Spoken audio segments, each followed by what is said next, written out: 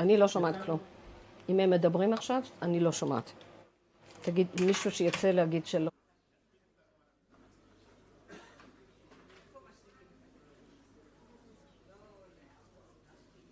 אחרי תקופה ארוכה בשומעים תושבי היישובים תלם והדורה במערב הר חברון, רעשי חפירות. יצאנו לתאר פה את הבתים במרחב, בתים בעצם שהרשות...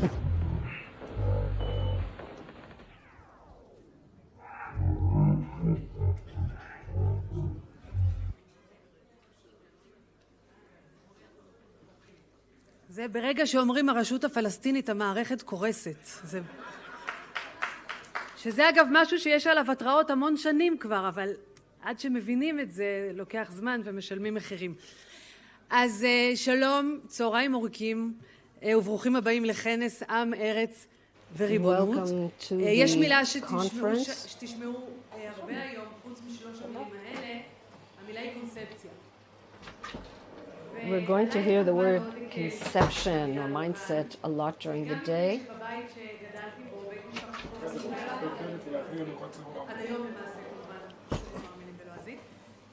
וגם בגלל שאחת הקונספציות אצלנו בבית הייתה שכל מבחן שיש בו, שהציון שלו מונה פחות מ3 ספרות, אסור להראות אותו לאבא.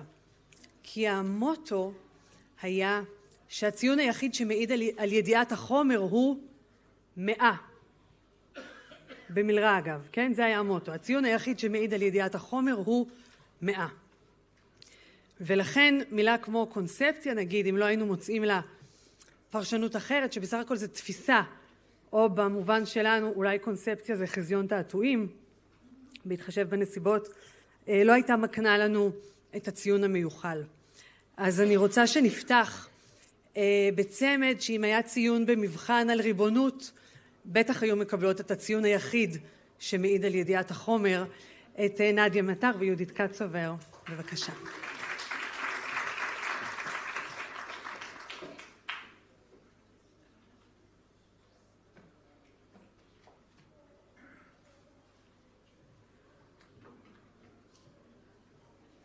זה רק לקישוט.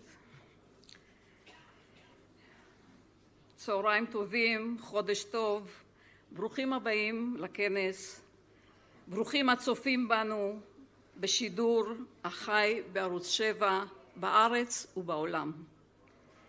ב-30 לאפריל 1956 נרצח הנער רועי רוטנברג, נער אשר הלך מתל אביב לבנות ביתו בשערי עזה, וכך ספד לו הרמטכ"ל דאז משה דיין. אתמול עם בוקר נרצח רועי. השקט של בוקר האביב סנוורו, ולא ראה את העורבים לנפשו על קו התלם. לא מערבים אשר בעזה, כי מעצמנו נבקש את דמו של רועי. איך עצמנו עינינו מלהסתכל נכוחה בגורלנו, מלראות את ייעוד דורנו במלוא אכזריותו. הנשכח מאיתנו כי קבוצת נערים זו היושבת בנחל עוז forgotten that these young men in Nahal Oz are carrying on their shoulders the heavy gates of Gaza, where hundreds of thousands of eyes and hands pray for our weakness to come in order to tear us to shreds. Have we forgotten that? We know that in order for that hope not to come true, we must be armed morning and night. We must not shut our ears. On Simchat Torah 2023, when morning came, more than 1,300 Jews were murdered in the Gaza periphery and over 250 were abducted. All the conceptions collapsed.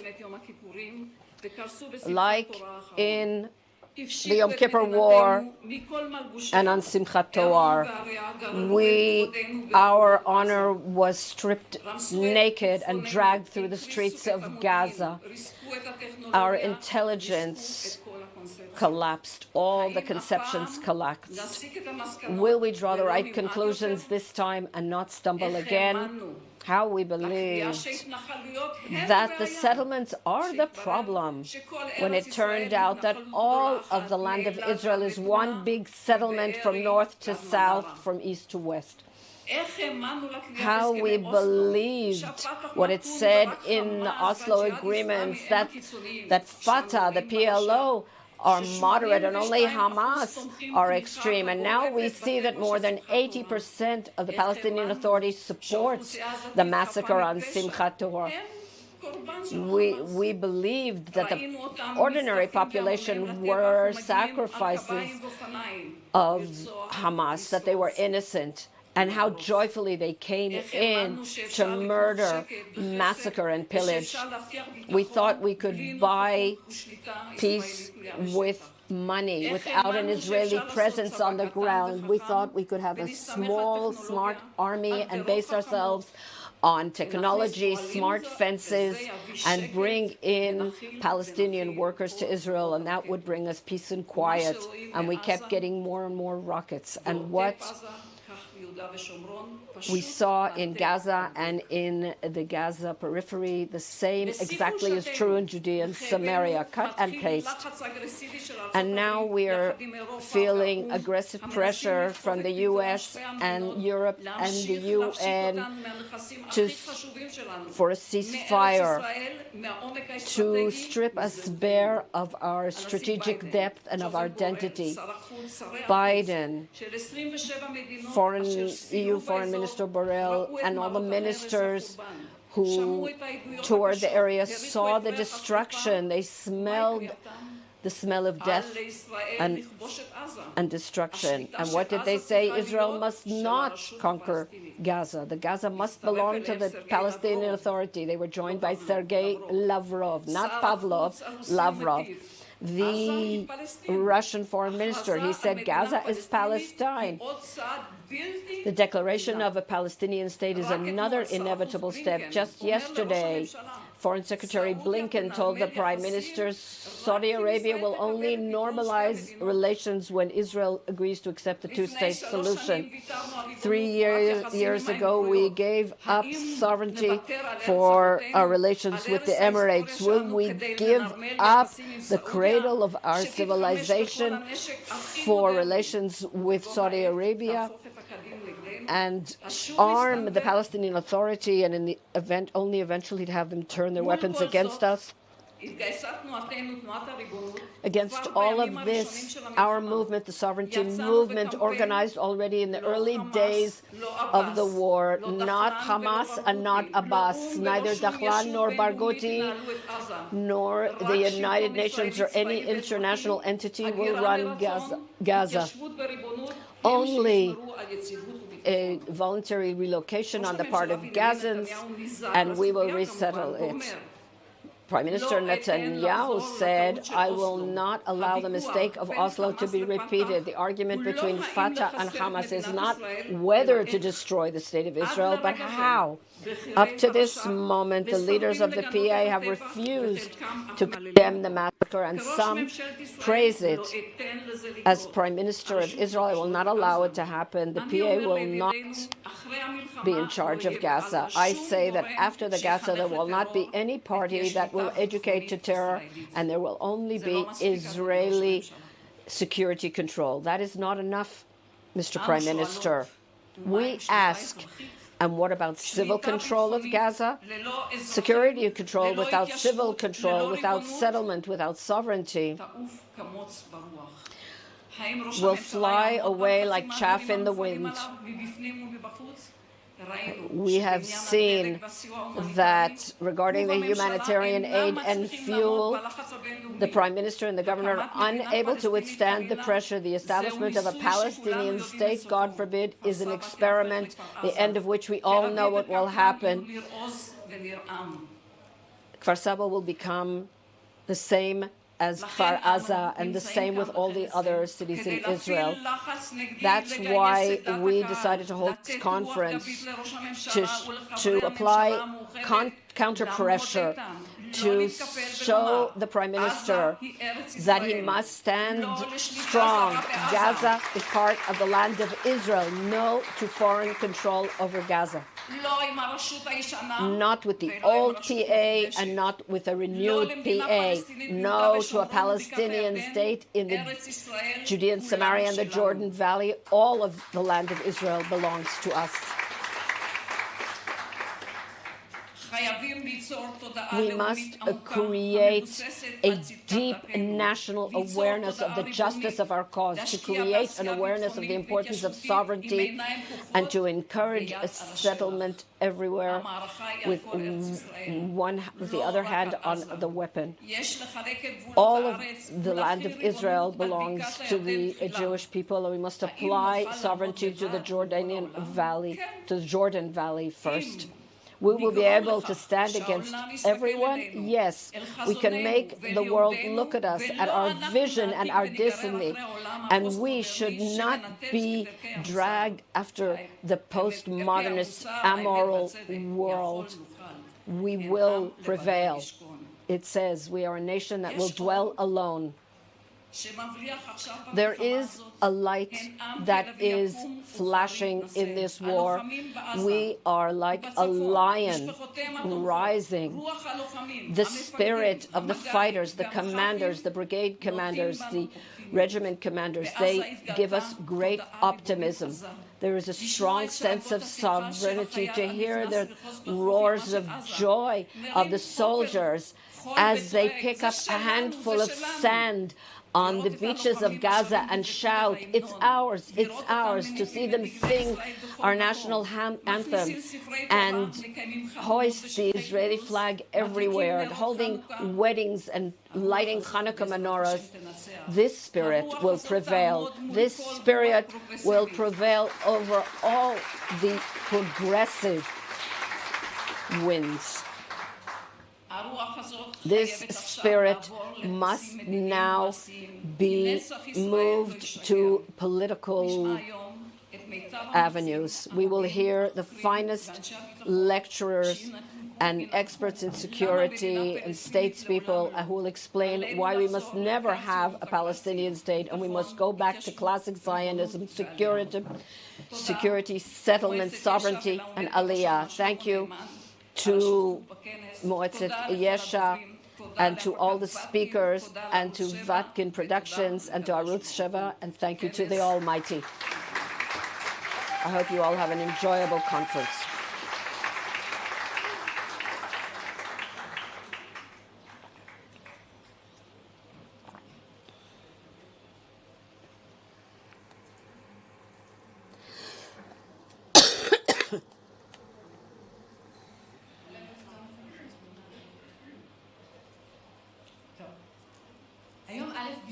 Today is the first day of Shvat.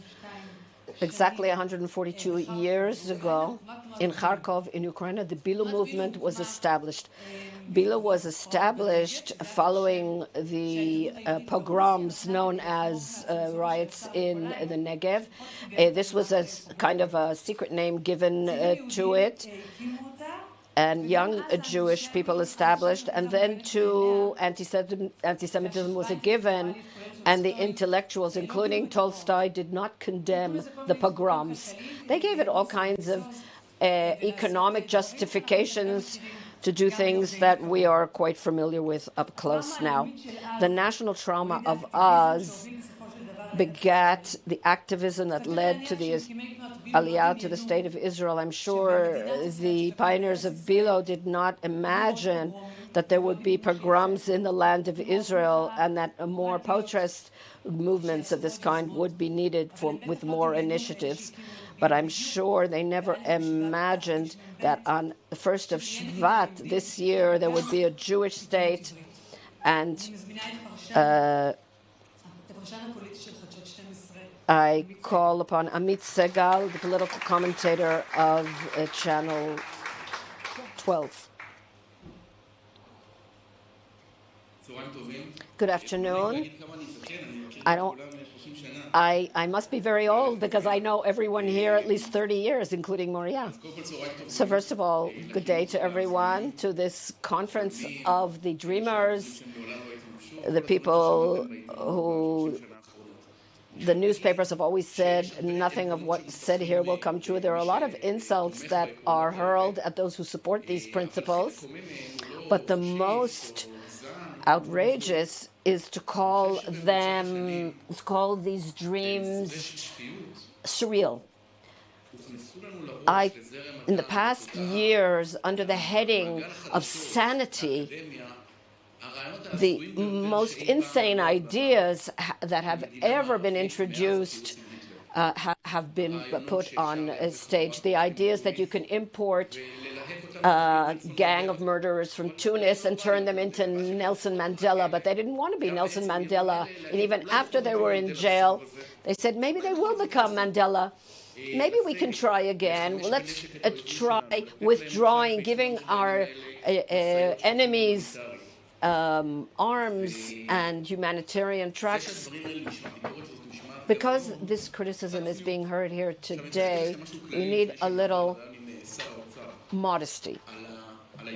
I'd like to say something about what the finance minister said about the day after. In the past, I used to say to the right, what's your alternative? We have proposed an idea that may be bizarre, maybe it's even a bad idea, but what's your alternative? What do you suggest? And I'd like to say something unpopular.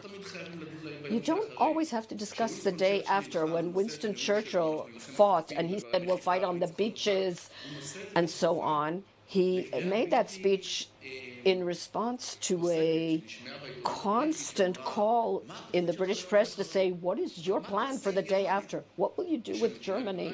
There's a big state there, millions of Germans. You can't kill an idea. Nazism is an idea. And Churchill gave a speech. He said, we have one plan, and that is to be victorious at any price. Anyone who asks you about the day after, they're not doing it because they're curious about what you're planning to do, but rather to frustrate your plans. But nevertheless, what is the plan? So I suggest not talking in the singular, but in the plural. Natan Alterman wrote after the Six-Day War an article that said, in face of an unparalleled reality. I think 3 weeks before the war this year, no one imagined, or that wars rather, that the state of Israel would hold Sinai and Judea and Samaria and Gaza. And so nobody thought about it. But when the IDF forces went up to the Golan Heights or attacked on Ammunition Hill in Jerusalem and thought, did they stop for a moment and say, before I start fighting, I want to know what the plan is for the day after, for the seventh day? There is something a little bit pretentious and even arrogant, and I would say surreal, to try to force reality on ourselves. Nobody could have imagined on October 6th that we need to plan for a time when the vast majority of the Israeli population would support voluntary transfer or relocation of the people of Gaza. Not one person even. I don't think that we are great enough to imagine what will happen in Judea and Samaria and in Lebanon. All kinds of ideas that appeared surreal until a short time ago, forgive me for the expression, now are at the midst of the consensus. Suddenly, leaders of Yesh Atir are writing articles about voluntary transfer in American newspapers. Right now, in The Hague, in the Court of Justice, they're not talking about Nissim Vaturi. They're talking about Netanyahu and other leaders calling our enemy Amalek. We need plans. I think it was Benny Elon who said, you can write as many ideas as you want now. Write as they will appear disconnected from reality, and they will gather dust. But one day, when the reality and the Great Spirit will make that drawer be opened and move the dust, there will be a number of plans that appeared fantasy at the time. You don't need you can have one politician make a suggestion and a think tank make other suggestions, and the reality will arrange itself based on one of the ideas. They said there's somebody from Haaretz in the audience. Was that fascist enough for you? They said I'm objective. Yes, it's terrible to see non-objective journalists. So I'd like to call upon the head of the Religious Zionist Party and Minister of Finance, Bezalel Smotrich. Before I start, I'll read you a survey that was conducted for this conference. I'll read you two questions. This is by direct polls, Shlomo Filber's polling service. Are you for or against the establishment of a Palestinian state? 74% of the Israeli public was against, 20 were in favor, and 6 have no position. Are you for or against the voluntary relocation of Gazan population? 76% were in favor, 16 against, and 8 had no position. And a third question, after victory in the war, if it endangers our relations in the United States, should we hold on to the achievements? 49% say yes, 33% said we should adapt the achievements of the war together with the United States, and 17% said we should reach agreements with or an understanding with the United States. And my question is, aren't you worried that you'll be perceived as a leftist in the next elections? There is no right or left. Good afternoon to everyone, and thank you for bringing me here. I am constantly amazed at the persistence and the ability to adhere to the right ideas. There are those who presented them as surreal, and they turned out to be the most realistic and the ones that correspond best with reality. I would like to agree and disagree with you, Amit. I would like to agree that those who are pushing today for discussions about the day after, it's difficult to escape the feeling that their goal is actually to prevent what can happen the day after, and that is absolute victory. There's no, it's no secret that there are those in the government who are pushing again and again to hold that discussion, and you can't escape the feeling that it wants to blur the focus of the real purpose here, which is to absolutely destroy the armies of these extremely savage people in Gaza and on the other fronts. And the Americans, too, on the one hand, support and give us what we need, but they also are giving us a bear hug. And we've seen it in the past. We've received American support, but the result was also we had to stop in the middle, and we were drawn into one round of fighting after another. On the other hand, I do think that not only to avoid the question or to answer the question, Peres's immortal question, what's your alternative? But if we had not given the keys of the Temple Mount to the Mufti and other things that we did, we would be in a different place. The fact that we were surprised and we had a great victory at that time in the Sixth Day, where we were unable to completely recognize the enormity, the enormousness of the miracle. And the other side is constantly positing surreal plans for the next day. And now when we look at Gaza, it's amazing. Again and again and again, the right is shown to be the one who was realistic, who looked directly at reality with eyes open, and the left turned out to be messianic and dreamers. Anyone who thinks that we can denazify Gaza within 2 years, that we can change the mindset of people in Gaza. And I have to tell you that Gaza is different from any other place that we have to fight. we have people who woke up in the morning and they want to murder and massacre. 3/4 of Gaza are refugees who were held by force under inhuman conditions and density and crowding and terrible conditions. And they were told, look, beyond the border at Jaffa and Haifa, that's where the solution is. That's the difficulty. So what's your plan for the day after? I'm saying that we don't have to look at the day after. I'm saying that we have to win, but we don't. There's no way we're going to turn these people in Gaza into Scandinavians, that we can suddenly engineer some foreign Emirati or Saudi government. The Americans tried it in Afghanistan and Iraq. It doesn't work. If we don't control the Gaza Strip, then those 2 million people who live there, they won't change their DNA overnight. There is a terrorist regime there, and they will come back and they will grow.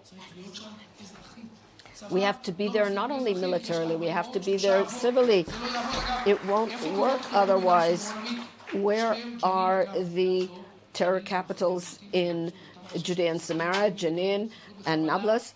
In Jenin also, there's a refugee camp, and in Nablus they are deliberately kept in the refugee camps in order to stoke the fires of their hatred.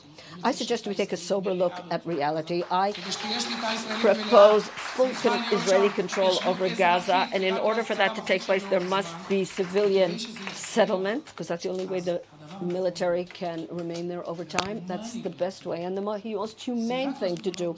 And that's to do one thing, to open the doors of the prison. Other than the two judges of the accuser and defender, there are 15 judges from countries in Hague who care a great deal about the people of Gaza. There's only one thing they need to do. That's to open the gates of their countries to those who want, not by force. You saw Assisi from Egypt. Egypt pretends to care about the Palestinians and condemns us, but did you see the fence? It's like the fence of a prison, but they don't agree. Who doesn't agree? The 15 countries and Egypt, because their goal, if to speak truly, is anti-Israel. They don't really care about the Palestinians. I think it's very important to say the truth and to expose it. What we're seeing in Hague and what became clear on October 7th is that for our enemies, we're all settlers. It doesn't matter if you live in Gaza, or Kfar Aza, or in Kedumim, or in Tel Aviv. We're all settlers, and we all have the same fate awaiting us. And for those enlightened countries who placed us and not Hamas on the witness stand, we're all war criminals, including Herzog, whom you mentioned, and everyone, the vast majority, the people who seek life, who can tell the difference between good and bad, light and darkness, we're all war criminals. I think, really, Amit, that the key to our victory, actual military victory, is determination and patience and belief in the justice of our cause. That's what we've seen in the past years, in the past decades. The Six-Day War was the great breakthrough, and the Yom Kippur War, it was a war with a huge victory, but it has always been positioned as a defeat. And there is an attempt to suppress the national spirit, but the world doesn't agree with us. So what should we do? We should continue fighting until the complete defeat of Hamas, with 2 million civilians. I'm telling you, they want to leave. It will happen, and the truth is stronger than anything. And the more we uncover this hypocrisy before the world, I believe that we can prevail over this challenge and open the gates of Gaza for the countries, for those who want to leave. And I'm looking at my watch, so I don't want to belabor the point.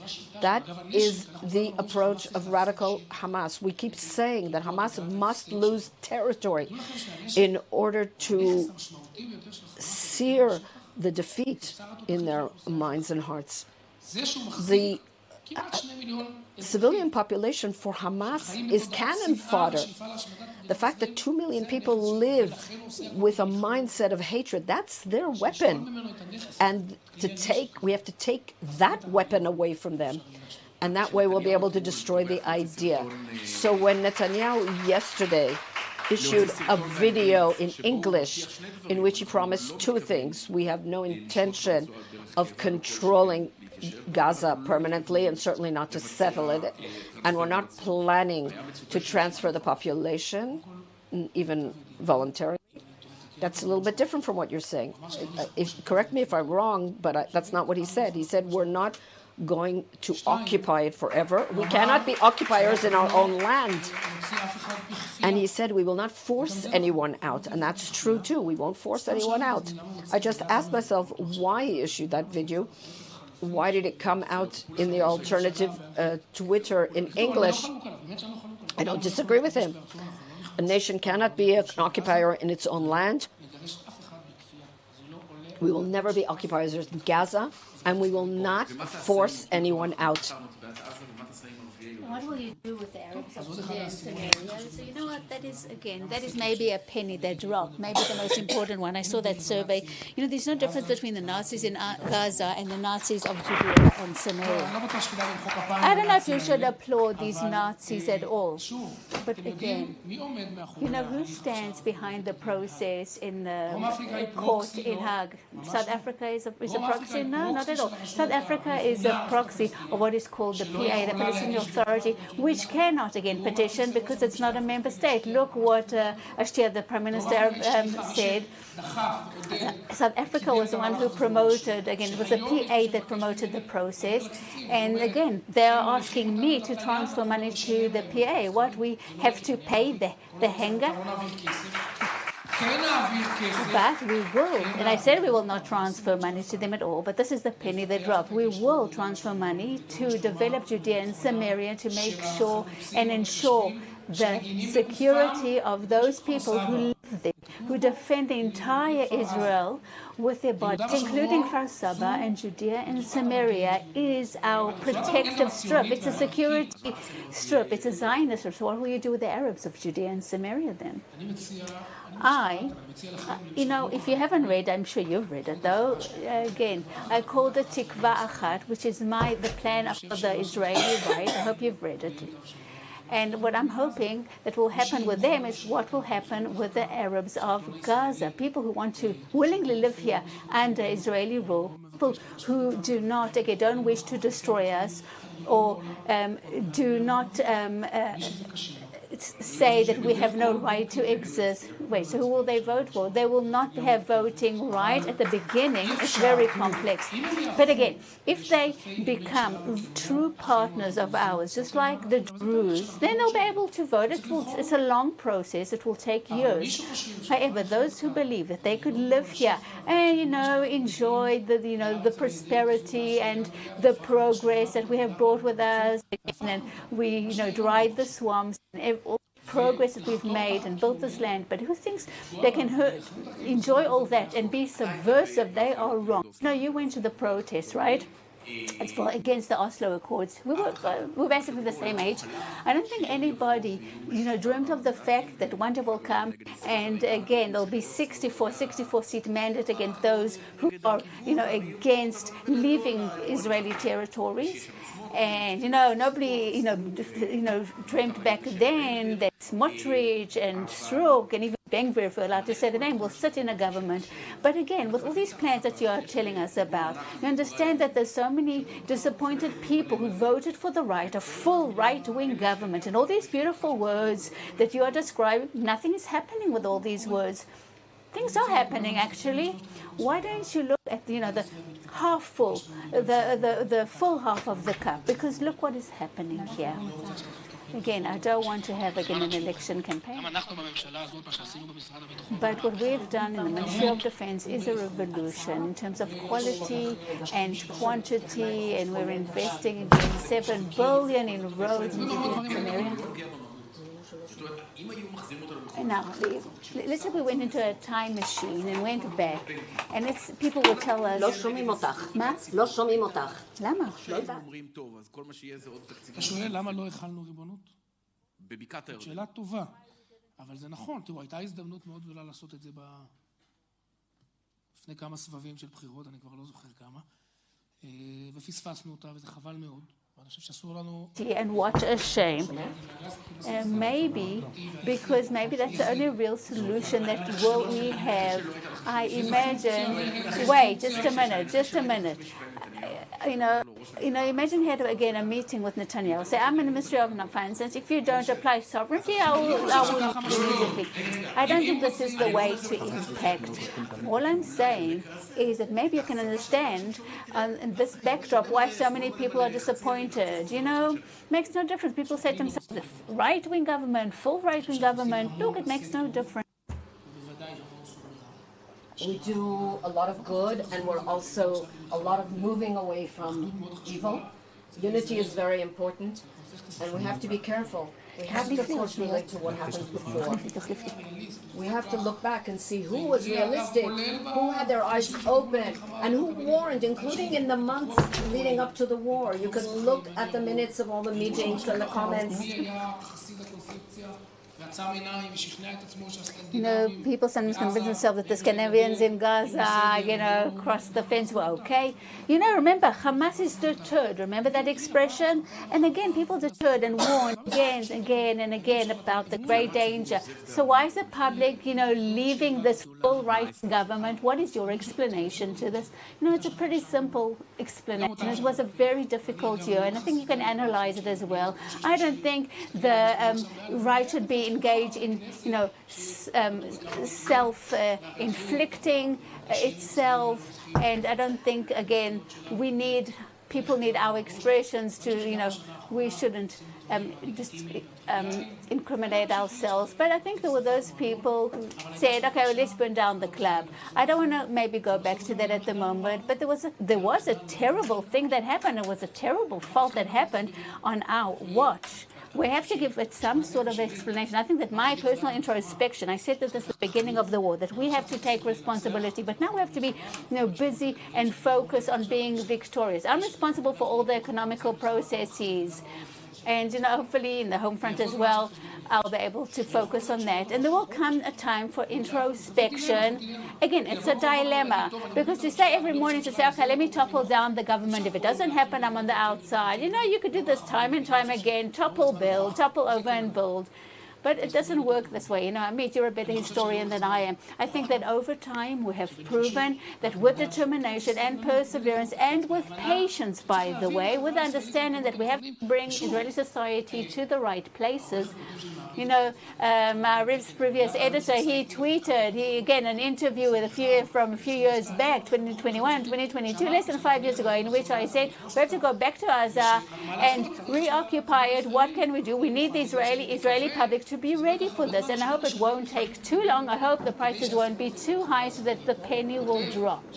And he wrote that when he sort of edited this interview and he put the title, he said, this guy's hallucinating. But now he suddenly, he saw what happened. And I think that over time we have shown that with determination and perseverance and patience, we can achieve what we need. But it has to be done calmly and not, again, paying a very heavy price. And I think we are making great progress. We will continue to work hard. Hopefully we'll advance the state of Israel. We're in the battlefield. We've really come out glorious. And now let's talk about the style.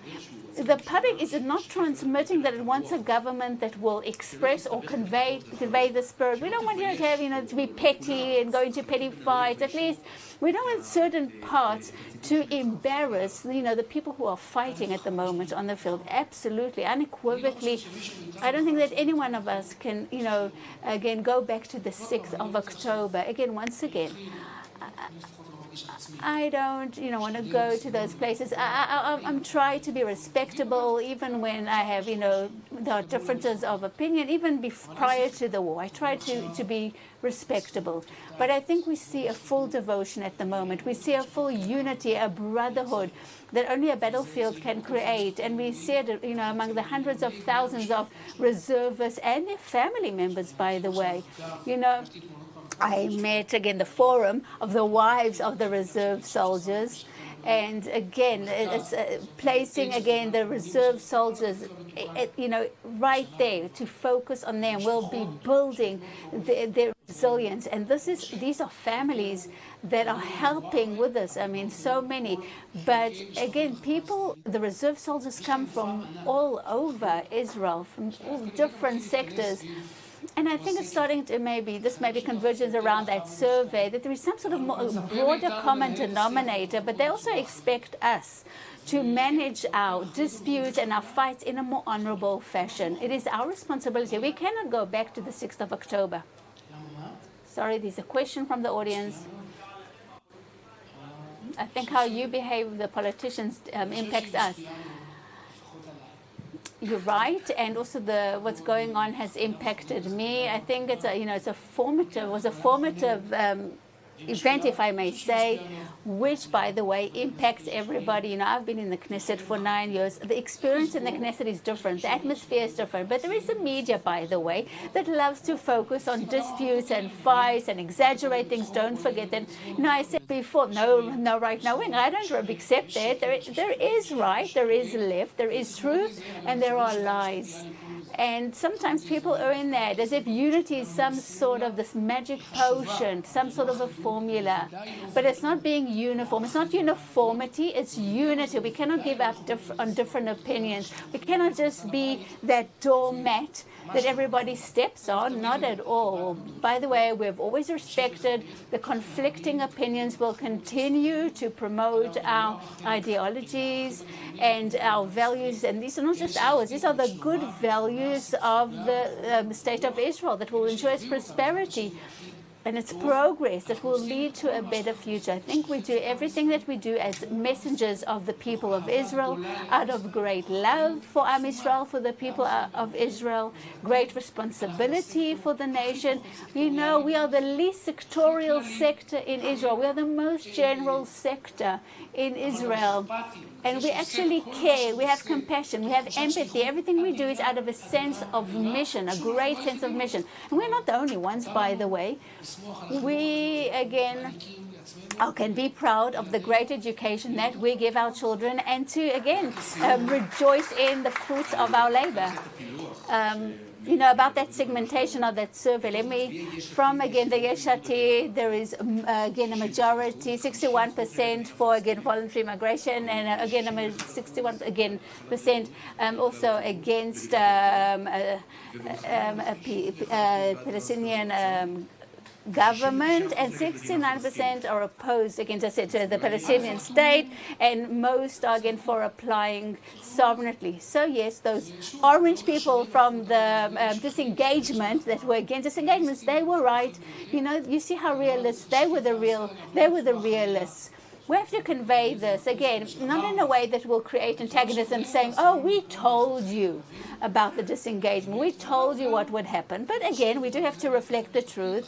And I think, Amit, you and your peers, again, have the responsibility to get rid of those masks, because at the end of the day, there is right, there is a political left, there are people who have to promote certain ideas, and there are people who do the opposite, maybe because, again, they understand where the public sentiment is, and again, they are afraid of what they are seeing, and people who, again, won't be successful in future. Thank you so much, Minister of Finance, Mr. Strotsky.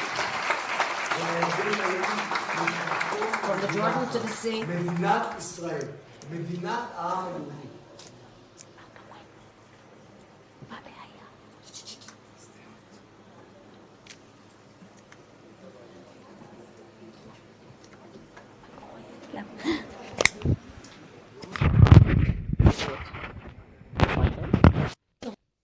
Because you fixed it.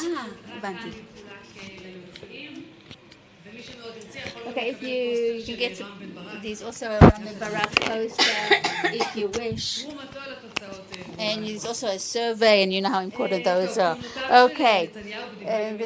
Again, the term, Netanyahu's term, we don't know how it will play out in history. We'll still see what will happen, how he will be seen in future. So Dr. Drore Dar, I mean, he was chosen to be our ambassador in Italy, and again, he's done some wonderful and blessed things. So let's hear about him.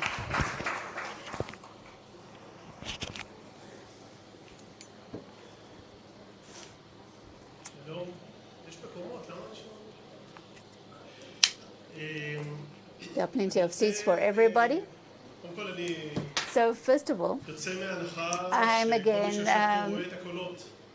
I'm basing myself on the assumption that you can all see the sounds, to paraphrase a verse, and you can see, we can analyze what is going on. We can see the different voices. We can see what Israel is doing in that battlefield of voices and opinions. You know, I just mentioned an old Jewish expression to describe what is going on. I think that we all understand that what happened on the 7th of October is again a biblical event. It's colossal. I think it goes to the deep roots of the Jewish people. I think we also know, or rather we feel, intuitively we feel that there's a very strong connection, a fateful connection between the terrible year that we've just had and the current war that broke out in wake of the massacre of Simchat Torah, which is also called Shmini Atzeret, which is the 8th day. It's the Issur Chag of all the festivals, all the holidays of Tishrei, which is sort of the culmination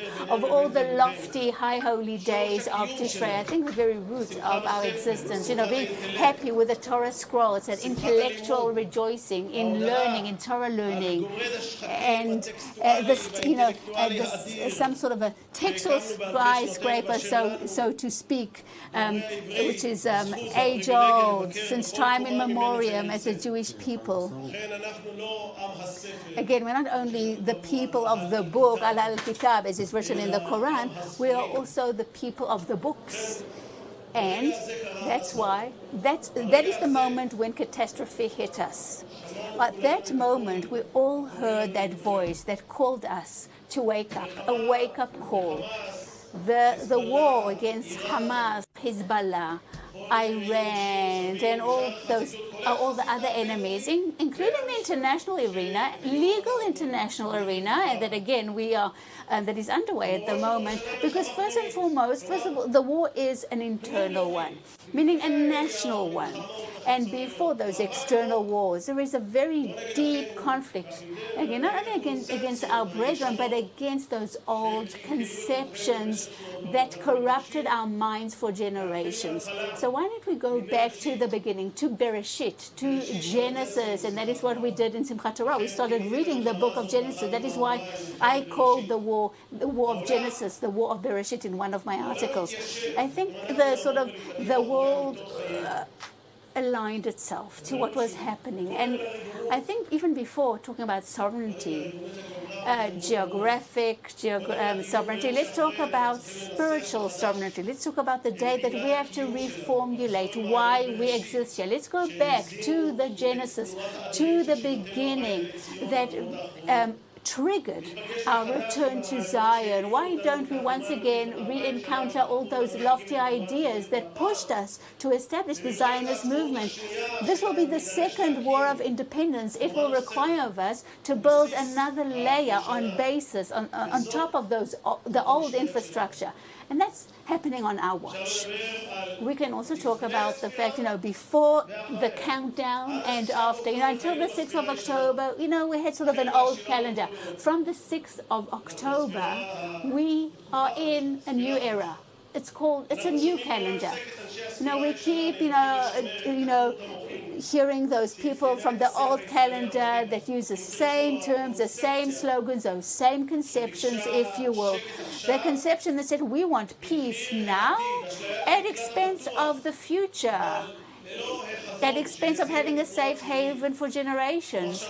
So I think this train of thought, that as if the Zionist movement had achieved its goals and it has completed its mission, I think already David Ben-Gurion, during the War of Independence, he already refuted that. Yes, the Yishuv protected all the different communities, but our first War of Independence was actually a lofty mission, and I quote, it was for realizing Zionism, if not fully, but at least to have, again, to maintain those conditions that will protect us in future. And he said the security is only a precondition for our existence, for our independence. The state of Israel is a special goal. I think every state has to ensure the welfare and security of its people. It's not the main thing. It's what David Ben-Gurion said. He said the state of Israel, first and foremost, is the redemption of the people of Israel and the ingathering of the nation. Yes, he used that very old phrase, Geula, redemption, even before World War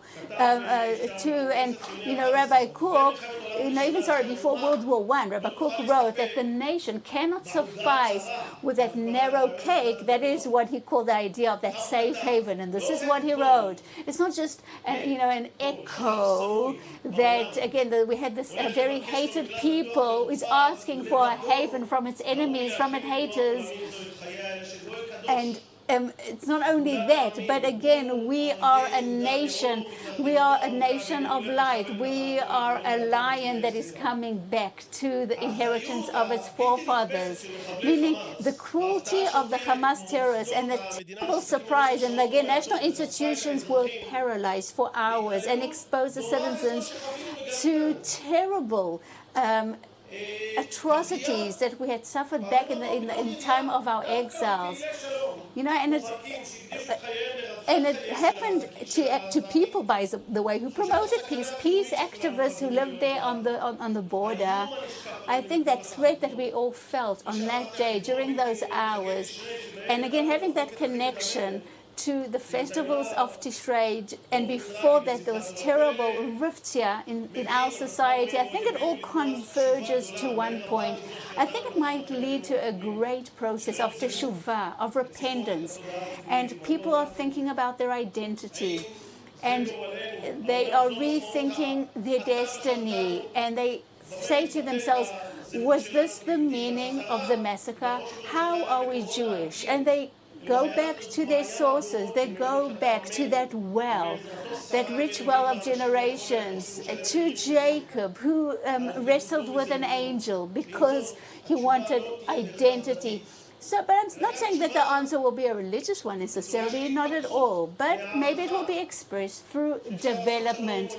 Again, through an assessment that maybe at the end of this historical introspection, the difference between the PA and Hamas is only in its capability. We've heard, seniors of the PA who are not willing to condemn the massacre. Not only that, worse, they justify it.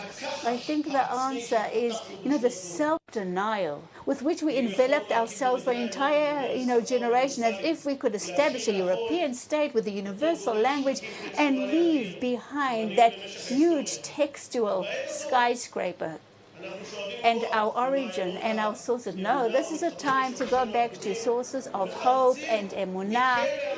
And I think we are kind of releasing from the terrible prison of inverted commas, as Nathan Altman said, all sorts of concepts that were so scoffed, were so mocked over time, and now we understand how truthful they are. Again, from this point of crisis that converged into the massacre of the 7th of October, some sort of historical dialectic, one can call it, I think from the very depth of our consciousness, somehow connected with the spirit of 1948, and it's blowing strongly now. I think you can hear it through, again, commands given by commanders and the words of prophecies of bereaved mothers who strengthen the soldiers and encourage the people. The spirit of Devorah, the prophetess who gave courage to Barak, the commander of Israel during the time of King Yavin of Canaan. I think the backdrop of, again, the Song of Devorah She said all those communities without a wall were left behind. They were terrified of the Canaanites and they left. They ran away. And then she said, this all happened, and then it stopped until when? Until I, Devorah, I arose. I, the mother of Israel, Devorah. I infused the people with courage and strength. Yes, even back then, they needed Devorah. They needed that matriarch, that prophetess, so that people won't be afraid of living in those rural communities, that they will feel secure. You know, we started with a new sort of calendar from the book of Genesis, from reading the book of Bereshit, and we have had to fight with all sorts of threats, contend with threats that we hadn't had before. And in the book of Genesis, we also got our name, Yisrael. It's actually the philosophical, historical book of the Jewish people that have been directing us for thousands of years. As is written, and Jacob was left alone, and a man fought with him until dawn. And he said, I will not let you go, only if you bless me. And he said, what is your name? And he said, Jacob. And he said, no longer will your name be Jacob, but Israel, because you have fought with angels, with God, and you have been victorious. This is the story of our nation. Our third patriarch said, I was all alone. I was left alone, just as you were alone. On your historical route, you will meet all sorts of people, and you'll sometimes have to deal with things on your own. And, you know, Jacob ran away because he stole, again, the blessing from Esau. And he had a dream about a ladder. But now, when he was in exile at Laban's house, and now when he goes back to his homeland, he once again faces death. Once again, people try to disinherit him from his inheritance. He was left across the river without his family. He is a Hebrew. He's on the one hand side of the river. Everybody else is on the other side. But if back then, you know, if the previous Jacob, who was an innocent man, one who dwelled in the tents and learned, if he had run away, you know, after he was educated at Laban's house and had to deal with a lot of perils, he no longer runs away. He fights his enemy. He faces his enemy. In the past, he ran away from his brother Esau, but now he faces the danger. Not only that, not only does he defeat the angel, but he forces the angel to bless him and give him the blessing of the land. And the insurance that this inheritance will be his and his descendants forever. And only then do we get our historical name, Yisrael, who has the Hebrew word of srara, which means power and control, to again reflect that Jacob fought an angel and was victorious. I think this, parents, requires of us to have faith, to be patient. We all need to have patience. We need to have patience towards those who have little faith. We also need compassion. Yes, compassion for the public. You know, people are afraid. People are confused. You know, we hear difficult rumors every single day, and while our soldiers are fighting, I think the narrative in the media wants to repress that great spirit that came into our lives. People are afraid, and we need patience and we need compassion. I think we are commanded not to double down. We have to encourage the people. We have to reinforce people. We have to encourage the spirit. We have to infuse courage and spirit into those soldiers. You know, in the midst of the Second World War, while the Nazis were standing at the gates of Palestine, the land of Israel, Alamein, and they were talking about a second Masada, Altman wrote words of prophecies in, again, his great poem, Simchat Anim. He said, oh, here comes the night. I think we should be rejoiced because the night of exile has passed. And now the dawn of independence is upon us. And he said, oh, brethren, we suddenly see a dawn after 1,000 years. And he said, in the straits, we have faith. And he said, rejoice again, oh Jacob, Israel again, that was repressed for so long, was like a little worm and who never had peace, but he can still survive. I think we recall, not only did the Nazis halt at the gates of the land of Israel, but again, that battle in El Alamein was a turning point in World War II, because just like, again, the war down south and up north is not only the war of the people of Israel. We're a light unto the nations. This is a war of the entire free world against a very age-old tyranny that has put a mask on top of it and has, brought down, so many of its victims. It has deceived so many of Western intellectuals, has blinded so many people, just like, so many blind people did not see the evil that was Hitler. Same happened, I spoke on Italian TV earlier today that we gave the book of books to the people, the Bible. We have to also teach the world how to fight evil. And I'm about to finish. I'm aware of the cynicism of my words. I'm aware of, again, voices that still reverberate, those old misconceptions, those before our new calendar of Genesis. And they say, oh, it is our fault. We want achievements now. We want to see results right now. Just like those days prior to the new calendar that started on the 7th of October. But if, something that we've maybe understood, and beyond, again, the very important issues that have come up in this conference, is that we have to understand that we cannot make do on our own, meaning we can't just close ourselves up in our own little sector and bubble. We need one another.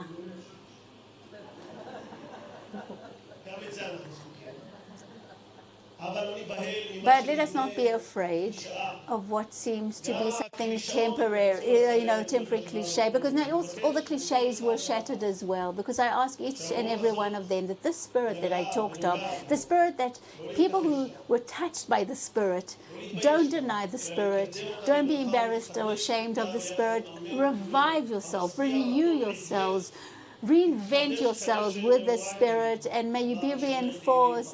Psalms, the author of Psalms said that you revive yourself like the eagle. We are like the phoenix that rises from the ashes of the 7th of October, the ashes of the kibbutzim around Gaza. We will arise from those ashes, and we're going back. We infuse ourselves with the spirit of the youth. We are retaliating, and we are building yet another layer and another episode in this wonderful enterprise that is called Israel. There is hope for the future.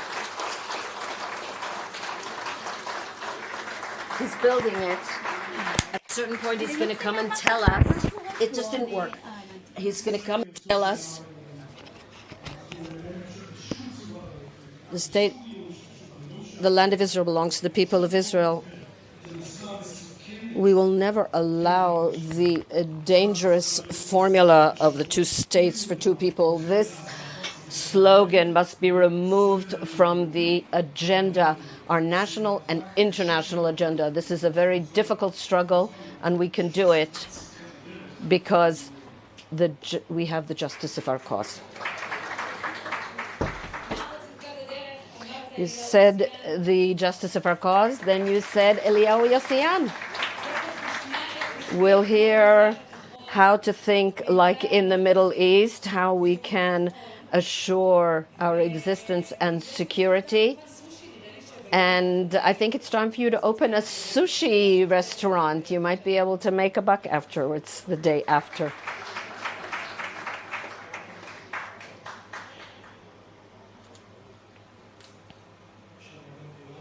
Good day to everyone.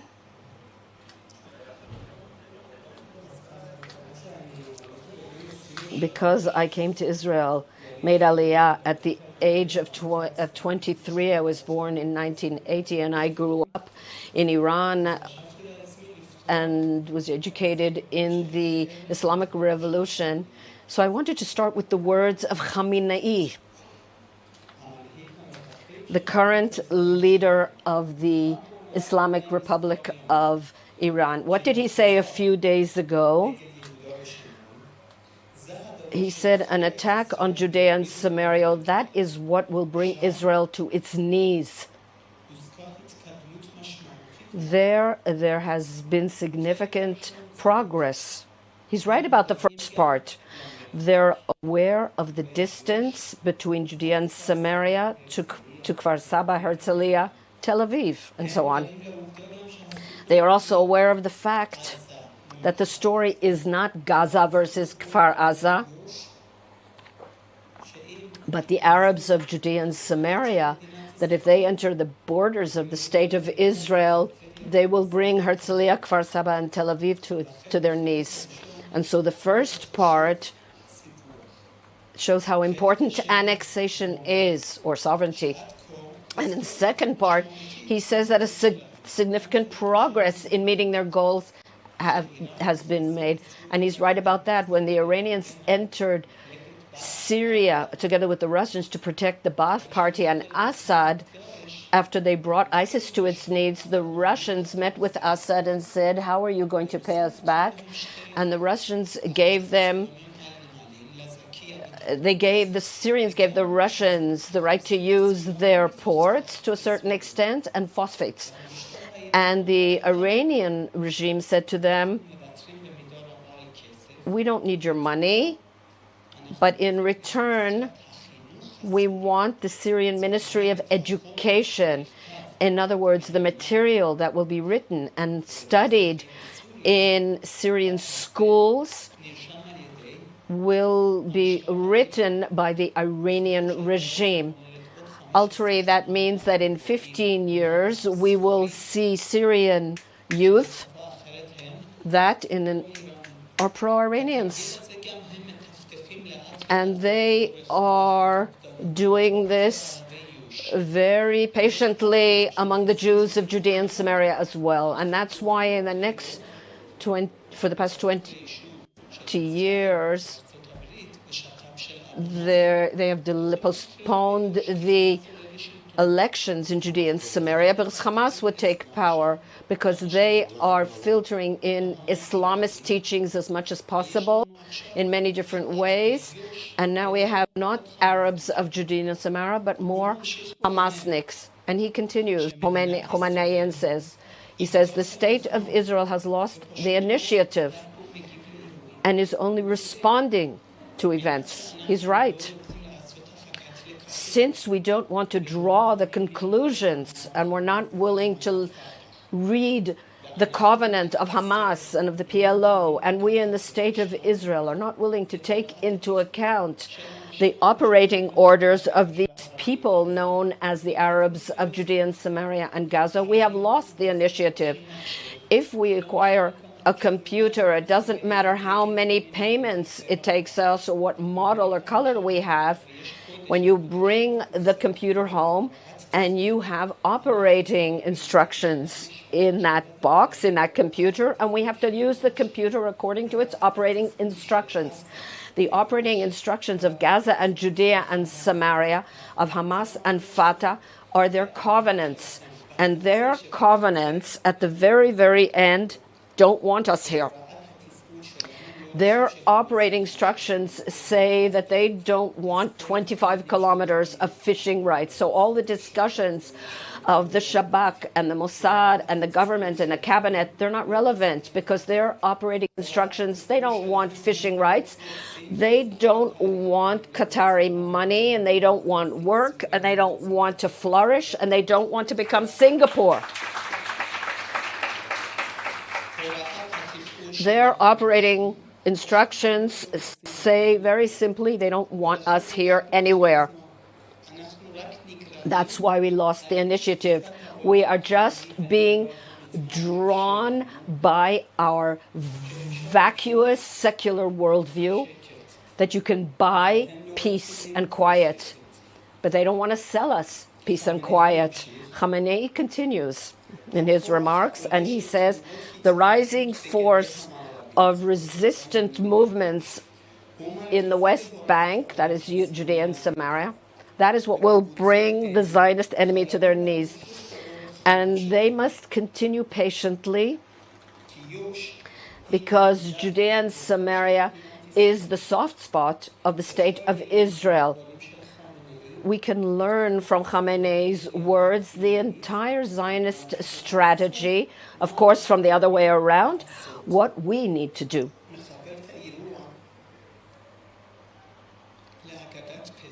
I can compare this to the Passover Haggadah. In the last part of the Haggadah, it says, next year in Jerusalem, the built Jerusalem. In that statement, there are two main characteristics which, with all the differences, appear in the covenant of Hamas and Fatah. And it's not a coincidence because they're all based on a national religious worldview. Patience and justice, belief in the justice in the called.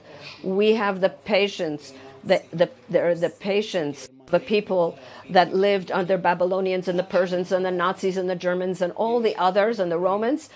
Next year in the built Jerusalem, a secular, westernized liberal, if their rent goes up, they move to Berlin, London, Los Angeles, Europe. 1,500 years of the perception of Jewish nationalism, the last part of the Passover Haggadah has never changed that last line. It's always Jerusalem. That is the justice in the cause. That is the first source, and it must remain that way in their eyes and in the eyes of their children and grandchildren and great-grandchildren, to continue this narrative for 1,500 years so that Eli Yossian, a new immigrant, will come to Israel. There is 1,500 years of Jewish nationalism, patience, and a belief in the justice of the cause that led me to this point. And that is why Jewish nationalism is crucial. And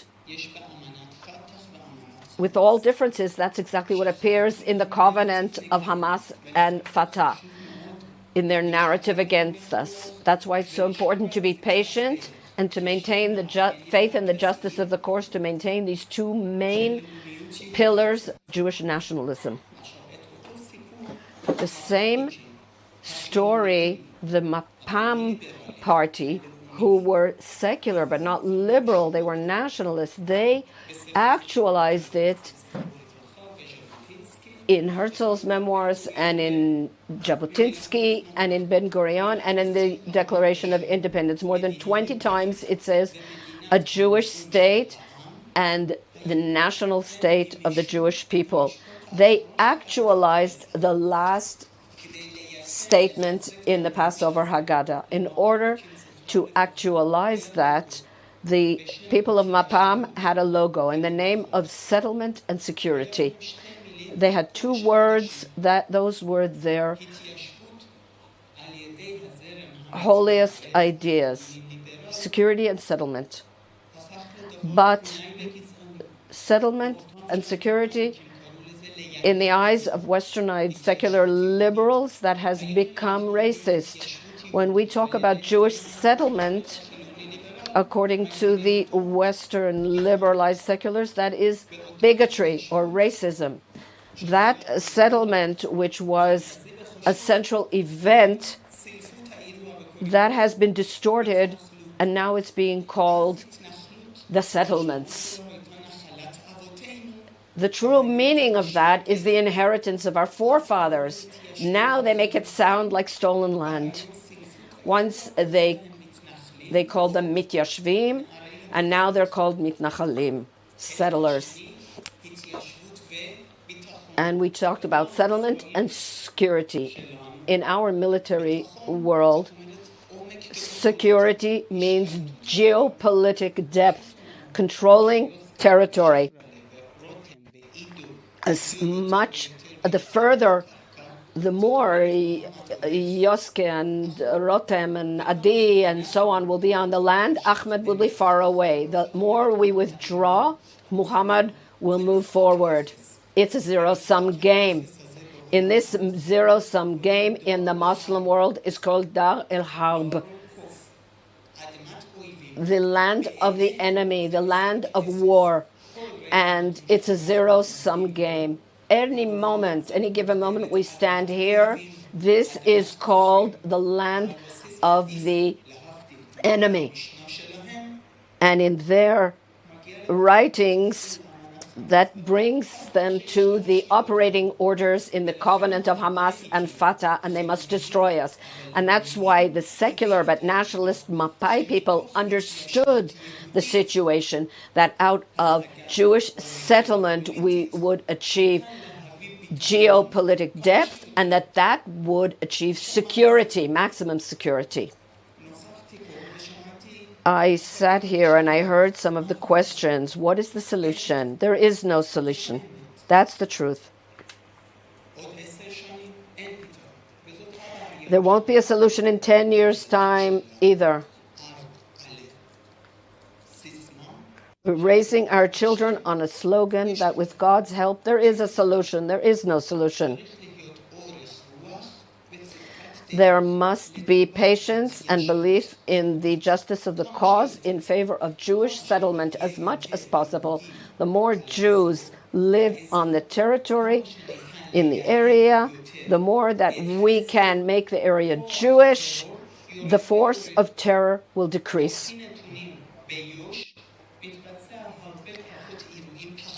We can see that in Judea and Samaria there are far fewer terrorist activities than in the Tel Aviv area. According to the logic of a suicide bomber, they should be blowing themselves up among the settlers, not here, not in Tel Aviv, because their cognitive awareness, their ability to arm themselves, their security intuition is much better than in Tel Aviv, than in Netanya and in entertainment sites, because their nationalist approach is much sharper. It's much harder to conduct a terrorist attack against them. They're more aware. Also, the matter of annexation and deportation. How can we be victorious? We can't do it according to Western approaches. If we kill Muslims according to their approach, they'll go to heaven. They think that they're going to have 72 virgins waiting for them. You cannot defeat that kind of philosophy in Western terms. But what can you do? They are fighting all their wars and all their terror attacks with one goal, according to their operating instructions, so that we won't be here anymore. The punishment is to take land from them. They don't want us here.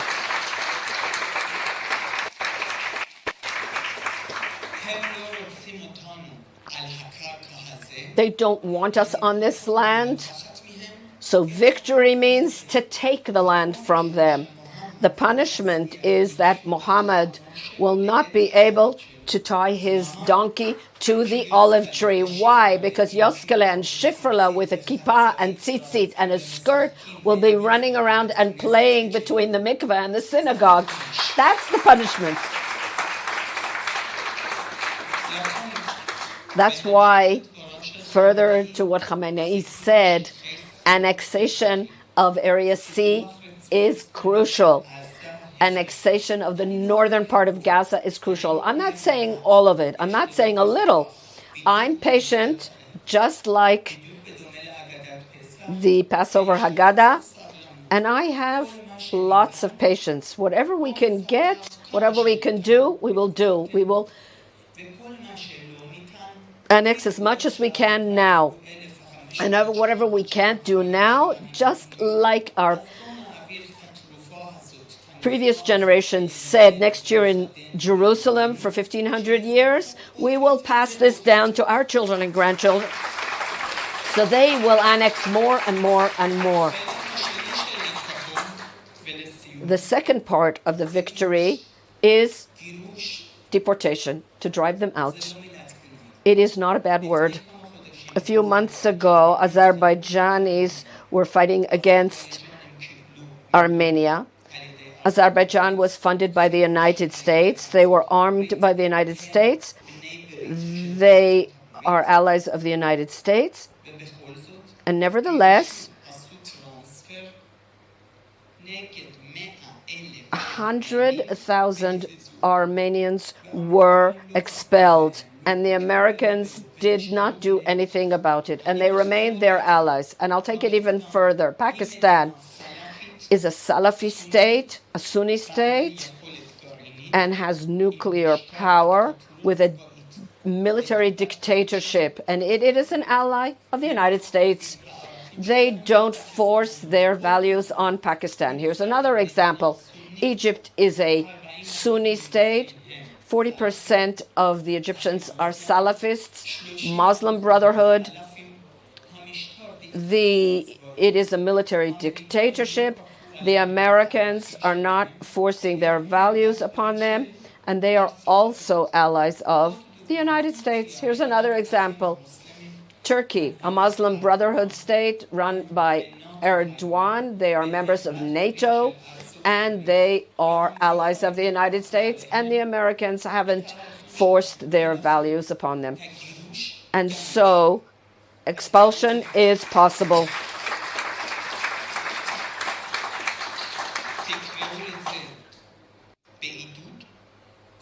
You can call it an encouragement, you can call it by force. I don't care how you wrap it up. What's more important is the essence of expulsion. We have to do maximum whenever possible. Today, on the basis of our formula, well, let's do as much as we can today, and based on the formula of the Passover Haggadah next year in a built Jerusalem, we will teach our children and grandchildren and great-grandchildren to take up where we left off and expel as many as possible. To conclude, we are in the Middle East. And in the Middle East, the language is theology, religion, and nationality. Religion and nationalism are based on theology. If I give 100 shekels to a capitalist or a socialist, there's only one fact that's shared. There's 100 shekels, but they'll use the money differently because they have a different philosophy. There are 70 faces to the Torah, but there is one fact, that there is a Torah, but there are 70 different interpretations. And so a military security approach is based on philosophy and interpretation. We must punish the enemy based on the theological approach of the Middle East, to fight the enemy based on the Middle Eastern approach. That's the main reason that in the first 30 years of the existence of the State of Israel, the founders of the State of Israel, those dear departed Mapai people and the people of Etzel and Palmach, succeeded in defeating the enemy. Since we have become ill with the disease of Westernism, in the past 30 years, we are unable to be victorious. We just moved from one ceasefire to another, from one round of fighting to another, despite the fact that our situation is far better today than in the first 30 years of the State of Israel. We are an economic superpower, one of the top 10 countries in economic terms. We are a regional military superpower, a cyber superpower, one of the top 10 countries in terms of intelligence. But despite all this, we have not been able to defeat Lebanon or Syria or Gaza or Judea and Samaria in the past 30 years. What's missing? The spirit. Jewish nationalism.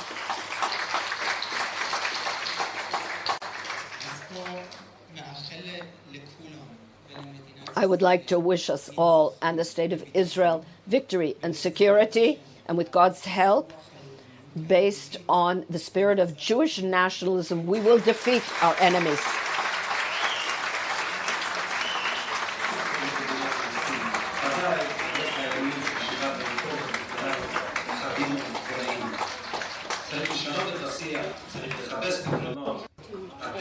לא שומעת. מה אנחנו לעשות? אנחנו נזוז עוד מעט. בסדר, מה את רוצה ממני? אפשר.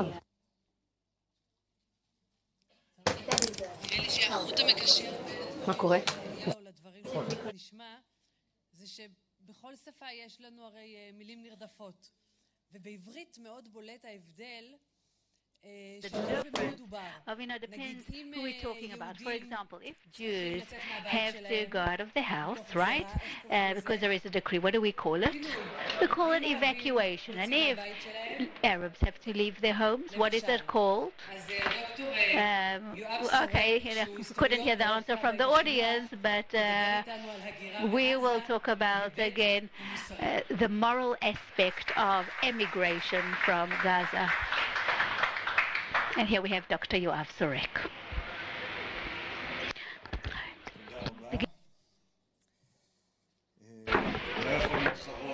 I don't think I can compete the rhetoric of Eliyahu, cannot compete with the rhetoric of Eliyahu, but since I'm going to talk about out of Western logic, oh boy, I'm doomed. But I do believe that we have to be very cautious, because when you said at the end of your words, you said that the spirit will be victorious, and Jewish nationalism will be victorious, and that has to be enhanced. I think the spirit of Jewish nationalism, it doesn't use the language of the Middle East. I mean, we've come here, I don't even think in the times of the Palmach we use Middle East language, but that is, again, it's a whole different discussion. And I'm very happy that, I mean, you sounded and you voiced your opinions, but I don't think we can adopt a solution of, again, taking that Middle East maybe approach that is alienated from our approach. I want to talk about emigration from Gaza or leaving Gaza from three different moral perspectives. I don't know if I'll manage to talk about all of them, but let me already let you in on the solution that a great, again, part of, again, that emigration of the residents of Gaza is a crucial component for the future. And any, again, operation that opens up that opportunity for such massive emigration is a moral one. מה קרה? הוא רוצה לקחת את המסך כדי להתחיל את המעבר. טוב. כמה דקות ידעו? I actually worked with Rabbi Benny Elon. It was called the Israeli Initiative, and again, one of the components of there was, again, restoring or having, helping, again, the rehabilitation of the refugees. I think, the refugees from 1948, again, is in an ailment, because what, happened on the 7th of October has to do with, again, maintaining that refugee ship, as you can call it, or that situation of perpetuating the state of being a refugee. It all goes back to back then. Let's talk again about practical morality. Let's talk with that. Before we talk about lofty values and ideologies, which are often, again, discussed when having a moral discussion, let's talk about being practical. What is the most practical way to stop the bloodshed? What kills us, and what, again, sheds the blood of our enemies as well, and also the blood of those that are called uninvolved. So again, what is the solution for the day after? So one solution that is being discussed is, again, rehabilitating or restoring again the Gaza Strip under some sort of PA administration with some sort of supervising mechanisms of sorts. Another solution is to build again the Gaza Strip and leaving it under Israeli security. But again, taking those two possibilities into account, we know that the bloodshed will continue, because the resistance, as the Palestinians call it, the resistance won't go anywhere. It won't disappear. It will be restored. If Israel won't be there, that violence will keep growing and growing. We'll get more terrible rounds of atrocities. More blood will be shed. But even if Israel is there, as the Prime Minister keeps saying, and he insists on saying, and I hope that he again insists on saying it further, even if Israel is still there, blood will continue to be shed, because IDF will have to maintain some sort of a policy of sort of mowing the lawn, as I call it. What does it mean? We will kill, Arab residents will be killed. Of course, soldiers will be killed. Of course, there will be pressure to leave Gaza because it's terrible. We'll call it the Gaza mud. And of course, that blood, the shedding of blood will become a vicious circle. And everything that we had learned from the terrible catastrophe of Simchat Torah will be for naught. We'll find ourselves back in square one. The only solution that ensures some sort of a horizon of peace in the most simple sense, meaning that there will be no war, blood won't be again shed, is again to distance that population that wants to kill us to remote places. And only in this way their kids won't be shaheeds and our kids won't be victims. This is the only solution to bringing peace and to bring maximum security. Even if you're not able to distance most of them, the minute there's that massive departure or emigration, there'll be less resistance, and the dynamics again will be more for peace rather than resistance and war. Very practical solution. Another moral perspective does, again, use more abstract terms. We're not allowed to, again, evacuate big populations from its homeland. It might bring quiet and peace. It's something that cannot be done. It's morally wrong. But this is a very prevalent attitude, by the way, even among ourselves. And now I'd like to sort of, hold up a sort of a red flag and say, forcing immigration was termed in the 60s by international community as a crime against humanity. That's the Rome Convention, by the way. Although at the end of the Second World War, they called it the exchange of population, and it was considered to be a great tool for bringing about peace in many places. However, later on, will change its taste somewhat. And of course, there's great logic in it, because uprooting people from a homeland is no simple matter. It's often used as a tool by empirical repressing powers. And of course, a world that is against, transfer of population. I prefer living in such a world.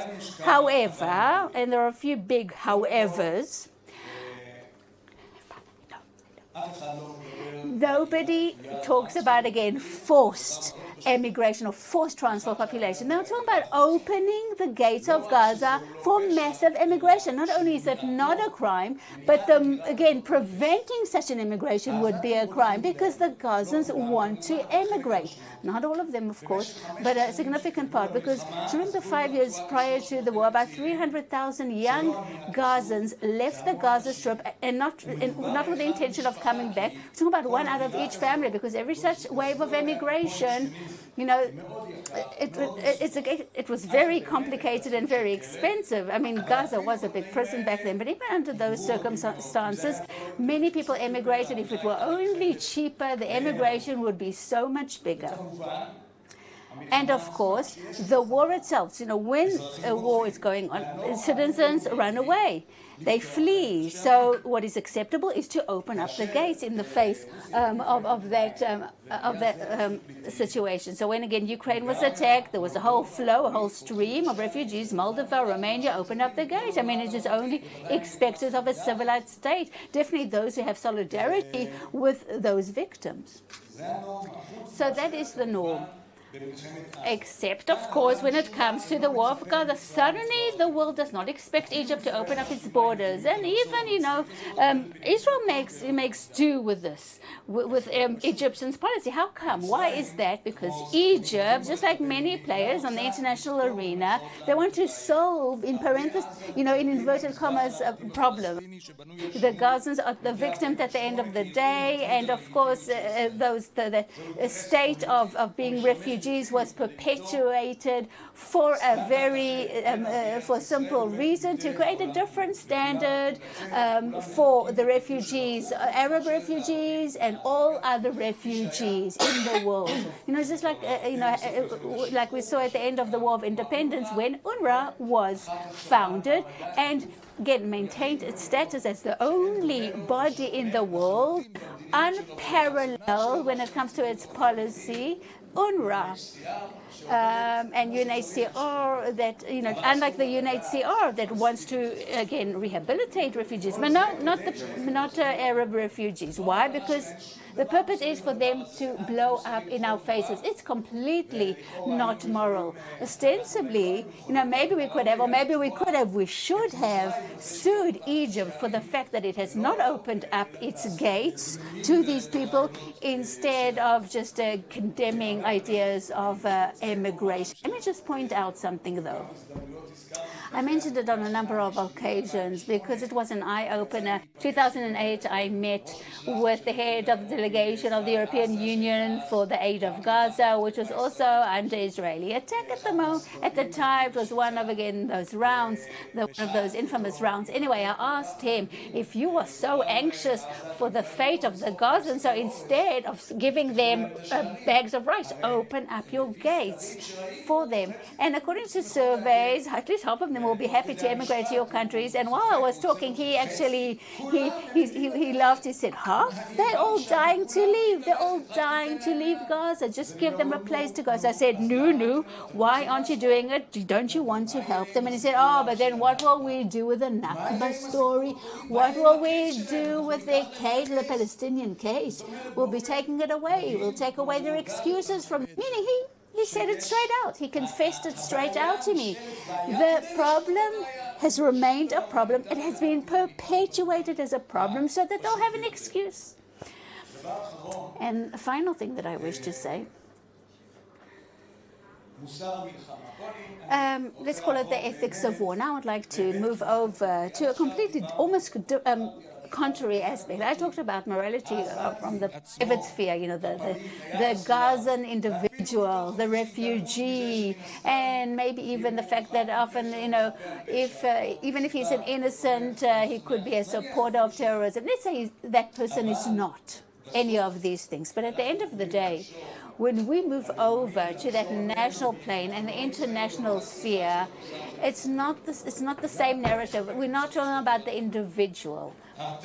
I think deterrence is a key factor in the international arena. I think countries are committed to safeguard their citizens, again, by having a deterrence policy. Deterrence also, spares us bloodshed. What does deterrence mean? That means if a certain society uprises and wants to kill, you have to. It is only appropriate that they'll have to pay some sort of price, that you will deter those people. And in this regard, as some of the previous speakers mentioned as well, it seemed that the most practical and efficient, again, deterrence against Hamas and Gaza,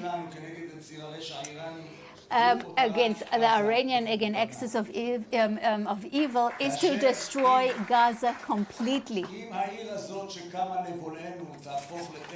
So again, if Gaza turns again into ruins, if Gaza cannot again be rebuilt, then there is hope. And also the Gaza communities, Israeli Gaza communities, will have some sort of hope. I think that will be the best deterrent that, again, Israel can use. I think that after God's defense mechanisms collapsed, and all the deterrence was eroded. Now, if Gaza remains destroyed, or at least great parts of it will remain, some sort of a memorial site almost, so to speak, and cannot be rehabilitated again, of course, we'll have to find a substitute place for the great population that was evacuated from there because of the war, and justly so. So I would say that mass immigration is the most moral solution. Now, since I only have 1 minute left, let me mention another moral perspective. Again, going back to our most basic intuition. I don't even know how we've lost it. And I think we have gotten used to a reality in which those who wish to kill us are allowed to share the habitat with us. Again, let's talk about the expression called coexistence. You know, when two populations are even neighbors and they habitate the same area, even if there is a fence, they have to somehow both agree to coexist. If Reuben and Shimon are partners, are roommates, you know, maybe they get along, maybe they don't get along, but you try to imagine a situation in which Shimon wants to kill Reuben and looks for the first opportunity to kill his roommate. Is it logical to keep sharing flats with him? Is it logical? I mean, it sounds crazy. It sounds insane, but this is exactly how we are living. Of course, technically speaking, Reuben can keep being his flatmate, but how can you live in the same house with somebody who wishes to kill you? One solution is to maybe tie him up, you know, put him into handcuffs, guard him constantly, and and just keep watching him and not fall asleep. The second option is to pack your bags and not to shut your eyes for a moment because you know somebody wishes to kill you. But this is not a way to live. There's nothing moral about it. There's nothing appropriate about it, because when one of the parties doesn't acknowledge the right of the other one to exist, he cannot remain a partner. He has to go. Coexistence is a lofty ideology so long as it's mutual. You don't make peace with enemies. You make peace with those who want to make peace with you.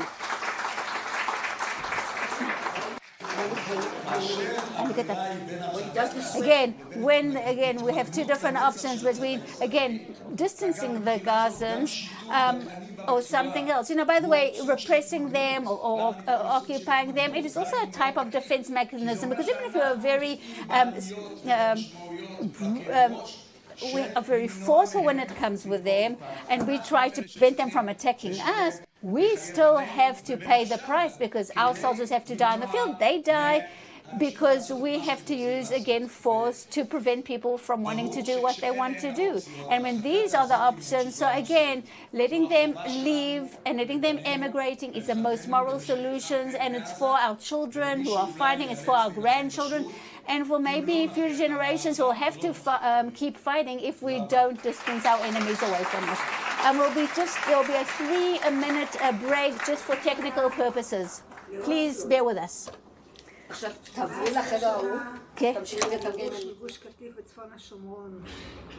היום כולם מבינים שרעיון העוועים של שתי המדינות מת, והרעיון של עם ישראל ריבוני בארצו כולה זה הרעיון המוביל, ואנחנו בעזרת השם נלך ונתקדם אל הריבונות המלאה בארצנו השלמה כולה, בעזרת השם. חזקו ואמצו.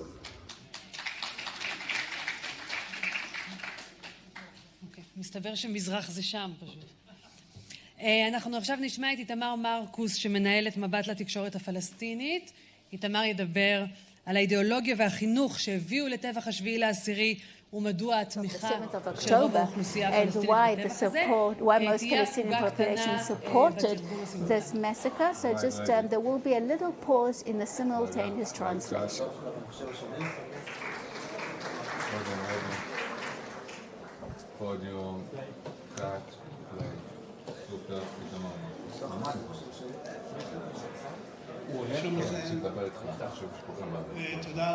Thank you so much for the invitation.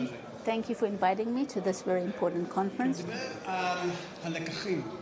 You know, talking about the lessons that we have learned from the 7th of October, and I would like to explain it from the perspective of the Palestinian world. I would like to try and convey to you how they saw Israel, the Jewish world, before the 7th of October and since the 7th of October and until today, and how they view the future and what it means for us and in terms of the policy we should adopt here in the state of Israel.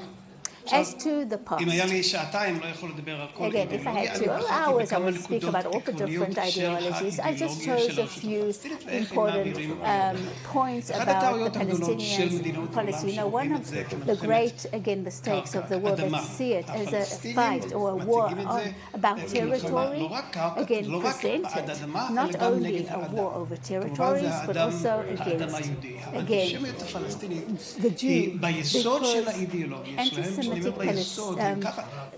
Palestinian anti-Semitism basically allows them to explain their entire worldview. What do they claim? And let me show you. They claim that the Jew not only endangers the Palestinians, but the entire world, and that is why Israel was created by Europeans, you know, to spare themselves of the, again, troubles of the Jews. Now you can see here is again a little video. The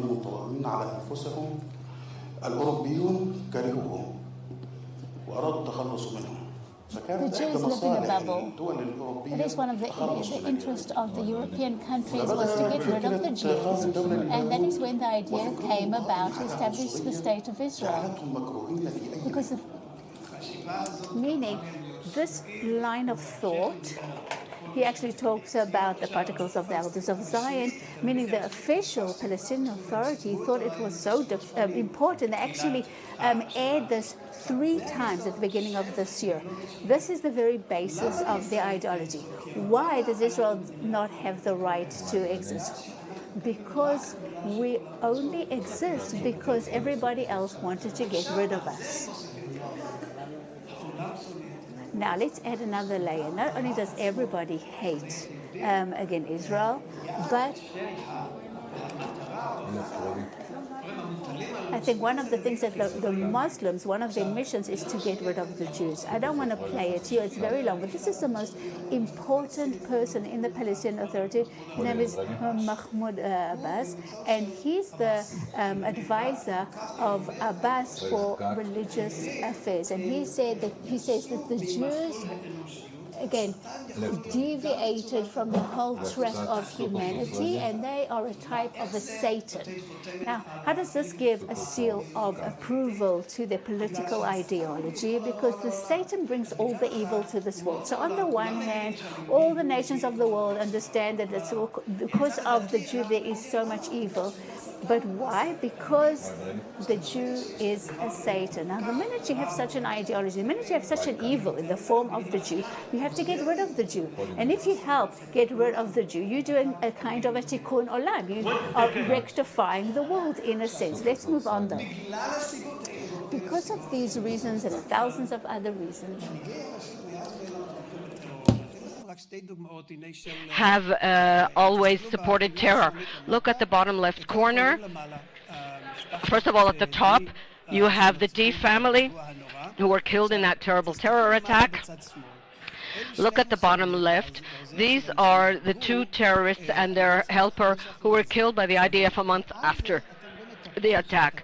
Above that, you can see the text of the post of the Prime Minister of the Palestinian Authority, the PA. He said, glory, eternal glory to the Shaheeds. What is this eternal glory? That is the nationalist side. But for the pure Shaheeds, that's the religious aspect. So according to the Prime Minister of the PA, this is good both for Palestinian nationalism and also for religiousism. Allah is pleased with this. Mahmoud himself on Palestinian television talked with Karim Younis after he was released from prison. This is someone who was in prison for 40 years for murder. Look what he says about the murderers in prison.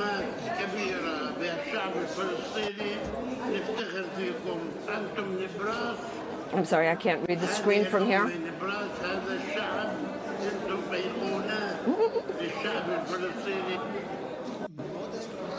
He says they are a role model. This lie, there's a difference between Hamas and the PA in terms of how they relate to the murder of Jews. That's a pure liar. The leaders themselves say it in their own words. In addition, The PA is paying salaries to all the prisoners. And here is a table. This is Abdallah Barghouti, who built explosives for suicide bombers and murdered 37 people. He has received more than $1.1 million shekels in salary from the PA. More than, multiply that by more than 10,000 such people receiving salaries. That's what they are paying every year in terms of salaries. Terrorists. So anyone who says that the PA doesn't support terror is lying to themselves. How does the Palestinian child see the world? First of all, that is something very important in principle. Ancient Palestine was invaded by the Hittites and the Egyptians and by the Hebrews until it was liberated in the 6th century. In other words, the entire Jewish history and all those that we fought against, that becomes the history of the Palestinians. That's a basic element in their false narrative. So when they try to explain why they did not agree to the partition resolution of the UN, they write, Palestine has belonged to the Palestinian nation for thousands of years. That's why the Palestinians rejected the partition solution. These are foreigners who came here, who never lived here before, neither they nor any of their ancestors. So why do Palestinian children hate us? Because of this. In addition to all the other things, they don't need to be here. We are invaders in their eyes. All the other invaders, the Hittites and the Babylonians and the Phoenicians and the Romans and the Greeks and all the others. And this is also appears in the textbooks of the Palestinian Ministry of Education, From the River to the Sea, and so on. And there are many, many other examples. So how will this all end? Fatah is, it says it is a Palestinian liberation movement, and its role is to restore the Palestinian nation from the Zionists that stole it from them. And they say all the nations that tried to that invaded but were eventually driven out, and that will happen to the Zionists as well. So they say ultimately the Jewish settlers will ultimately disappear. I put it in red. Put it in red in the book. Every Jew will leave Palestine. Ultimately, that is the education that they receive.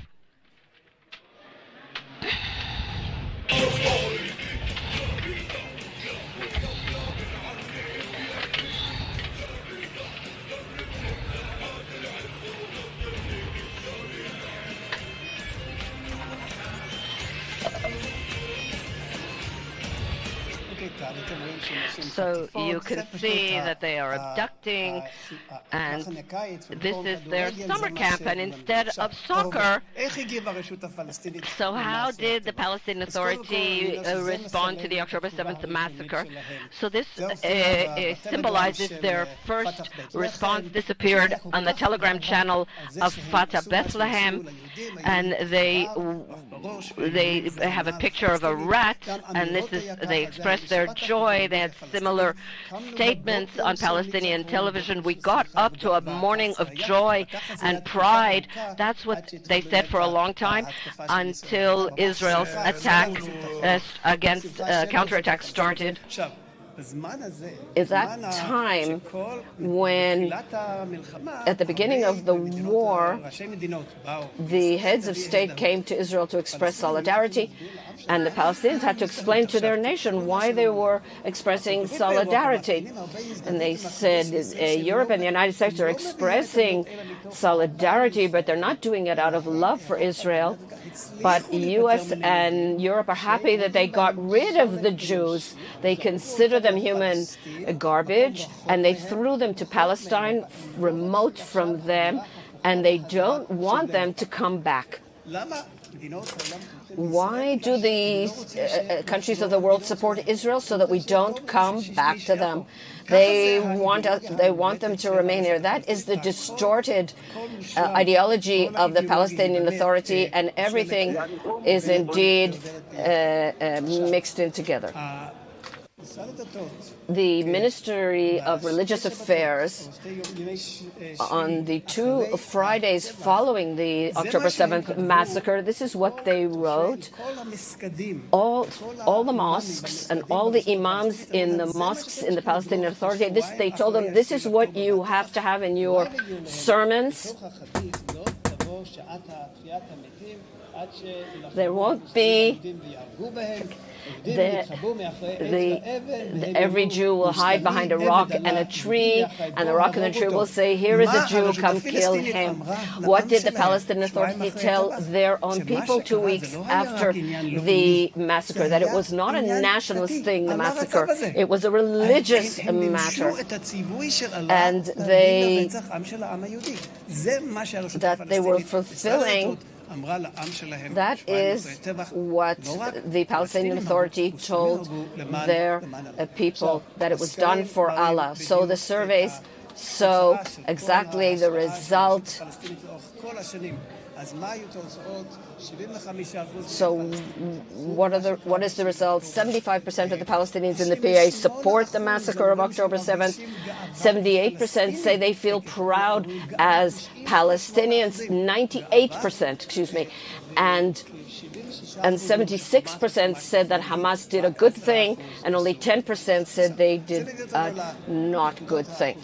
And some final points. What does the future look like? How does the Palestinian Authority see the future? But also, the U.S. and Europe, they all agree that they want civil rule of the PA in Gaza, and what does the PA see for all things? This is Jabil Rajoub, and there are dozens of examples like this. What did he say just a short time ago? Political Islam, in other words, Hamas, was part of the political fabric of ours, and that remains the situation, and so it will be. We will not rule in Gaza without a national consensus. It is impossible to have the PA without Hamas. The Palestinian Authority says we will rule together with Hamas. Why are they doing that? That's a very interesting thing here. The world recognizes the Palestinian Authority, but they only have 10% support. The world doesn't recognize Hamas, but they have all the power. So there is a kind of marriage made in heaven for them. The Palestinian Authority will bring Hamas back with them. That's how they'll get support from the world, because it will be masquerading as the Palestinian Authority, and the world will pay and support the Palestinian Authority. And the last thing I want to show you is that they want their own security mechanisms to be in charge in Gaza. We conducted a comprehensive survey regarding the views, the security mechanisms' participation in terror. The security mechanisms are proud that their soldiers are terrorists. So here is a picture of a security man in the uniform of the Palestinian Authority, and he became a shaheed. And you can find 24 similar pictures, and in each one you'll find on the right side, you can see the logo of the Palestinian security forces and also of the terrorist organization. In other words, both together, and they're proud of that. That on the one hand, they're part of the security mechanisms, but on the other hand, they are part of the Al-Aqsa Brigades. And they also published this picture, a picture of 30 shaheeds. We checked every single one of them. 24 of them fell in battles with Israel. They were terrorists who died fighting against Israel. And here, too, they are proud that they are shaheeds of the Palestinian security forces. They're proud of that. And I can show you many, many more examples of this, that the Palestinian Authority is proud that the members of their security forces are terrorists as well, and that's who the world wants to put in charge of Gaza. And the last thing is the conclusion, and that is the anti-Semitism and the education. That's what caused the Palestinians to call that 7th of October was a just act, and also what Allah wants. And the Palestinian Authority and the Palestinian security forces are terrorists. They cannot be part of the solution, neither in Gaza, and I hope not in Judea and Samaria either. It was crazy. הים הוא כבר לא אותו ים, אבל הפלסטיניות היא אותה פלסטיניות בדיוק. השמות של הארגונים משתנים, השמות של התוכניות המדיניות משתנות, השמות של רשתות ההסברה משתנות, אבל זו אותה גברת, אותה רוצחת, אותה רצחנות פלסטינית, אותה אנטישמיות פלסטינית, אותה אסלאמיות פלסטינית. It's the same murderous Islamic Palestinian mechanism. We have to defeat it. And definitely we should not give it some sort of a political status. So the idea called Palestinian state, we have to remove it once and for all.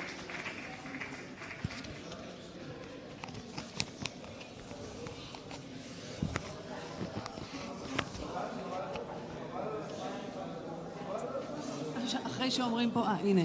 אבל כל פעם אחרי שאומרים מדינה פלסטינית, יש כזה כל האמצעים הטכניים שופטים. כדי שיהיה ברור. טוב, אז אנחנו נתחיל. לשם כך נזמן אל הבמה את האלוף גרשון הכהן. שלום ירושלמי, שכידוע פרשן פוליטי בזמן ישראל. And has his editorial חנן גרונר, עורך אתר התחקירים הקול היהודי. From קול היהודי. ואת יאיר אנסבכר, יועץ וחוקר במערכת הביטחון. who is again a consultant, also a researcher of the security forces.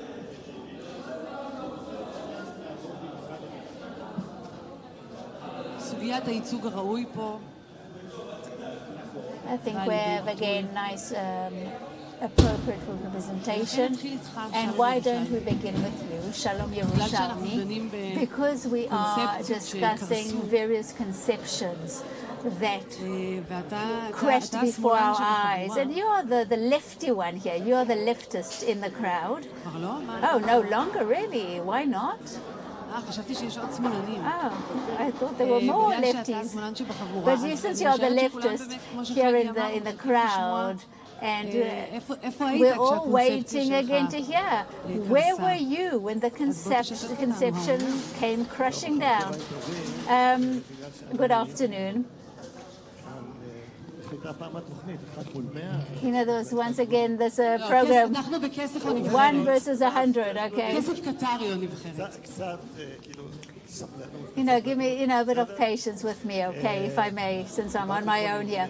You know, yesterday I talked with Moria, and she asked me, what about the conception? And I said to her that my conception did not change, actually. It actually was, perhaps it was reinforced, because what I believe in, I'm talking about myself, of course, but not only me. I think, this holds true for many people. Unfortunately, they are the minority, but still a great many among our nation talk about a conception that talks about separation between the nations as a type of solution, separating between the two nations, meaning that it will bring about some sort of an arrangement or agreement, and if not that, maybe bring about a situation in which both parties will be able to, each party will live again in its little territory with a very high wall between the two parties. Now, what happened on the 7th of October? What happened was, on the 7th of October, I think it only, again, makes us all the more clear. I think we saw what happens when there is no such separation. And in Gaza, it did not exist, because we left Gaza in the summer of 2005. It was, again, in the really most stupid way. How can I put it? We kind of disconnected ourselves in a sense, but did not disconnect. It was a unilateral disconnection, getting nothing in exchange. There was no agreement. On the other hand, we disconnected, but we remained there. Meaning, you're basically saying we separated from our ex, but stayed in touch with him. That's what you say. Now, I listened to Amos Gilad today. He was the head of, again, security policies in the Ministry of Defense, and he was talking, and then I recall those days when he used to, send coriander and spices to people from the Hamas to appease them. And, during all these years, all this, this connection with the PA. I mean, you disconnected from the PA, right? You disconnected from Gaza. You disengaged, and justly so, because we couldn't really sort of occupy 2 million people and 500, 200,000 people couldn't just stay there. So why didn't you just, bring the curtain down? So what he's saying, the problem was not creating higher walls, meaning we didn't relate to Gaza as we relate to Syria or as we relate to Lebanon. What is this maintaining this connection? What is it all about? But Lebanon did not attack us. By the way, Syria. Okay, in a moment. Let me get to the. Oh, you didn't send them coriander. Okay, let me just a moment. Not only did we not disengage or disconnect as we should have, not only did we kind of maintain the connection, and we didn't again achieve anything from the disengagement in 2005. We got nothing back then. And we didn't create some sort of a relationship that would be healthy between ourselves and our enemies. And I think the third thing, which is the most severe thing that happened, we did not protect our borders. Meaning, I saw what Marcus said, and I am very familiar with what he says and writes, but I'm saying again, all those people, those bad people, what do you want? You want to bring them to us? You want to bring them to us? That was a rhetorical question. And you have these buzzers under your chairs if you want to beep him. Okay. You're saying we have to disconnect properly, disengage properly, and not keep sending them WhatsApp texts. Is that what you're saying? No, what? I'm saying what is happening now in Gaza. We are here, and they are there, let's say 20 kilometers, okay? And you know what you call it? You call it separation. And that is what we wanted. That is what the leftists always wanted, to separate between the nation. What about the missiles, though? What do you mean, what about the missiles? What about missiles from Syria? So deal with the missiles. Why aren't there missiles from Syria, by the way? Why aren't there missiles from Syria?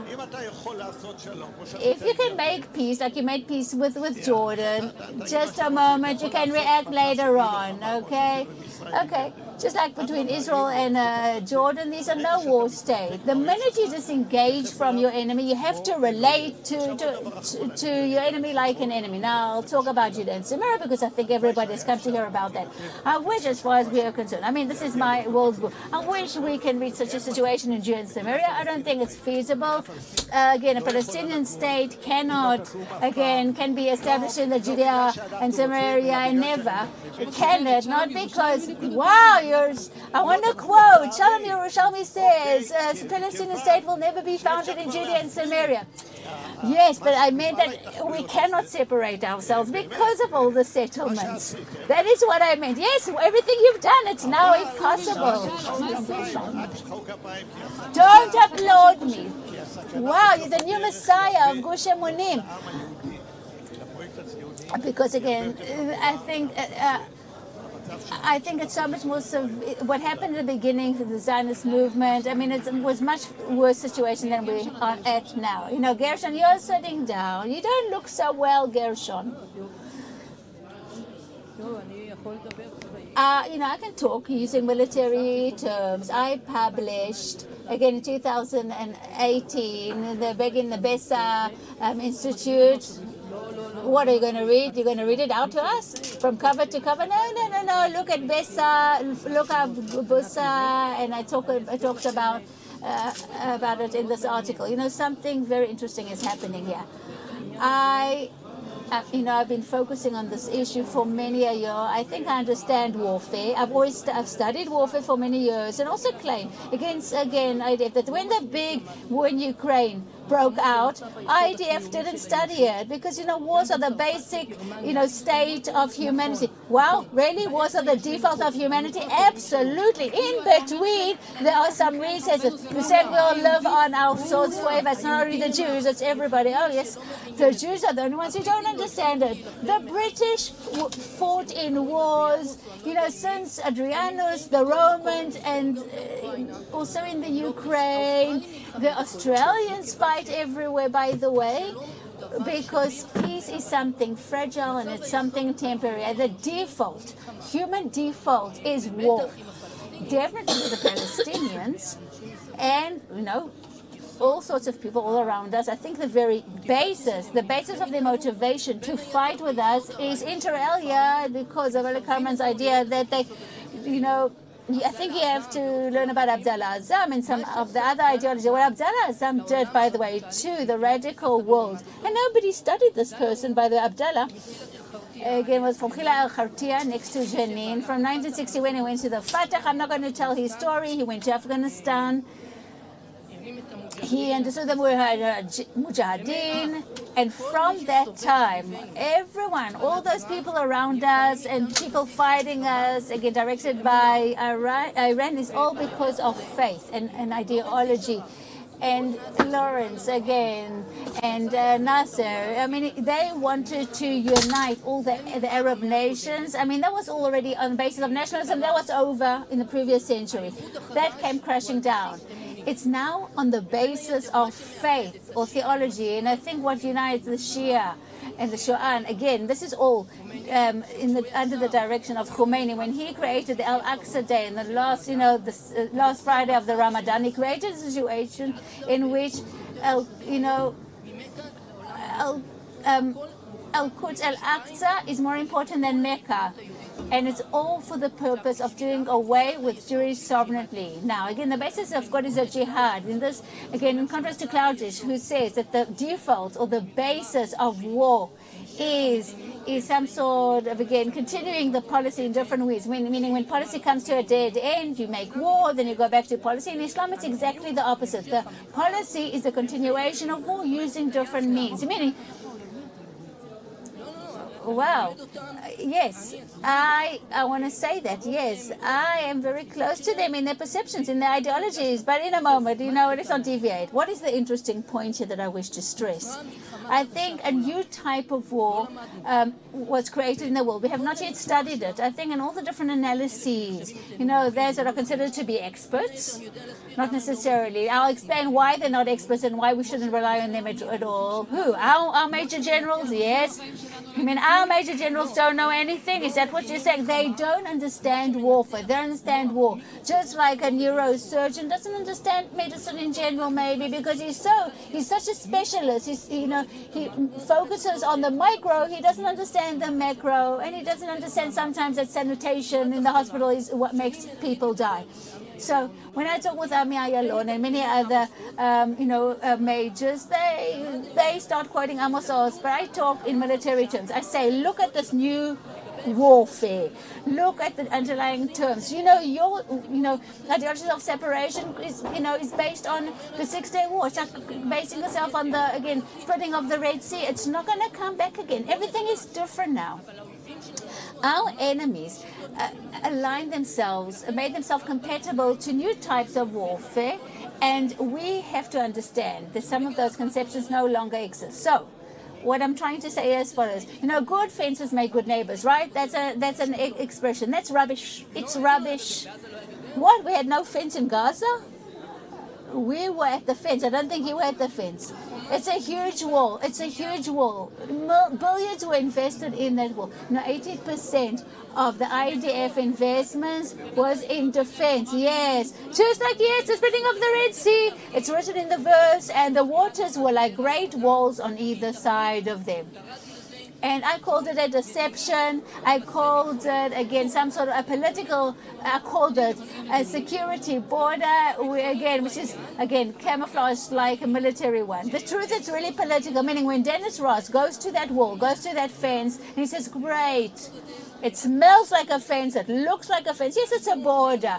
And it shouldn't be the border, because the state of Israel, we cannot defend itself from this fence, which is that separation wall. No, and also not from the coastline. There's no, again, conditions for defense, because that fence that we built in the Gaza Strip is what gave them the ability to, again, reorganize into a proper military with surveillance, with tunnels. It would not have happened if we were there. What is the other model? It's the Judea, it's a Miriam model, meaning the separation that, again, was tried by Rabin, A, B, and C territories, is a hybrid separation.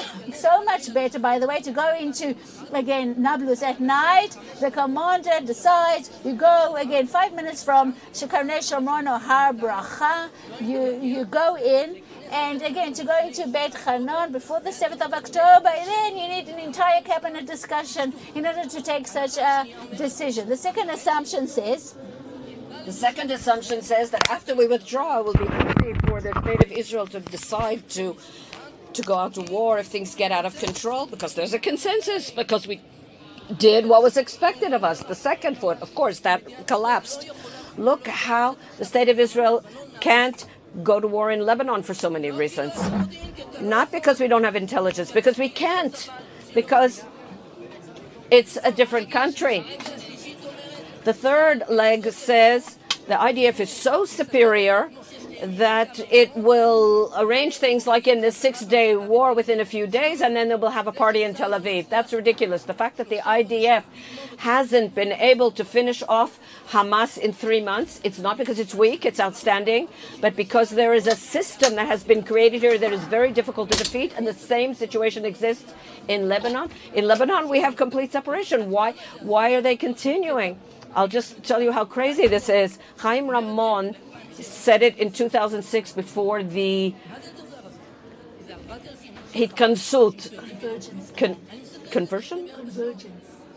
Convergence. It completely collapsed. We have false promises. We have terrible enemies. Hezbollah is a much worse enemy, 7 times worse than Egypt. And Egypt has a huge army. And the last assumption that crashed is that after we withdrew, we will have international legitimacy to go out to war. Ask the people in Gaza, the soldiers in Gaza, if that is indeed the situation. That was, of course, very wonderful to hear, because as a mother of soldiers, no one will do the work for us. We'll have to do it for ourselves. Like in the Bible, we'll live with a sword in our hand. We'll move over to Yair Ansbacher. First of all, I wanted to say that I agree with everything that Gershon said. I wrote a book. It took me 4 years. And it was supposed to prepare Israel for this war. And Meir Rubin, the CEO of the Kohelet Forum, is the one who tasked me with the writing of the book. About 4.5 years ago, he said, I don't trust the Israelis. They always think that they will prevail. And history has shown us that life is a wheel, and we have to prepare for rainy days. Go and study and research and see how Israel can prepare better for an emergency situation. 3 situations: an earthquake, a global epidemic, and a war that is forced upon us at a bad time. So you're telling us that we're going to have an earthquake in 3 years' time? If you ask Meir Rubin, he's a very, very smart guy. He's the kind of guy that if you give him a book in the evening, the next morning he'll give you a summary in writing. And there is a wide variety of people in the Israeli security system, and Gershon is one of the senior people that I interviewed. And this book represents the entire work of the department there in the forum, the security research department. On October 7th, I was a tiny molecule in the emergency army made up of all kinds of special units that volunteered. They thought it was a terror attack and found themselves in an all-out war. And I found myself doing my work. I was driving inside my work. So the book was published a little bit too late. And there's a page and a half that is the introduction to the introduction, and includes thanks to Gershon and all kinds of other people. So you also ignored the intelligence. Why? We screamed. Nobody listened to us. So one of the people that wasn't listened to, who cried out, and Shalom Yerushalmi is here, and he didn't read a wonderful book that guy wrote, The Moment of Truth, an outstanding book in my library. That's Shalom wrote the book. It is a collection of the words of the Rabbi of Lubavitch, which is a collection of all kinds of warnings. And he all used this expression that I called out and no one heard. Shimon Peres once said, I wrote the book with pleasure but not with agreement. So you are the person who brought to my knowledge the words of the Rabbi, and I thank you for that. The influence of the Rabbi of Lubavitch, I recommend to everyone to read my book. In any case, what I argue in the book, it was before the war, that there are 6 conceptions, not one. I use the word conception or mindset. I know we don't have a lot of time, but I'll just read you the headings. Anyone who wants, the book is called Karit Nasa, Rise Like a Lion. And the 6 conceptions, a lot of it is inspired by Gershon.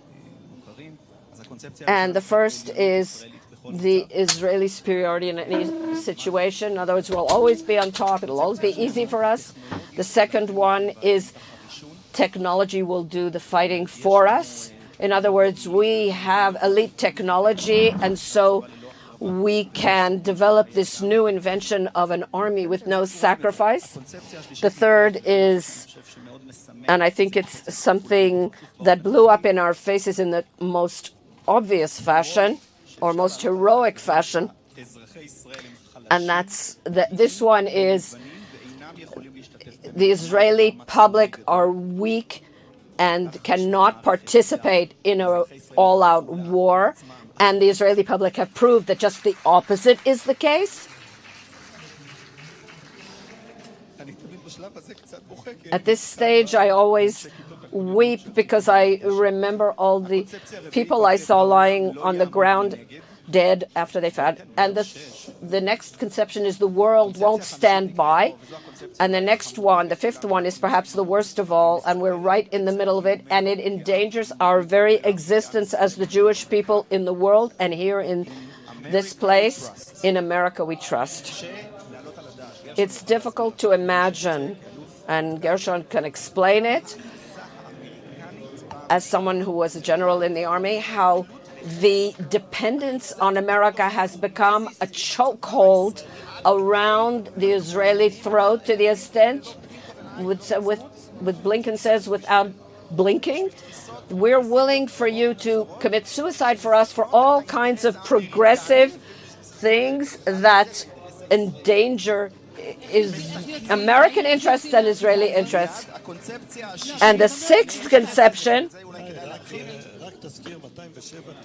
just I want to remind you of 277 flights a day of American arms and ammunition.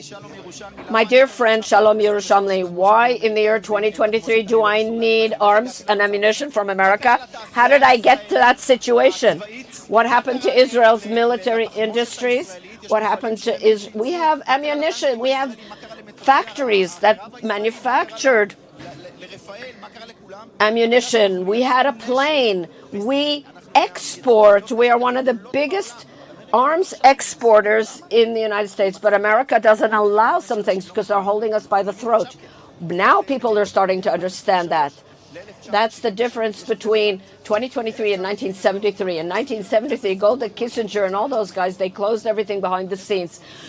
They agreed on everything. The soldiers were at the front. But today, everybody knows there are no more lies. Today, the American Secretary of Defense comes here, and a half an hour later, our Minister of Defense announces that as Gazans will go back to northern Gaza.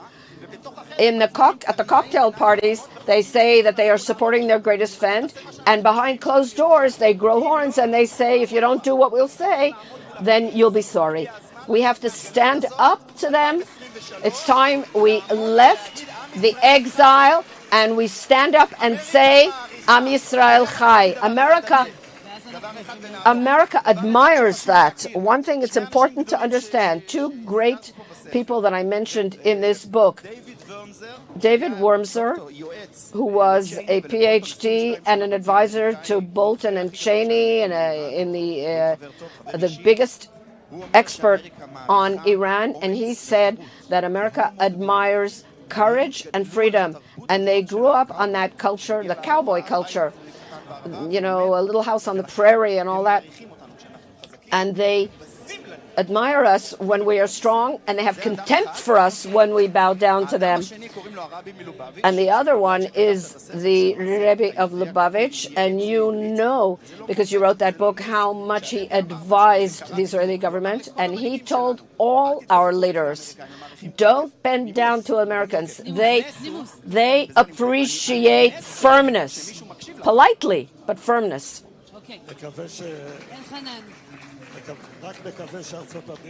I just hope that the U.S. doesn't cut off relations with us.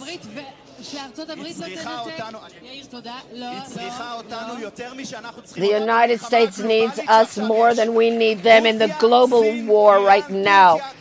Russia, Iran, Turkey, they're all against America. China.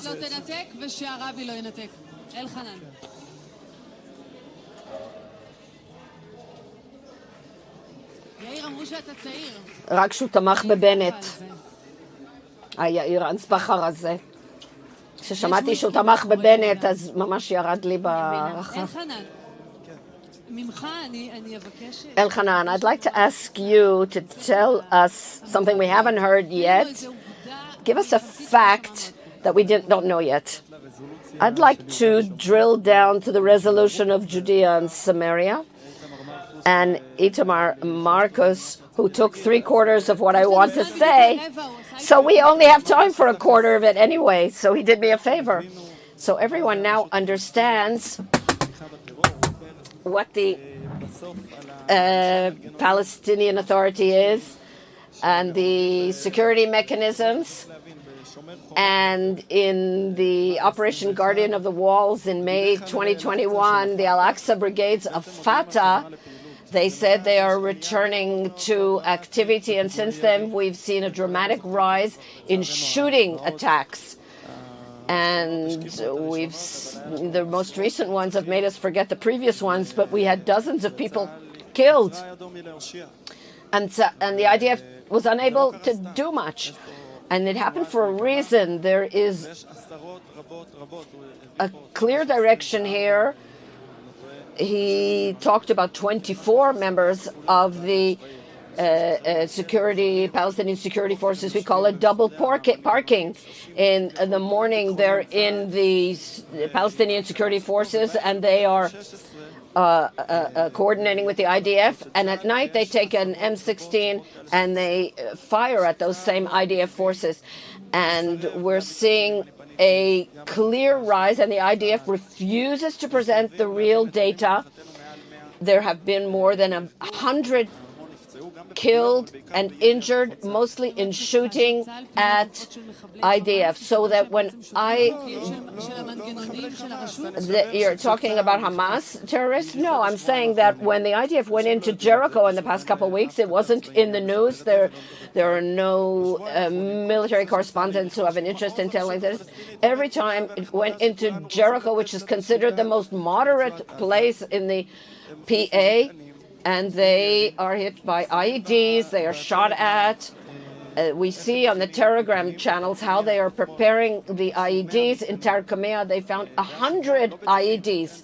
This is near Hebron, not in Jenin. This is duplication, a replication of Jenin. In Tulkarm, they're smuggling, but the biggest problem is that the commander of the Central Command and the coordinator of Israeli forces in the territories, Kogat, General Fox was a military attaché in Washington.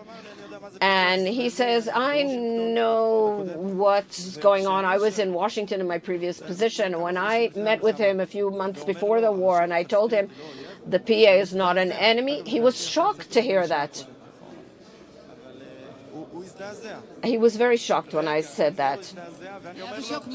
And I said to him, but they are paying anyone who throws a rock at us. He said, what are you talking about? Itamar showed us the figures, and Israel, we know that they get paid more the more they kill. And today, too, we have to understand, they say they killed more people, more terrorists in Judea and Samaria since Operation Security of the Walls. But since then, there have been thousands of and more terrorist attacks. And we had an expose of the Mitvim Institute that when the Nothba attacked, they were already thinking about how to establish a Palestinian state on top of all the bodies that were murdered, people that were murdered that day. And this is funded by, I have 6 documents. They've erased it from their website, and they're explaining how to use this situation to establish a Palestinian state. They know the facts, and so they're saying that we have to apply pressure to the U.S. so that they will pressure Israel and Netanyahu to establish a Palestinian state contrary to the will of the Israeli people. They believe in a Palestinian state, like as if it's the Messiah.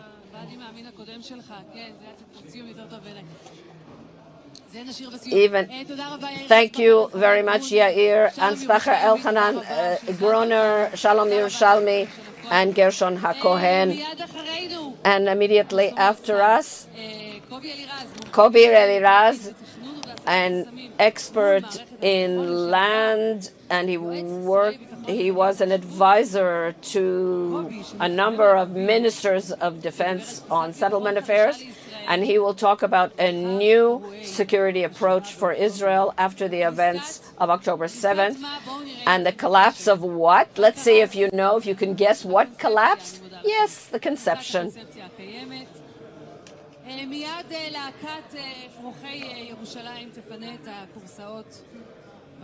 And the land of Israel is entirely ours. It belongs to the state of Israel. Now, everyone knows that, and everyone understands the meaning of that other narrative, which cost us so much precious blood. Today, many people understand what we have always known. Palestinian state is not an option. Only the land of Israel for the state of Israel and full sovereignty over all parts of our land.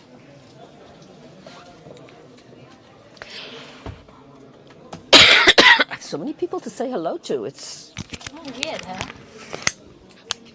So unexpected. Yeah, totally unexpected. Once went to a conference and didn't know anybody once.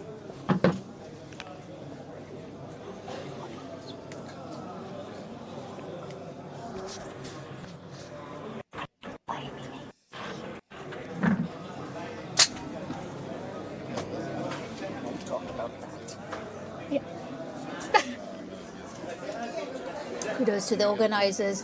I've just come back from reserve duty, I did 126 days of reserve duty. Miluim this year. So again, I'm saluting those reserve soldiers. I think, again, I don't see any date of release in sight. I usually don't wear civilian clothes except for Shabbat. So what happened, the events of the 7th of October, I think that was watershed moment. Let me just give a very general survey and a general overview of things that have been said already, and I would like to suggest an alternative, if I may. I think this was said here already. Technology, wins. It's the foundation stone of the conception. In terms of, again, that being present in the field is less significant. That's what the conception said. It also, again, believes that technological means and always deterrence measures can replace soldiers on the ground. I think that brought about, again, the Philadelphia route being abandoned, but again, it all came toppling down. It all crashed down. However, never so often, and this is important to know, maybe in a ratio of 1 to 50, maybe even more, we sometimes do seize weapons and we bombard weapon convoys in Syria. So I guess 1 out of 50 are successful, if I must say, but in Gaza, most of the times, weapons were transferred through the tunnels and through the Philadelphia access and through the port. So if we're surprised in Gaza, the surprise in Lebanon will be so much greater. And I won't be very surprised if we suddenly found ourselves in a similar position in Iran. Now, if you know this term again from that fire from the other side, or that conception that you don't have to mow the lawn and you don't really need civilian presence in order to protect your borders. Those are slogans. That's again from 2005, from the IDF headquarters at the eve of the disengagement. I think the foundation of this is that we don't need military force. It no longer. And again, this policy where we detain people every single night since the breakout of the war, and it has proven itself. But the conception, again, that was believed in the times of the disengagement, I think, proved itself to be wrong. And the conception was to have, again, a very strong technological means and to have a strong army, and no more is needed. I think the fact that we are very wary of wars in general, maybe in wake of the Yom Kippur War or in wake of the First Lebanon War, I think many channel those sentiments to having self-guilt, and I think all those wars basically contributed to the conception that we just want quiet. And of course we did have relevant quiet, but this was a terrible era in the Gaza, again, context. Same will go for the Hezbollah. I think the three components of this, again, conception, again, I heard time and time again from, again, the INSS experts, and all those, the military personas under the auspices of the Tel Aviv University, they, again, are still hold those same conception. They give the same courses, and they have no problems, again, to give interviews during times of war. They show no remorse for what happened. Unfortunately, at least the simple soldiers and the junior commanders are filled with motivation, and I think they recovered very quickly after that first land. But in terms of ideology, that affiliation with the land, I think religions of Christianity and Judaism, of course, also the UN understand that we have a connection to the land. So even when Jordan and Egypt ruled those Judea and Samaria after 1948, they never recognized the right of the Palestinians to self-determination. But since Oslo, I think that ideology became somewhat cracked. Suddenly this conception came that we are the conquerors, we are the occupiers. And again, this conception that we just want peace and quiet, it all came crashing down. I guess we are probably naive. I think we have very westernized All we want is prosperity. That's what most people want. And of course, equal rights. But our enemies are no partners to these types of ideologies, to these conceptions. They want to conquer the world. They want to kill all the heretics, as they see it, the non-Muslim. They believe in force. They believe in violence. We want tikkun olam. We want peace. They believe in war. They believe in ruling the world. They will go out on any attack to gain these goals of theirs. My conclusions, what are they then? I have written so many more, but again, we don't have a lot of time. I will try to say this a little slower. First of all, at the present time, we have to define the goals of the war according to priorities. Complete victory, doing away with Hamas, annulling the capabilities, removing the threat to Israel for at least 100 years to come. And then, number 3, bringing back those kidnapped, the hostages, and only then dealing with the day after the war. We have to change the conception. And how do we do this? We first have to apply sovereignty on the Jordan Valley and on Judea and Samaria. We have to change the paradigm in Judea and Samaria. I published a research article about this. After being urged by Nadia and Yudith, as dear woman, it's time to apply sovereignty on those settlement blocks in Judea and Samaria and the Jordan Valley. There's consensus for this, and that is how we'll be able to define the eastern border. This is of great importance, especially in light of the fact that there isn't a large Palestinian population in those areas. Also, applying sovereignty in these areas again will boost the entire economy of this area, and we also have to do it in light of the bad figures that 72% among the Arabs of Judea and Samaria supported Hamas, supported the massacres of the 7th of October. That is why applying sovereignty is a solution. It has declarative importance as well. It's also practical, by the way, because it allows us to develop the Jordan Valley, to settle it, to build its industry. We have to bring a national plan. There should also be settlement in the Gaza Strip. We have to create Jewish settlement using the Nahal, nuclear communities. At the beginning, we'll bring in soldiers. They will maintain that security line. They will start building infrastructure for future communities. In the past, there was a natural connection between Yeshua, between settlement and military, and everything has become blurred of late. But this connection was weakened with time until one was no longer allowed to speak of it. But it is so important because without settlement, without Jewish communities, there are no security. We also have to separate between Gaza and Rafiah to create a complete separation, the Philadelphia axis. We have to continue to use a forceful hand against any violence, any resistance, without any compromise. Even a stone that is thrown has to be dealt with using extreme measure. Many times, sometimes, again, when there is, for example, if there are orchards or olive trees in certain areas from which rocks are thrown, we do not handle the situation. We do not deal harshly with those rock throwers because they're in olive groves and so forth. We have to stop, again, this attitude of not reacting. We have to build. There's no place in the world where there are so many security fences and walls like in the state of Israel. We might get a sense of security, but it's very artificial.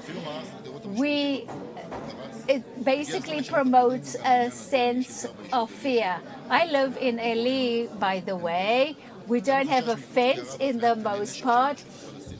It's all about what you reflect on the outside and the strength that you convey. We have to give enough weapons. We have to have many alert teams. We also have to know how to deal with RPG missiles and any other threats. We need governance. We need effective enforcement in Judea and Samaria for any violence of our sovereignty. We have to deal with infrastructure, even sewage infrastructure. We don't enforce the law at all. This has great impacts in terms of quarries, sewage facilities that are not on standard with the law. And of course, we have to enforce legal building and penalize those who violate again these laws. Number 7, I'll be done in just a moment. We have to rearrange ourselves on the military level, on the tactical level, vis-a-vis all the threats, and have the power to retaliate independently. No more a small and smart army. We need a smart and big army. We need a lot of ammunition, even if this is at the expense of other things that we'll have to give up. Unfortunately, in the current warfare, it's no longer a secret. We are very limited. Inter alia, because of the conception that has led our military echelon in the past decades, as if there will no longer be big wars. I think after a month, our ammunition was almost repleted. And we need to revitalize ourselves. Number 8, we have to prepare ourselves for an offensive on the part of Hezbollah. We know how to take, again, initiative when it comes to the convoys of weapons from Iran. But after the 7th of October, this is no longer enough. One thing to stop smuggling, but there's so much more that we have to do. Those smuggling convoys are only intensifying. And when the surprise comes, it will be so much more intense. The inscription is on the wall. We have to completely do away with this threat. We need a demilitarized security zone in the north. Again, it all begins with Clause 1701 of the UN. You know, that Black Saturday, as we call it, we woke up to a new reality. And again, I think the conception, the military conception, failed. I think all of us agree that what we need now, we need a complete victory. What is victory? We need boots on the ground. We need to control the territory. We need sovereignty. We cannot again leave things as they were on the 6th of October. We know redemption has two faces. It can come on time and we can speed it up. Again, when it comes to, speeding it up, it means we have to move quickly. I think we are now in what is called achishena, in speeding up the redemption, not waiting for things to take their natural course. And we need to sometimes get a kick in the ass for this to happen. So many are captives of those conceptions. So many people have cried over time that people are blind. We have to think differently. Some people are still captives of those conceptions. It is a time for a big civil movement that will again demand for all of what we are saying to be implemented practically. Thank you so much.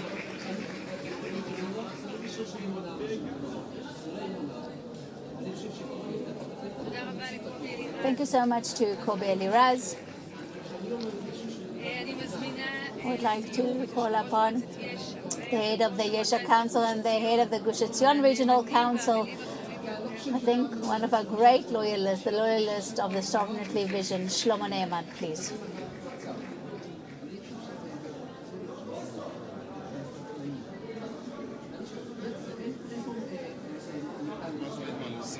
You know, there isn't much to add after all that has been said. First of all, Chodesh Tov, a good Chodesh Shvat to everybody. Hopefully we will hear much good news during this month. I think, and I'm saying something that is probably obvious to everybody. I think the very, fact whether you say it or whether you don't, that is the big problem when it comes to facing our enemy. Because it didn't start on the 7th of October. It didn't start in 1948 either. It started way before. Yesterday, I met with a group of young people at a pre-military academy, not a religious one, again 50, 60, again post-high school graduates, not religious students in this academy, probably not even, right wing, and they ask me, so what are you suggesting? What will we do with the Arabs? They really are very worried. And again, not because of weakness, I would say out of fear. What are we going to do? What will be? And I said, we have to be confident. What does it mean, confident? And I said a sentence to them. I hadn't thought of it before. I hadn't thought of it beforehand, but let me say it now to you. I'll tell you what we have to do. We have to retract from the division plan, partition plan. And even, I'm not trying to, criticize the decisions of the national institutions from back then that agreed to the partition plan, but every resolution has its time, has its purpose, but from that day that we agreed to the partition plan, from that day the enemy understood that we are willing to share our territory with them. And if you are willing to share, then we can fight you. So we can take it away from you. This is the Mishnah of our time. There was a Mishnah from long ago, and the Mishnah from back then would say, two people hold the talis. One of them said, it belongs to me. Another person says, it's really yours. I mean, can we maintain such neighborly relations? Can we actually, even conduct a war in this fashion? Our country, all of us think that, we deserve this territory. How do I know? Because we did not apply sovereignty over our land. Because we have left an entire area, again, open to discussion, under a question mark, so to speak. This territory, land that can be negotiated over, is a central reason for this war that will never end. Those young people said, will it not end? And I said, why should it? Why should it? The British, 2 minutes after they got the mandate, promised us, a state, a homeland, call it what you will. They promised us a state from the Jordan, from the Jordan to the from the Jordan to the River Prat to the Euphrates. This was again the biblical borders, and then the Arabs revolted, and they started again building the Jordan Empire Kingdom. They started cutting from our homeland until they arrived at the partition plan. So what does the Arab see? The Arab individual, look, the Jews got everything. 106 years of war since the Balfour Declaration. 80% we've given back already. This is how the Arab perceives it. After 100 years of war, they gave back 80%. It's almost all Arab. So what is left? Okay, so let's fight for another 100. We'll take everything.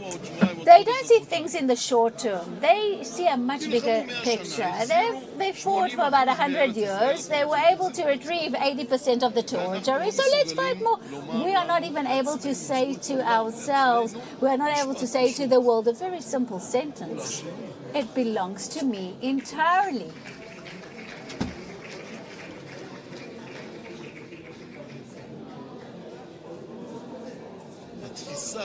I think that this perception, or again, the thought that a Palestinian state can be established. People from the right will say this as well. We have to be pragmatic. We have to say that it can be built, that it can be established, but we won't let it happen. But we have to say that it should be established. Because if we say that there should be a Palestinian state, then maybe we'll be able to move forward. We'll have a few more years. We'll be able to prosper. I want to come and say, I would like to be a bit subversive. I would like to undermine this conception. And this is exactly what I would like to say. No. The fact that we are even willing to say that maybe there could be a Palestinian state, That would be the reason that this war will never end. Only when we say that there is no place for a foreign entity in the land of Israel, only then will the war end. And if we don't happen, yes, it won't happen right away. We'll have to fight, we'll have, again, victims. But even if it takes 100 years, the war will end, because you have to be victorious when it comes to war. Because, again, if there's a war, which only you sign a ceasefire and you are not victorious, this war continues from one generation to the next. We are inheriting this war to our children and grandchildren if we do not apply sovereignty and if we do not remove from the agenda that great big question mark of our state that we deserve. We have to remove that question mark from how we express ourselves and from the agenda. I think that is the real answer. That is in terms of security, this is the answer. In terms of practice, this is an answer. We would like to have full sovereignty apply on all the areas of the land of Israel. And I think this is a place, this is a time to say thank you so much to the wonderful organizers, Nadia and Judith, and to all the partners that for a moment have not forgotten, and we, Nadia and Judith, have not forgotten, nor have we forgotten this simple truth. Thank you so much. So we will end here, and we would like to sing Hatikva, the anthem, and Judith and Nadia, and the sovereign youth is a representative of the Sovereignty Movement youth. Please come and approach.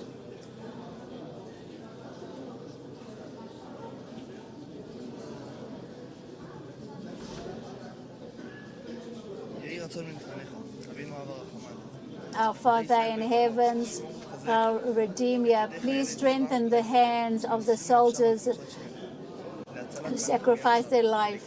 Please save them from the enemy who wishes to destroy them, and annul the decrees of our enemies. Instill fear in their heart, and please protect us from all evil and give them glory and give them strength. Listen to the cries of our brethren, the hostages, and please return them to their homes. Please take them out from darkness to light, from captivity to freedom, whole in body and in soul, and send a full recovery to all the wounded soldiers and all the wounded individuals of the nation of Israel. Give them a speedy recovery. Dear God, give good consultation to our leaders. Direct them in the right way.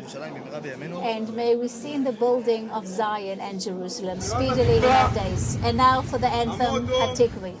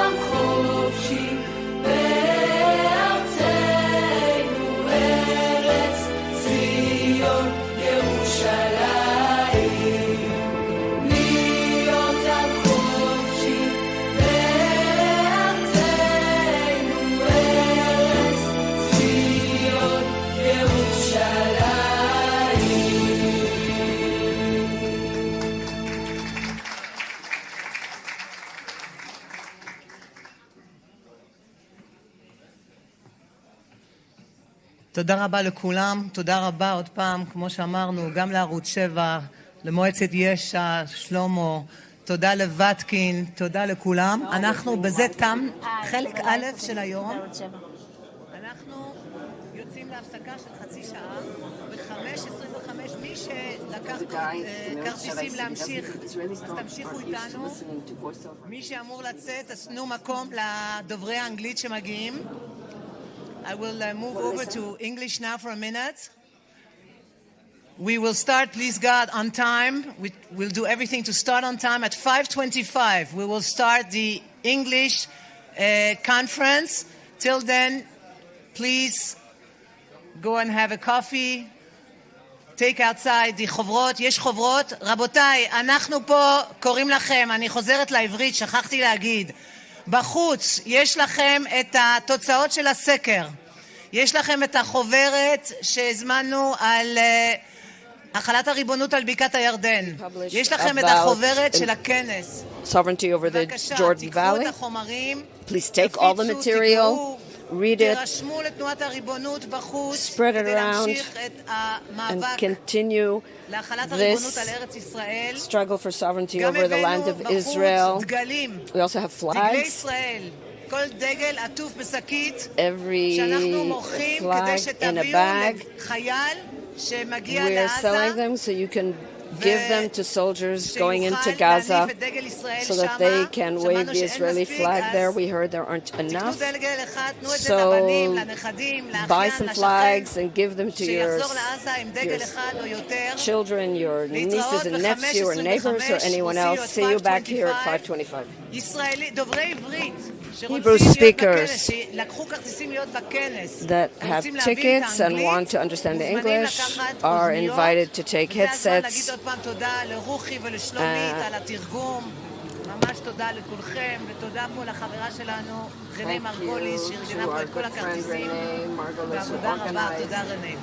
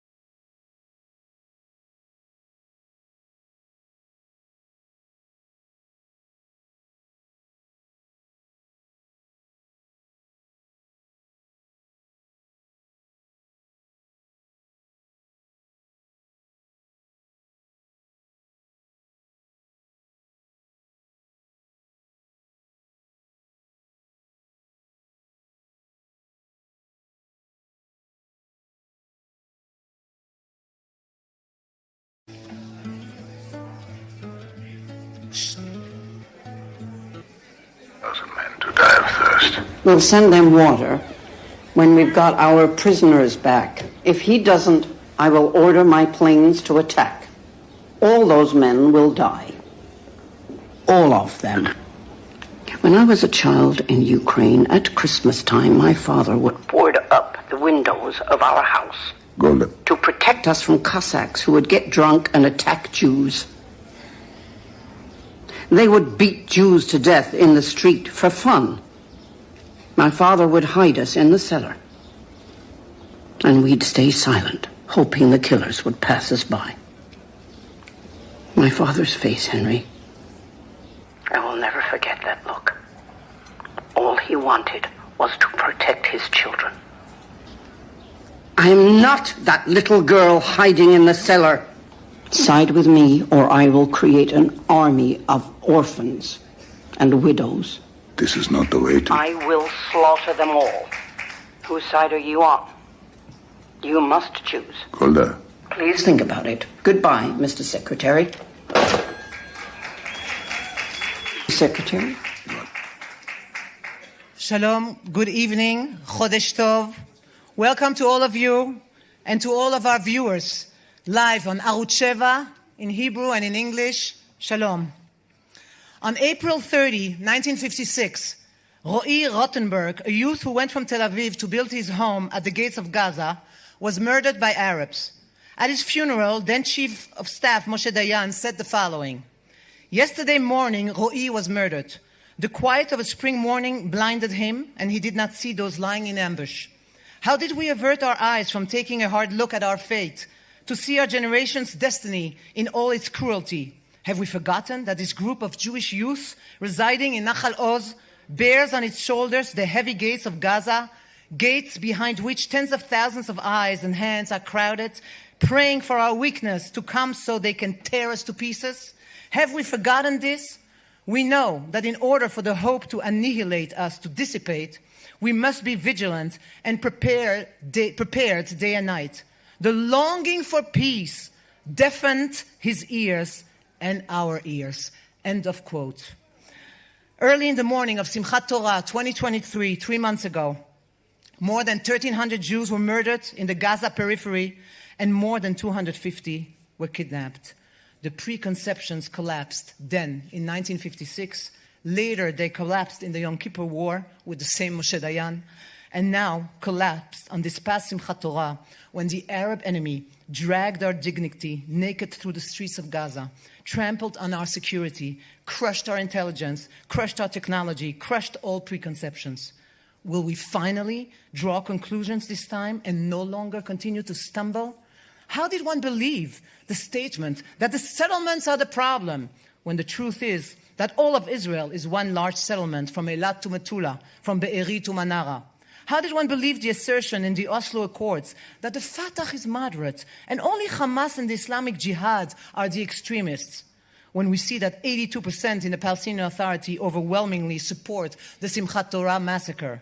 How did one believe that the Gazan population is innocent, that they are victims of Hamas, when we saw them joining en masse on crutches and bicycles to murder, burn, and behead our brothers and sisters?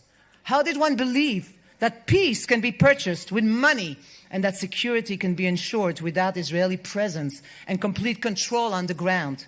How did one believe that we could create a small, smart army and rely on technology, smart fences, and bring in Arab Palestinian laborers, and that would bring peace and calm, and we would continue to abide more and more rockets?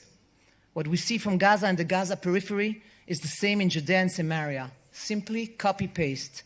And at the peak of our weakness and our pain, aggressive pressure is beginning from the United States, together with Europe and the UN, who are seeking to impose the two-state solution to try and continue to strip Israel of our most important assets, from our God-given biblical heartland, from the strategic depth, from our history and identity. President Biden, Joseph Borrell, the foreign ministers of 27 countries who toured the region in the south, witnessed the destruction and devastation, heard the hard testimonies, smelled the stench of the burning of our fellow Jews by Arabs. And what is their conclusion? Israel must not occupy Gaza. The Palestinian Authority must assume control of Gaza. In other words, our sons, the soldiers, are supposed to fight in order to give over Gaza to another bunch of terrorists. Joining them is Sergei Lavrov, the Russian foreign minister, who preaches Gaza is Palestine. Declaring a Palestinian state is another inevitable step. Just yesterday, Secretary of State Antony Blinken told our Prime Minister, Saudi Arabia will normalize relations only if Israel accepts the two-state solution. 3 years ago, we gave up sovereignty in exchange for relations with the Emirates. Will we give up the land of our ancestors, the cradle of our history, in order to normalize relations with Saudi Arabia, which will arm itself with the most modern weapons and in time will turn the tide against us? Will we be blinded again? Against all this, our sovereignty movement already mobilized at the very beginning of the war. We launched a campaign, not Hamas, not Abbas, not Dakhlan, not Barghouti, not the United Nations, nor any other international entity will govern Gaza. Only Israeli military and civilian control.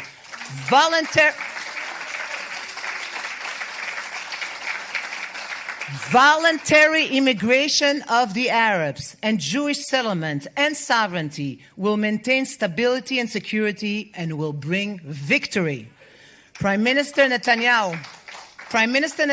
addressed this issue and he said, quote, I will not allow repetition of the Oslo mistake. The dispute between Hamas and Fatah is not whether to destroy the state of Israel, but how. Until now, says Prime Minister Netanyahu, senior Palestinian Authority officials have refused to condemn the massacre and some even exalt it. As Prime Minister of Israel, I will not allow it to happen. The Palestinian Authority will not rule over Gaza after the war. There will be no body in Gaza that will educate for terrorism, and there will be Israeli security control. Mr. Prime Minister, this is not enough. What about civilian control? Security control without Israeli citizens, without Jewish settlement, without Israeli sovereignty will blow away like chaff in the wind. Will the Prime Minister succeed in withstanding the tremendous domestic and foreign pressure that is being exerted on him? We saw that in the matter of fuel and humanitarian aid, he and the government are unable to withstand international pressure. The establishment of a Palestinian state, God forbid, is an experiment that we all know how it will end. Kfar Saba will be transformed into Kfar Aza. Tel Aviv and Kaplan will become Nir Oz and Nir Am. Therefore, we are here at this conference to exert counter-pressure, to enlist public opinion, to provide support for the Prime Minister and the members of the government to stand firm, not to capitulate, and to say loud and clear, Gaza is part of the land of Israel.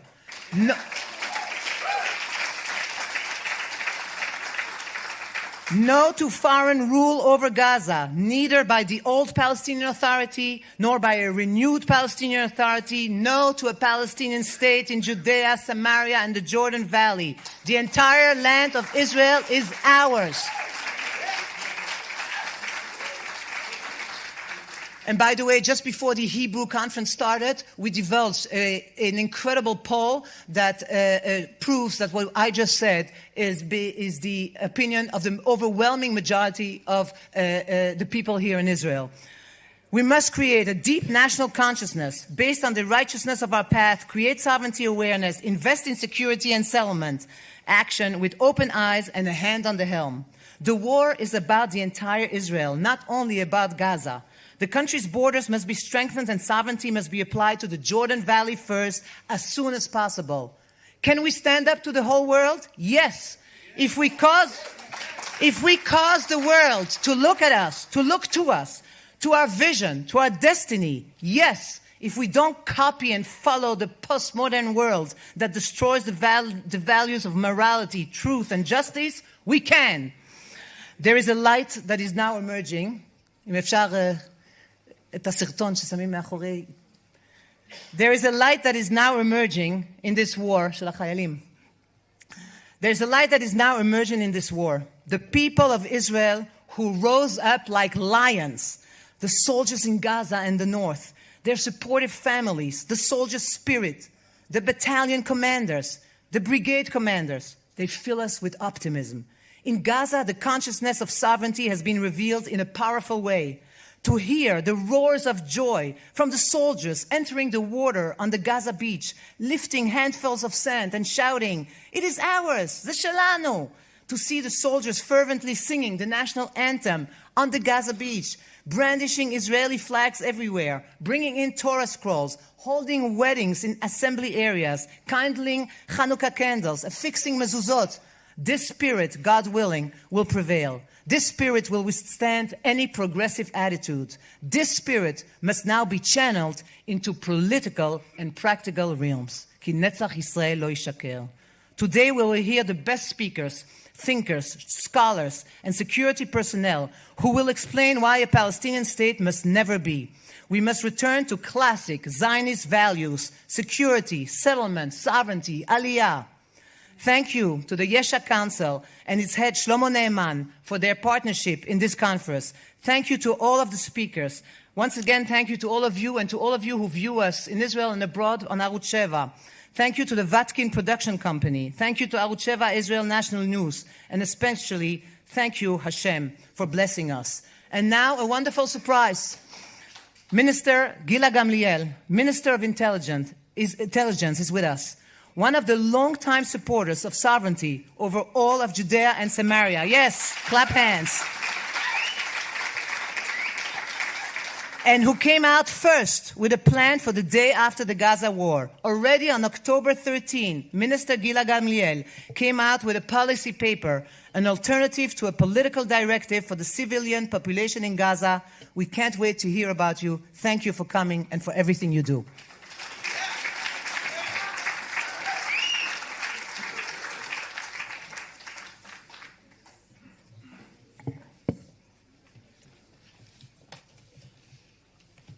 Ladies and gentlemen, friends, for 30 years, we tried old and failed solutions for all problems. Now is the time that we must try new solutions. It is clear that much has to change, as any conceptions were proven wrong on the day of the pogrom on October 7th. We must control all of the territory in the land of Israel.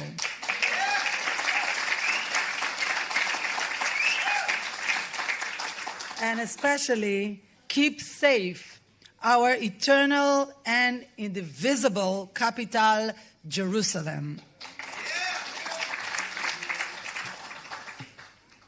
Every time Israel retreated from territory, it became a base for terror and bloodshed.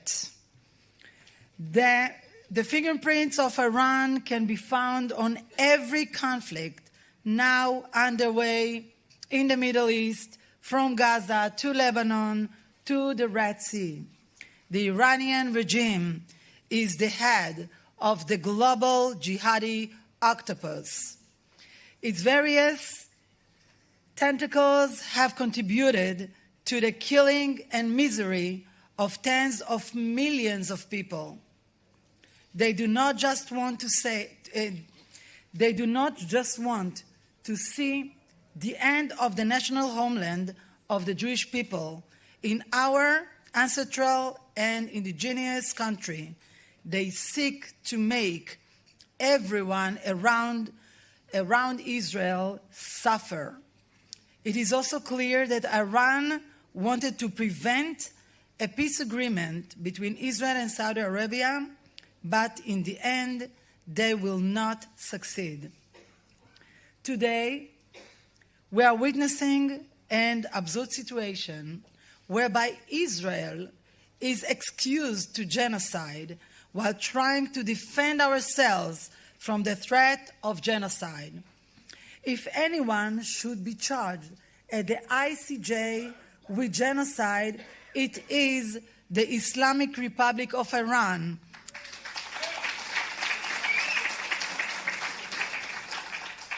their leaders calls for that to Israel and to wipe Israel off the map on a daily basis. This is incitement to genocide.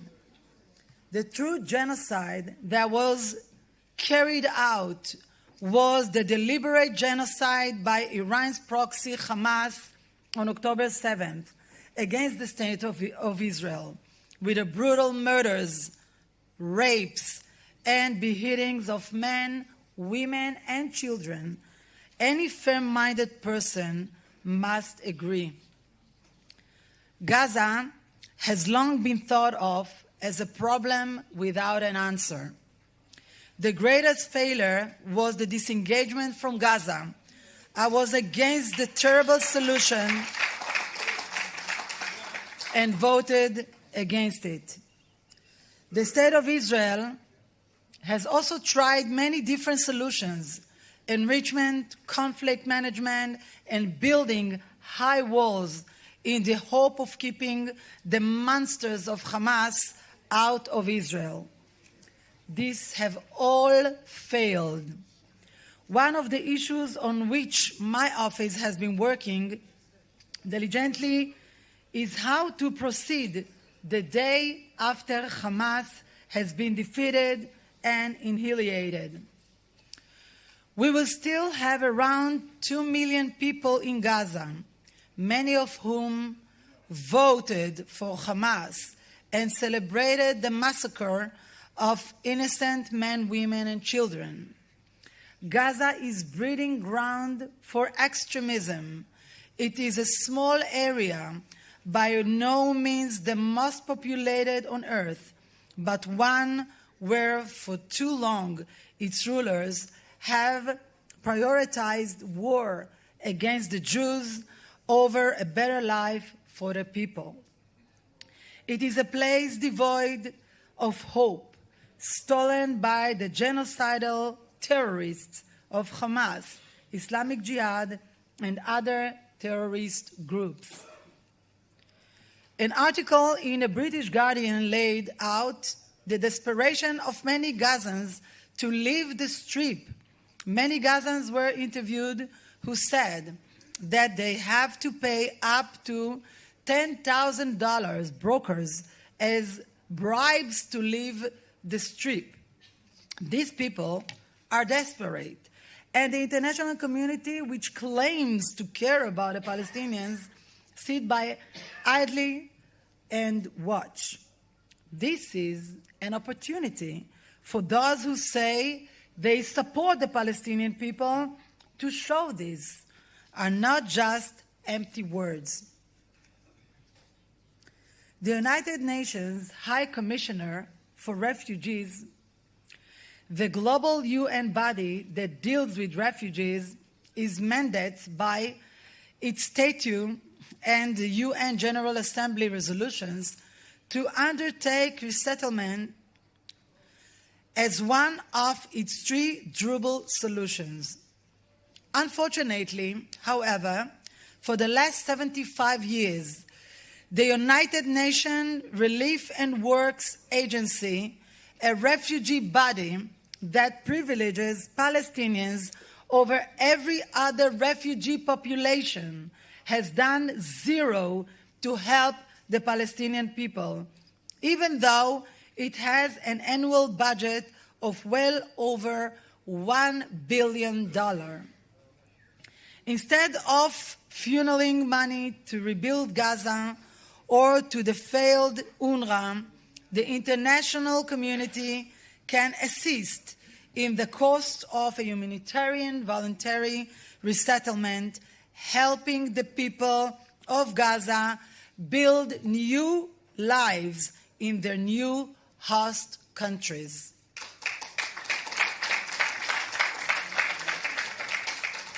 I will make it simple by stating it in 3 simple words. Open the door.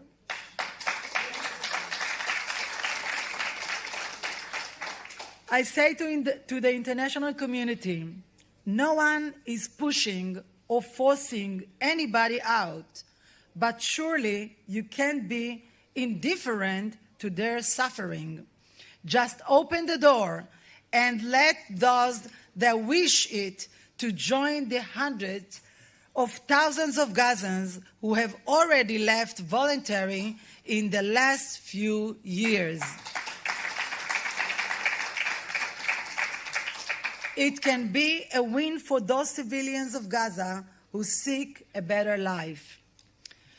It is an obligation of leadership to propose solutions and not just circle back to the same tired ideas and cliches.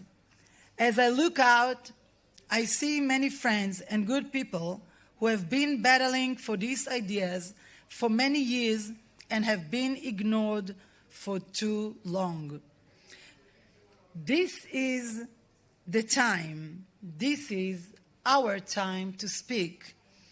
Today, our words will be heeded, so we must say them from every platform and stage. And I will continue to push them in the Security Cabinet. That is my role. Thank you very much.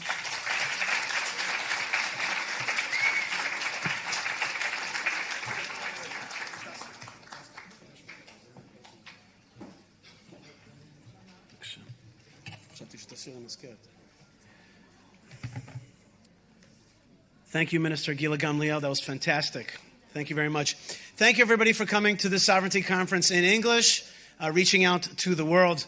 Before I go on, I want to thank Nadia Matar and Yehudit Katzover of the Sovereignty Movement. You know, Yehudit and Nadia are land activists. They are political activists, but they are also teachers. And one of the things that they've brought out is a simple word, sovereignty. They brought it out into the world. Beforehand, we didn't know exactly how to say the whole thing that we mean in one word. They were like, sovereignty. That's the word. Push it out. They called the movement that, and it's on everybody's lips, sovereignty. So thank you very much for teaching us that simple word that encompasses all that we mean. And thank you for this conference. Folks, 1,200 people murdered, 150 still abducted, many soldiers killed and wounded. Israel's strategic situation is not simple, with dangers from Gaza, Lebanon, Iraq, Yemen, Iran, American campus, and even at The Hague. We face a lot of challenges. Israel's democracy was till very recently on very shaky ground with a lot of divided polity. But this war has brought us together. I want to show you something that Nadia mentioned for a second, and that is that the Ribonut movement commissioned recently, just yesterday came out, a poll of Israeli public opinion, asking them simple things. Do you want a Palestinian state in Judea and Samaria? 74%? No. Israelis? No. Do you want to see Israel to help voluntary immigration, voluntary resettlement of Gazans? 76%. Yes. These are numbers of public opinion. Things are changing. We had a division not so long ago. Now we're having some unity through this war. Indeed, right now, clarity is needed and a vision of victory is required. All the problems that we've faced really come from the failed idea of the two-state solution all the way back to the UN partition plan. The madness of land giveaway. When I speak to Arabs in Hebron, they tell me all the time one thing. They say, look, Yishai, you guys have left Gaza, you left Sinai, you left South Lebanon, you left Judea and Samaria. You're shrinking. You're shrinking, and with time, we will see you gone totally. Like we saw the Crusaders gone, you will be gone as well. That is what the Arabs say. That is what they think. And that is all fruit of the two-state solution idea. We feed right into that when we tell them, yeah, we're leaving. They're like, you're going to leave partially, then you're going to leave all the way. Now is the time to challenge those old conceptions. That's what today is all about. And before I start out the panel, I just want to finish with one important message. And that is, today's conference is not a mere intellectual pursuit. We owe it to the fallen to make their death not be meaningless. We owe them. we owe all those people that at least we could say, yes, you were murdered, yes, you were killed, but because of that, we woke up and we changed course. So therefore, we're going to take these discussions with utmost seriousness and pray that God, Hashem, inspires us with His vision for Israel. All right. I'm going to introduce the first panel. Moderating is my good friend Alex Trayman, CEO and Jerusalem Bureau Chief of JNS, a Jewish news syndicate, very important news outlet. Thank you very much, Alex. He's journalist, radio show host, and documentary film editor. Joining him will be Knesset member Danny Luz from the Likud Party, a former member of the Jerusalem City Council, born in Canada to Moroccan Jewish parents, and he's here with us today. Of course, Nadia Matar. Nadia's not coming up. All right, Nadia already spoke. Josh Reinstein, president of the Israel Allies Foundation, engages in pro-Israel Christian outreach around the world, and is director of the Knesset Christian Allies Caucus, very powerful caucus in the Knesset. Professor Eugene Kantorovich, you all know him from the Wall Street Journal for all the things that he does. Director of the Scalia Law School Center for the Middle East and International Law, and the head of the International Law Department at Kohelet Policy Forum. And Mark Zell, finally. Mark, chairman of the executive committee of Ariel University and founder and vice president of Republicans Abroad in Israel. Thank you very much. Alex, take it away. Thank you, Yishai. And welcome to everybody who's here. We're going to jump right in because they told us we don't have a lot of time. Okay. So many of the concepts and conceptions that led to a lot of the political and military decision-making were suddenly proved to be worthless on the attacks of October 7th. And yet the war brings itself a new set of challenges and opportunities. Whether Israel succeeds at this time or not really depends on the ability to learn the lessons of October 7th, make quick shifts, and good decisions. So I want to start first, Dan, with you. One of the clearest misconceptions was that of deterrence, that our enemies wouldn't attack us. And we see that the enemies have not been deterred at all. How does this wake-up call alter the decision-making of Israel and its war cabinet, and how do we decide to press forward with its military campaign on the basis of this new conception? Thank you very much. First of all, I want to say thank you to the organizers. I cannot help but say thank you to the organizer, and I cannot help also to say that I'm honored to be on this panel because I have a lot of role models here with me on this panel. Nadia, you would have been also one of them if you were as advertised. So thank you very much for inviting me here today. Your question is a very good question. I think that one of the things that we realized on October 7th, and I have to say the truth, that some of us have been screaming this for years. And we have been screaming this for years, and I think that if we speak about the lessons that we can learn on October 7th, one of the titles that I can give is that the right was right. And I think that that's something that needs to be said. Now, about your specific question, over the years, there has been this flawed strategy that as long as our enemies are just building power but not using it, then it's okay. Now, this is ridiculous, and a lot of us have also warned against that over the years. But it started slowly, and then we got into some type of problem because as they built power, it ended up being coupled with another argument that said, wait, now they're powerful. Taking this power away from them, they have a ton of weapons, they have a ton of things. Taking this power away from them will cost a heavy price. And as we see, unfortunately, in Gaza today, it costs a heavy price. I think that the one thing that we learned today, and the polls that we heard presented a few minutes ago, I think show that this is something which has entered the consensus of Israeli society. It's not even about right and left anymore. It's the fact that two things. First of all, we're willing to pay the price, and Israeli society as a society is willing to pay a price. I have to tell you that I'm a lot in funerals, in shivot, on the one hand. On the other hand, le'avdil, I'm also next to soldiers. in the front. And the one message that I get from everyone all the time, also even from people that are kicked out of their homes right now and that are in hotels, the one message that I get from everyone is don't stop.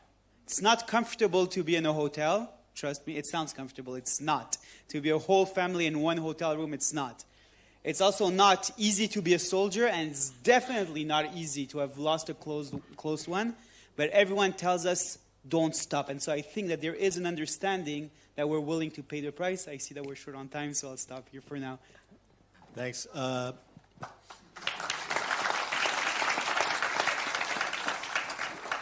We see very clearly when we get attacked by a terror organization like Hamas, sure, they have tens of thousands of rockets, they have tunnel infrastructure, but they're fighting against the IDF, which is one of the strongest and most agile militaries in the world. And you understand that Hamas doesn't actually think that they can really beat the IDF on the battlefield, even on their own home turf. And when you zoom out, you see that actually what Hamas's strategy is to invite Israel in, kill as many civilians as possible there, and then use the battle of international legitimacy against the state of Israel. And we see that very clearly this week now with what's going on at the Court of International Justice, the ICJ. Eugene, we see that, we had these accusations against us for years of occupation, then apartheid, and now genocide. What can we learn about the way that international law is being used against the state of Israel, and how do we counter that? Okay, many ways in respect to international law, there is a thing called international law. But when it comes to Israel, that thing goes away. We have a strong desire to conform to international law, to be as part of the rules of this club that we want to belong to, the community of nations. And if it were achievable, it would be a potentially worthy goal. There could be diplomatic benefits. But we're very much like Charlie Brown in this situation. Charlie Brown liked a girl, Lucy. Lucy didn't really like him and didn't have time for him, wasn't interested. But she would at least sometimes tell him that they could at least play football together. And she would hold the football, and he would come running to kick, and she would pull it away. Now, there's a painting that's a kind of a meta version of this, in which she's holding the football and there's nothing there. It's just air that she's going to pull out. We are Charlie Brown, and the international community, the organs of the international community are Lucy, and the football is international law. When people lived in Gush Katif, we were told that we were called occupiers. And this has a diplomatic price. Right? The international community is upset with us. There's friction because they call us occupiers. So let's end the friction. And as soon as we ended the friction, they still call us occupiers, and now we're guilty of apartheid. Okay, but we're going to be nice about it, and when they shoot rockets at us, we're not going to do much. And we're not going to sort of push back in. We're not going to do what was said would happen if any single rocket was fired. What was said during the disengagement would happen. And we can at least keep it at occupation and apartheid. Now they come to kill all the Jews, and they've elevated it to genocide. In other words, the thing we did to get out from under the occupation label didn't get us out from the occupation label, and it's been ratcheted up 2 degrees to the high. They're going to have to invent a new crime now, super genocide, for the next level of rhetorical inflation. But even I think that pursuing diplomatic ends and having good relations with the countries of the world is a worthwhile goal. But we have to understand that the methods we are seeking to achieve it are not achieving it. Right? We're kicking the non-existent football that's going to be pulled out in front of us, and we are only undermining our international credibility with these actions.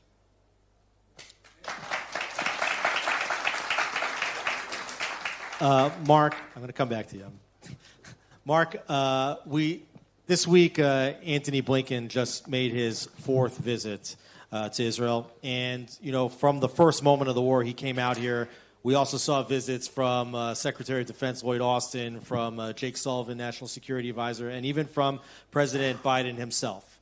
And there were overwhelming statements, and continue to be overwhelming statements of support for Israel in its mission to dismantle Hamas. And yet, at the same time, Blinken continues to meet with Mahmoud Abbas, the head of the Palestinian Authority, and is pressuring Israel to provide humanitarian aid in Gaza, to reduce civilian casualties in Gaza, to lessen the intensity of the war, to prevent a wider conflict, and also to get Israel back on the track toward a two-state solution, and at the same time also trying to get funding to Iran, which is building illicit nuclear weapons and funding all of the terror organizations that have created a circle of fire around the state of Israel. You know, what do we learn on October 7th and throughout this war about the actual state of the relationship between Israel and the United States? Well, thank you very much, and thank you to Nadia and Yodit for your extraordinary work here today at this conference. I heard the Hebrew portion was a great success, and I hope the English one will continue in that vein. Listen, I'm wearing a pin here. It has the flags of the United States and Israel on it. And I'm an American citizen as well as an Israeli citizen, and I'm proud to be both. But I'm not proud, Alex, about how the United States government under this administration has been acting since October 7th and before. Indeed, during the entire time of the Biden administration since they took office on January 20th, 2021. It's been a disgrace. And I'll tell you what particularly bothers me is the extent to which many here in Israel have swallowed the American line, the line of the Biden administration about having Israel's back. You heard that from the President of the United States almost immediately after October 7th. He said, "We have Israel's back." And then they would say, "We will do everything we can to help Israel defend itself."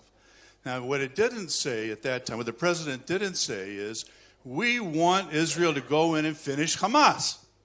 That's what the Prime Minister of Israel was saying. That was the government of Israel was saying. The President of the United States and his Secretary of State and the Secretary of Defense and the leaders of the Democratic Party were all saying, "Defend yourself." Okay, we'll help you defend yourself. And indeed, they sent us munitions that we desperately need because we gave up in response to another administration, the Obama administration, the ability to produce those munitions here in Israel. So we have, yeah.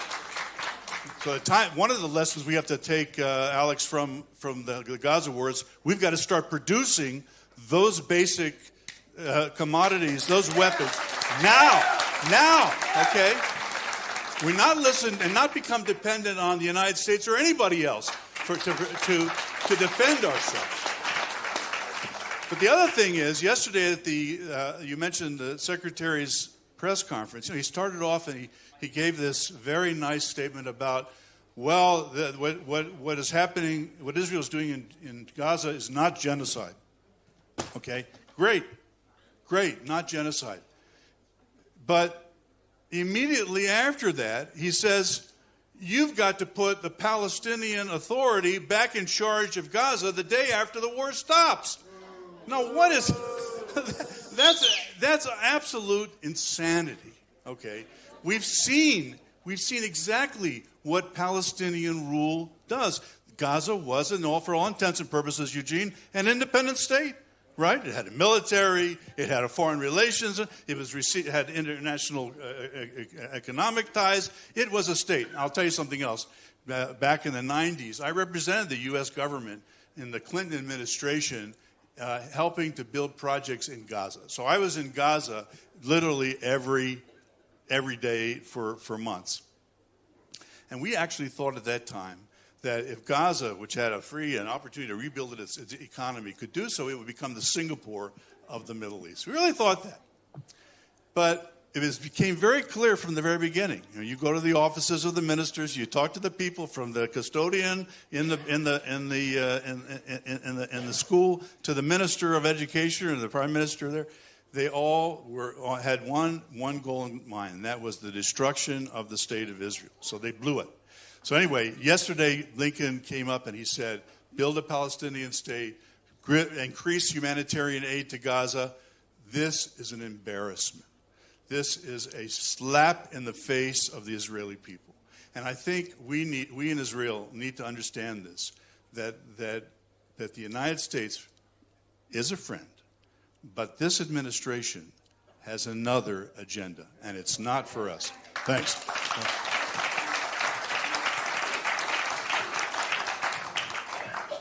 Josh, we saw with the attacks on October 7th that the battle for public opinion is a major component of this war, and we see battle lines being drawn immediately. Those that come out in support of the state of Israel and those that come out in support of Palestinian causes, in some cases even in support of Hamas and what they did on October 7th. We have various protests around the world in London, in Paris, in Washington, in Los Angeles, in New York, all anti-Israel protests. And, as someone who works with parliaments around the world, what do we learn about how these battle lines have been drawn? And how do we use that knowledge in order to try to build and improve relationships and improve public opinion? Well, thank you very much, Alex. And first of all, I'd like to thank Yudi Katzover and Nadi Matar. Really an example of what two women of courage and conviction with God on their side can do over the last amazing role models. I've known Nadia for 28 years, and it makes me feel very old. So, look, the ferocity of the attack, the genocide, the murder, the rape, has really caused a situation where there is a line. Okay, everyone knows now who are the good guys and who are the bad guys just from where even their rhetoric comes to. So, for example, the UN Secretary General is a bad guy. He's okay with the murder of babies and the rape of women. The evil man. Everyone knows it. Anyone who wants to be honest about it. The president of Brazil, bad guy. He's okay with slaughter of people and the killing of families and burning them alive. President of Argentina, good guy. He's against it. And so you can tell who's good and who's bad for the first time in a very long time. Because for a long time, we saw that people were giving a lot of lip service, but they weren't really standing with Israel. But the truth is that the most important thing now, when it comes to international support, is Christian support for Israel. Right. You told me, I just want to focus here for a second, because you told me that those that support Israel have one thing in common, and those that don't support Israel have another thing in common. What is that? Yeah, well, you can look at it. What I call faith-based diplomacy. It's when people take their biblical support and turn it into real political action. Today is the most important weapon we have in our diplomatic arsenal. It's the reason we have embassies in Jerusalem. It's the reason we have anti-BDS legislation that stops financial BDS. It's even the reason we have observer status in the African Union. It's because Christians have gotten involved in this campaign to stand with Israel because they believe it's the right thing to do. And just take, and we talked about this briefly, take the two past administrations. You have the Trump administration and you have the Biden administration. Well, what's the big difference between the Biden and the Trump administration? It's the people in the administration. Mike Pence is a Bible-believing Christian who loves Israel. In fact, if he talks about Jerusalem, he starts tearing up.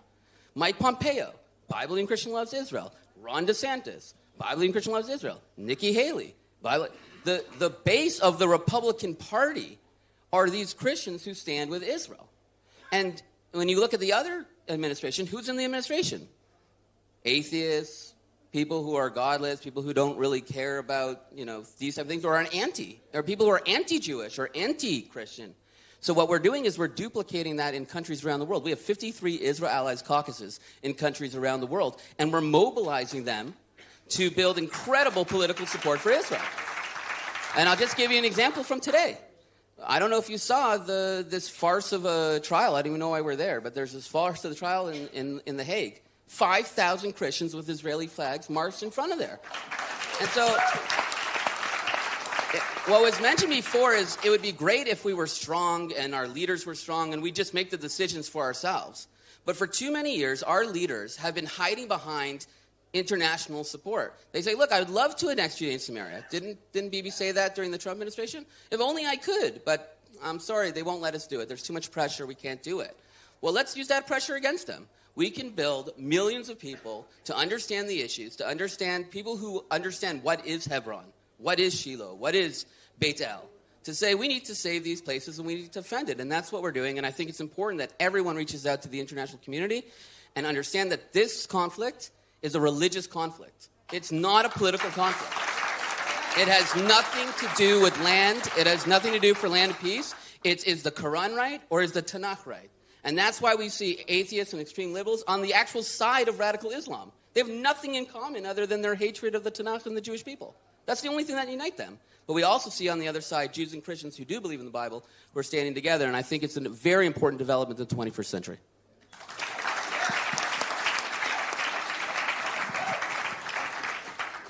Dan, as a member of Knesset, you're on numerous committees, and you're also the chairman of the Knesset's Abraham Accords Caucus.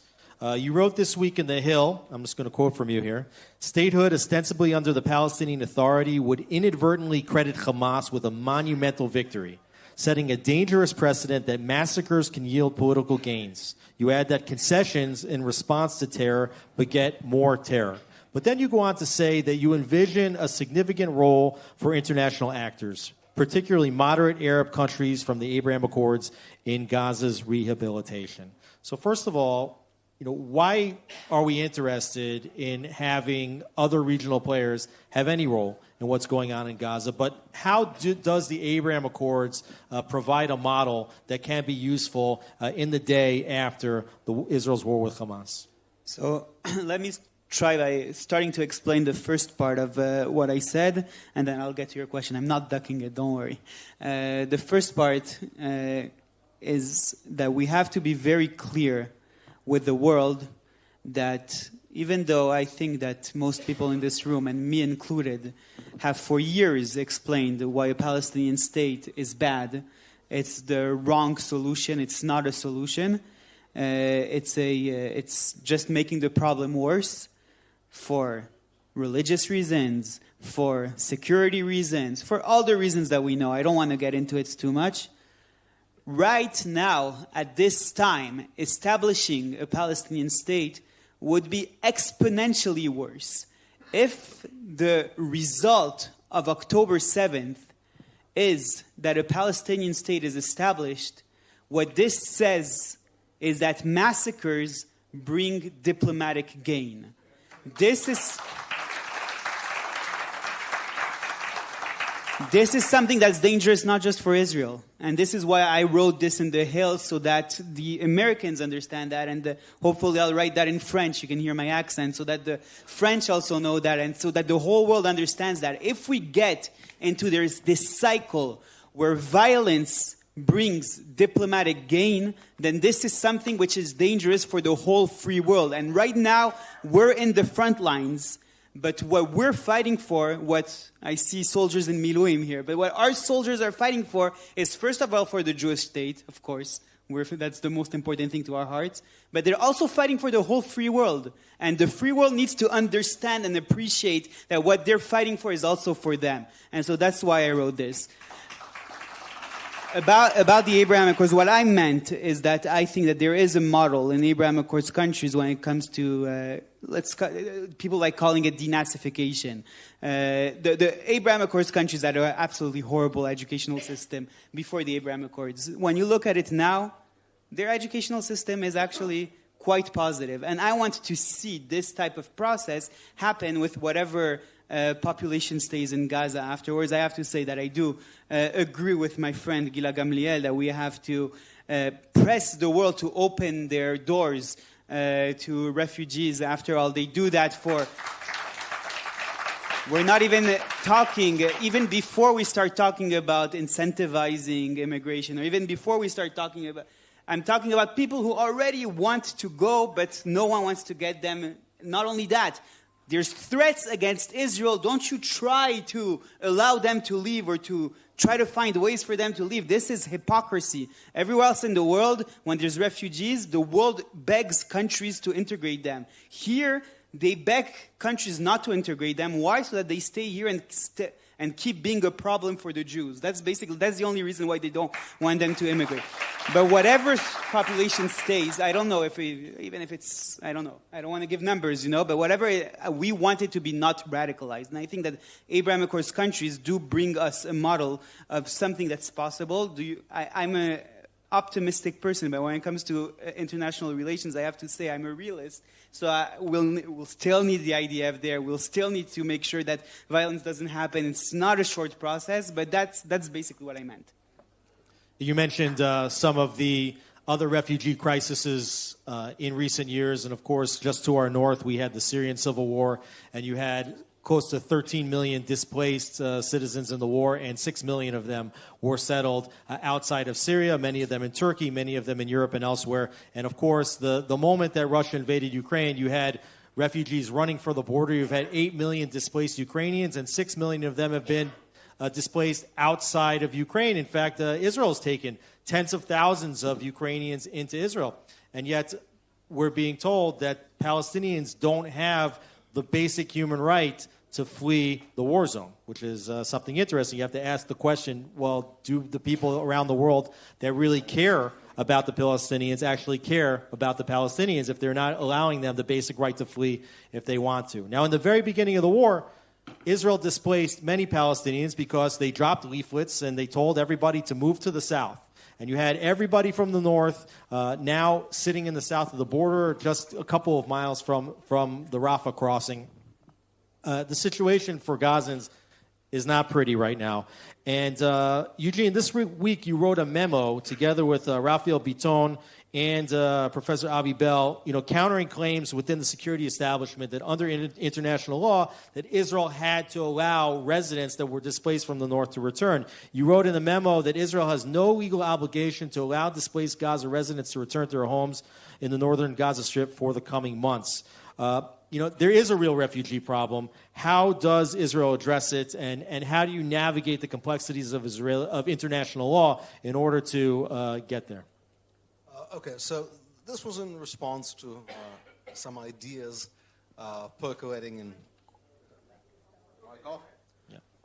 This memo was in response to some ideas percolating in some corners of the legal establishment, which are strange ideas. There's still a war on, and the notion, which currently Secretary Blinken is actually pressuring the Israeli government to implement, that people should return to the north while the war is still on, while soldiers are still dying. I'll tell you, I actually got a call. I got the call, hey, what do you think about the legal question of having people come back to the north because things are winding down? As I was sitting in the Shiva house of a neighbor, young man Ephraim Jackman died in the north, and they're already talking about bringing people back. Now, in the north, there's not much to come back to currently, and it's a war zone. So there's an obvious adverse selection problem. Of course, there's people very excited to come back there because they're Hamasniks. Normal families are not excited to come back there. That's quite clear.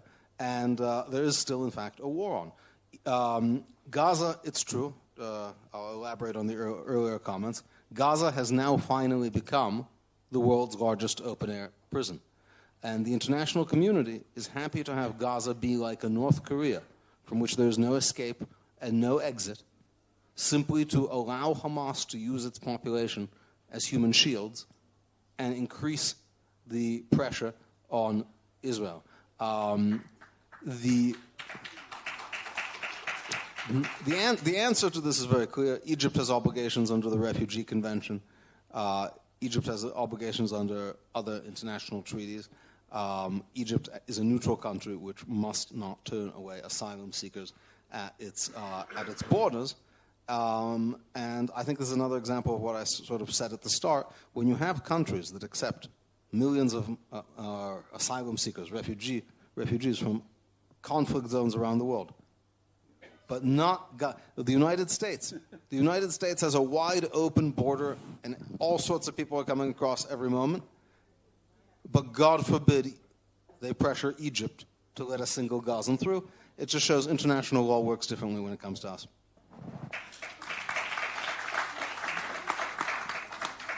We're going to have to keep the answers brief because we're running out of time, and I want to get at least two more questions in. Mark, it's often being reported that the Biden administration is making some of its calculations on the basis of this being an election year and fears of losing support from the Democratic Party's progressive base. How do the upcoming U.S. elections factor into the equation as Israel continues its war effort? Well, just following up on what I said earlier, the Biden administration is the cause for a lot of these problems. Had there not been a change in administration in 2021, I think it's very doubtful that the conflict in the Ukraine would have occurred, or the conflict here in Israel in the Middle East would have occurred on October 7th. So changing the administration back to what it was in 2020 is a primary goal of the Republican Party and that I represent. And I hope those of you who are in Israel that have the right to vote in the United States do so, regardless of where you may live or may be registered. It's extremely important that we vote. Before I finish up, I just want to say one thing about UNRWA. Okay, the minister said that UNRWA has neglected its duty. No, UNRWA has been a primary advocate of the Hamas regime. It has been an aider and abettor of terrorism. And I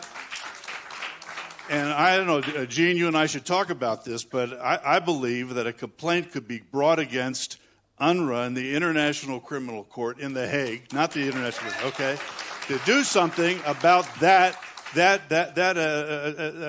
complete anomaly. The fact that this international organization taking in hundreds of, what did you say, $1 billion or more annually, and is spending that money on terror to attack a neighboring state, unacceptable. That goes to the International Criminal Court or whatever forum we can get to put an end to it. Thanks. Josh, you're working with Knesset members to strengthen relations with parliamentarians in other countries around the world. Tell me briefly, what do MKs here not understand about how other parliaments work? How do MKs need to change their approach post October 7th? And also, what specific steps can other parliaments around the world take to improve Israel's strategic position? I'm not talking about you, even though you're a member of the Knesset Christian Allies Caucus. So first of all, what people need to understand is that we'll never win in an international organization because the majority of countries in the world are dictators and tyrants. They're run by dictators and tyrants. They're not democracies.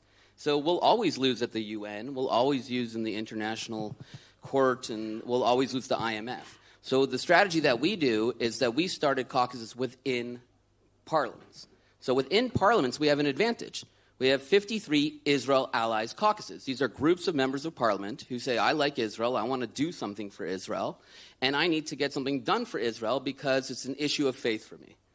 So there are no Palestinian Allies caucuses in any of these parliaments. There's no Arab Allies caucuses. There's only Israel Allies caucuses. So where we need to focus our attention is in the individual countries themselves. And we need to go after the good countries, not the ones, we can't worry about what Russia is going to say about this because Russia's not on our side. We can't worry what North Korea says or, Qatar. And we should also call out the bad actors. And so one of the things that we've done is we've done it through what we call faith-based diplomacy because the real superpower of Israel is our faith. It's Hashem. We don't win the wars because Jews are good athletes. We win the wars because Hashem is with us, and when we fight, he comes into battle with us. So we need to understand on the international community the same thing applies. We'll never win the political argument. There's one Jewish vote in the United Nations compared to 22 Muslim votes or Arab votes, many more Muslim votes. Economically, we're not going to win. We don't have the oil money of our neighbors. We have to appeal to something that people care about. And that's their faith. And so there are millions of Christians who have their elected officials in parliaments who are people of faith. And just like I wouldn't eat a pork sandwich for $10 million because I'm Jewish and I believe that that's wrong, they wouldn't go against Israel because they believe that's wrong. And so our attention needs to be focused on those individuals that we know who they are and then develop that relationship. And it has to be done at the Knesset level. It has to be colleague to colleague.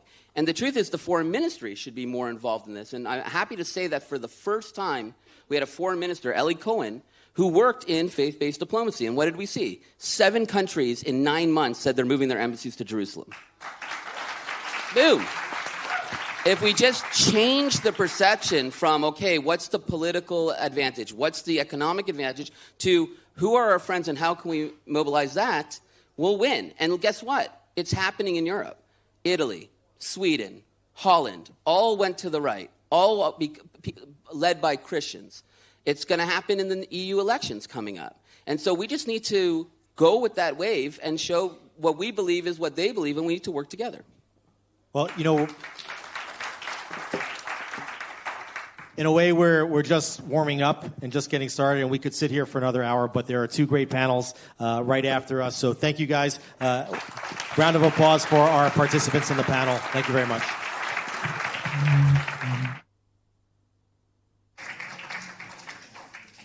Thank you very much. That was really excellent and very informative. Folks, there's a few more seats in the front. If anybody wants to come down, you're welcome to. There's just a few more seats here and in this section over here as well. But we have a great audience today. Right now, we have Yoni Kempinski, the editor-in-chief of ARUTZ SHEVA, a very well-known broadcaster, TV producer in both Hebrew and English, in dialogue with Knesset member Simcha Rothman of the Religious Zionism Party and the chair, famously, of the Constitution, Law, and Justice Committee. He's also the founder of the Movement for Governability and Democracy and author of the book, The Ruling Party of the Supreme Court, How Israel Became a Legalocracy. So let's have him come down. Yoni Kempinski, where are you at? There he is, ladies and gentlemen. And there he is, Simcha Rothman. Shalom Aleichem. Shalom, shalom. Ma shlomchem?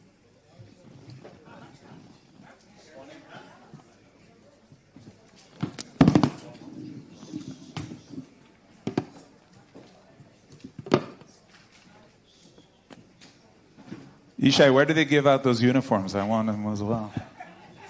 Huh? Tov, shalom, Knesset member Rothman. Let me see you a bit. There we go. Shalom uvracha. You know, first of all, if we're talking about court, we're talking about justice. How do you see what's going on now in the International Court of Justice? We're under trial. Yes, I think that there are 2 things that I think need to be said on this. So, of course, the technical details, of course, are important. We are not, for many years, there was a hanging and still is a threat over people in Israel and soldiers and commanders from what it's called the ICC, the International Criminal Court. That's not the case we're talking about now. Israel is not part of the ICC. This is the ICJ. The ICJ is the High Court for Justice, but international. And it is part of the part of the UN. And I think that it's very important to say that the ICJ is part of the UN and Israel is part of the UN, so it has some kind of I don't want to get into the legal debate if Israel should come, ignore it or not. Other countries ignored it in the past. I'm not getting into it, but I do think that it's very, very important to remember that the same UN Charter, the same founding document that founds the United Nations and founds the ICJ, recognize the people of Israel right on the land of Israel. It's the same document. Jewish homeland. Yes, it's Article 80 of the UN Charter, the conventions that founds the UN. And it recognized the rights that was based on the British mandate, basically saying, this is our land. So the ICJ, I don't want to mix international law and law in Israel, but at least the ICJ, I hope, will not ignore the fact that the founding document of the ICJ is the same founding document that says land of Israel belong to the people of Israel. Okay, now let's delve into what's going on now, and mainly to the day after. How do you really see the day after? And of course, this is in wake of the pressures, and we saw Blinken was just here, to bring in the Palestinian Authority, but they're telling us it'll be a new and improved Palestinian Authority. Sure. Exactly. Sure. 2.0. 2.0, yeah. So first, I think it's very clear. You know, there is sur mera v'aseh tov. If we're talking in Western term, we would say first don't do no harm. Mm-hmm. So when you talk about the day after, it's very important to say what shouldn't be in the day after, and the Palestinian Authority shouldn't be a part of the day after. Full stop. And also another organization that is relevant and shouldn't be a part of the day after is UNRWA. And so if we say there are three organizations that operate in the Palestinian arena currently, that they never should operate in the first place, but definitely not in the day after in Gaza. So those three organizations are, and the order really does not matter, Hamas, Palestinian Authority, and UNRWA. All those three shouldn't exist in Gaza the day after. But the problem, so this and then comes the challenge. Then comes the challenge. Sur mera, we know. What is the aseh tov? What is do good on Gaza? And this issue complicates for two reasons. One, truth must be told. We didn't find yet a good enough solution, neither in Judea and Samaria, or even in smaller Israel. Meaning, you mentioned before, the organization that I founded called the Israeli Movement for Governability and Democracy. Governability in Hebrew is meshilut, governability, or governance. That depends on the translation. It's sad to admit, but you cannot get anywhere if you don't recognize the problem and you don't say the truth, that Israel had a problem with the governability, even in some parts of the Galilee and the Negev. Definitely in Judea and Samaria. You're talking about the challenge with Israeli Arabs. The challenge with Israel governability. The fact that in some places the state of Israel does not exist. Theoretically it exists, but it does not exist. And we saw it before the October 7th. We saw it in cases of racketeering and illegal weapons. With the Bedouins in the south, with Arab communities, and the rising numbers of murders that we saw.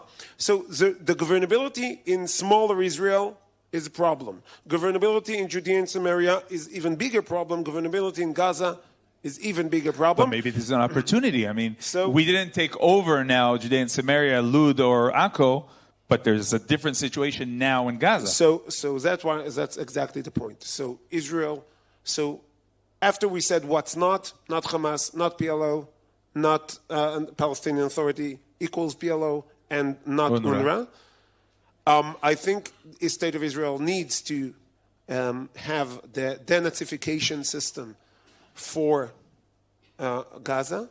I think the first thing should be demilitarization, to make sure that there is no weapon in Gaza that can shoot anything at our people, and to make sure that Hamas, and you don't need to wait for the day after for that. In order to get to do this day, you need to close the Philadelphia line, so weapons and terror activists will not come from Egypt. You need to make sure that there is a big enough gap today, even before taking over the entire Gaza Strip, big enough gap of the militarized zone with nothing in there. Permanently? From far away from the Jewish communities in the surrounding of Gaza. That's a first level. I'm not talking the day after. I'm talking the day before the day after. And you have to make sure that any humanitarian aid, and it doesn't matter if it comes from Israel or come from other places, any humanitarian aid should be given to the population directly by the IDF, no one else. You cannot have the Hamas using the humanitarian aid in order to get more. But you're not. But it's interesting because you're not coming out against humanitarian aid. I am saying there are certain humanitarian aids that I'm, of course, against. I'm against fuel. I'm against any humanitarian aid that can be used to attack our troops. But let's talk about flour, rice, water. Okay, that's something else. No, we cannot have it being delivered to the population by Hamas. If it will be delivered to the population, and that's the case today, we have to stop it, because that's the ways they get more support. That's the ways they get more soldiers for their fight against Israel. That's the way they get more money to buy more ammunition or to pay for expenses. That's the way. We're basically, if we're not making sure that the humanitarian aid, and put aside the question if and when and how much, but it never should come to the hands of Hamas. And currently, it's still a problem in Gaza. Okay. And those three issues are the key to the day before. But we must relate to the day after. And we understand that it may be a challenge in terms of public opinion. But what is your opinion about what that needs to be there? So first, I don't think it's a challenge in the public opinion.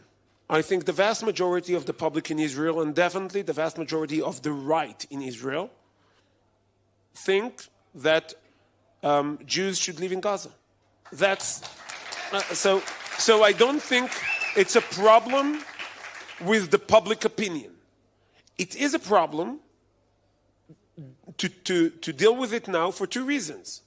One, I don't think it's practical to say, when we cannot bring still the people of Sderot back and the people of Saad back, to talk about bringing the people of Gush Katif back. So technically, that's not the stage. That's a technical answer. And there is also the time. There is a time for everything. I don't think it will be a debate in the right, but I do think it might be a debate in the Israeli larger public, and that's the reason. And like many other important issues, not because it's not important, not because I disagree with it, like many other issues, some of them very close to me. I don't think anyone can doubt that the judicial reform or any changes in the judiciary, the judicial system in Israel, it's something that I don't see as an important issue, right? I don't think there is a debate on that. Still, I say that's not the time to talk about it. In light of the spirit of unity, you don't want to define that as There are many important issues but the question that is, I don't talk about it today, not because I changed my views, but that's not I'll the tell you time what the question is. for having an internal debate. I've noticed this by the chairman of your party, Finance Minister Smotrich, that at the beginning he said it's not a time to talk about it, but there is a feeling that because the debate is coming also from the left regarding the day after, he also is starting to talk about civil control over Gaza, and we know what civil means and what that could mean. Maybe it is time to start talking about sovereignty in Gush Katif, in Gaza Strip. I think on all issues, sovereignty included, it's less. I was never looking for what is the best time to talk about issues. Mm-hmm. I think there is a time to do things and to talk about issues and not do, we had enough of it. It's time, when the time to do, and that's why it's very much connected to what I said before. Interesting to talk about sovereignty or civil management of Gaza after the day after. Interesting. I prefer that what we can do today will be done today and not talk about what we might do tomorrow. We have enough on our plate. The problem in Judea and Samaria, where there is theoretically full military control.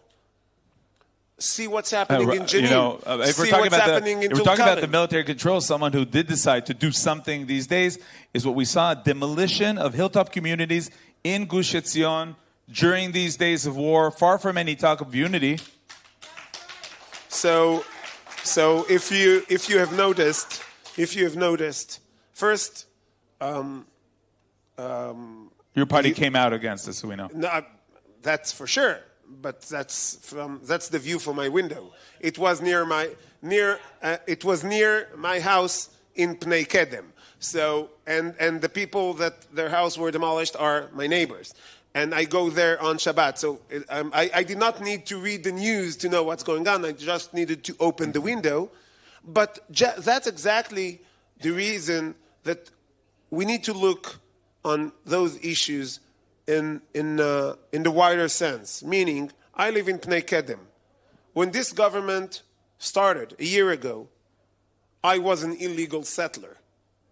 Today, Pnei Kedem is legalized.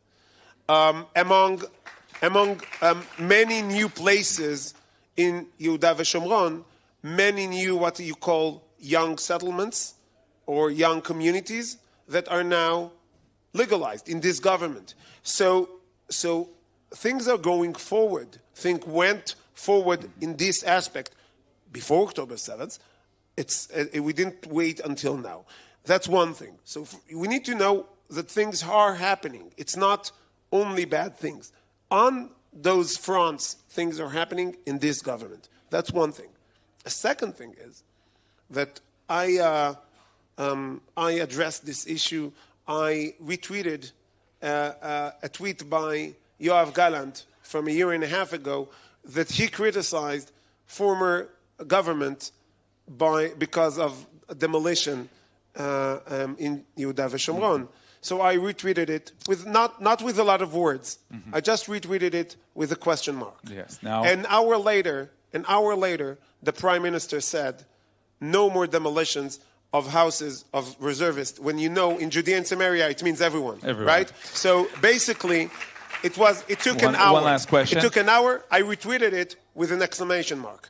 So I think that the fact that the situation today is way better, even in large scale, even on small scale, than it used to be. Not perfect, but way better. Just one last question. We saw your party come out in favor of encouraging Gazans to leave Gaza, and we saw here the poll presented by the Sovereignty Movement that there's a big majority in favor of that. Tell us how that will happen. So first, this plan was not. It was introduced by really a broad consensus. Even in politics, it's something that not only the public supports, also the elected officials. But I think that it's wrong to encourage Gazans to leave. You don't need to encourage Gazans to leave. They want to leave. They only need to not cooperate with Hamas, because there was a lie before October 7th, that some people, when they saw the pictures from Gaza, they said, we were told a lie, that Gaza is the biggest open-air prison in the world. That was, around the world, that was they tried to say. So now they're showing the pictures of Gaza before and Gaza after, and said, how could they lie to us so many years, saying it's an open-air prison? Look what wonderful houses they had, and now the Jews destroyed it. Okay, so it was we destroyed the open air prison, and now it looks like an open air prison. We are to be blamed anyway. But so that's the one major problem. But there is now an open air prison in Gaza. It wasn't the case before October 7th, but that's the case now. People there wants to live. No one wants to live in a refugee camp. No one wants to be dependent on humanitarian aid delivered by Hamas. No one wants it. And there is an open-air prison, but the prison guards are not Israel. The prison guards are Hamas. And any country who says, I will not let you come or let you leave, basically is aiding Hamas to use the population of Gaza as human shields. So I don't think we need to encourage it. We just need not to prevent it, not to cooperate with Hamas, who is holding this population as human shield. That's the humanitarian right thing to do. That's the moral right thing to do. And I think anyone who attacks the state of Israel, if we talk about it, really don't care about those people in Gaza. He cares about the problem they will do for in the future to the state of Israel. Okay, Knesset member Simcha Rothman, chairman of the Constitution, Law and Justice Committee in the Knesset. Thank you very much. Thank you very much.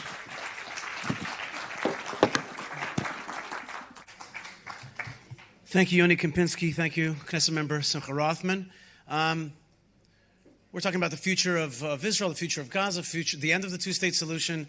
But there is a sore that we all feel, and that is the deaths, the toll, and also the hostages. And we have with us today Rabbi Tzvika Moore. He's a rabbi from Kiryat Arba, whose son Eitan is being held by Hamas in Gaza. Rabbi Moore is a member of the Tikva Forum. Rabbi Moore, thank you very much.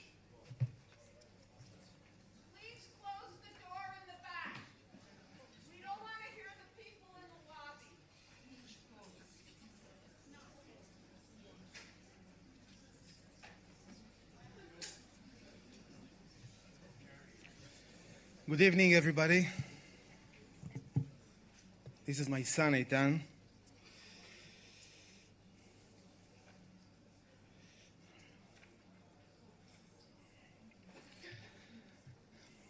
I wrote some things, and I want to read, okay? If that's okay? Thank you. So, my name is Tzvika Moore, and I am the father of Eitan, who is currently kidnapped in Gaza. When my wife, Efrat, and I got married, we asked ourselves where it was important for the people of Israel that we build our house.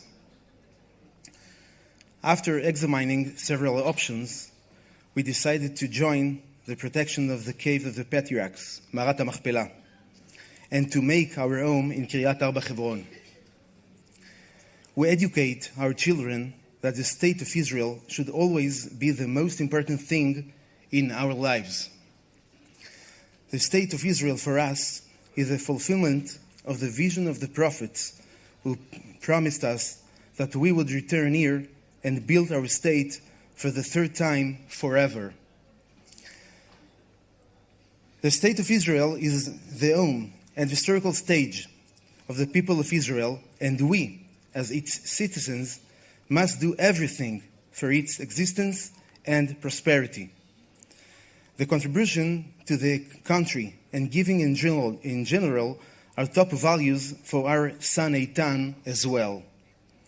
After the attack began on Simchat Torah, Eitan, who was a security guard in the south, saved many people.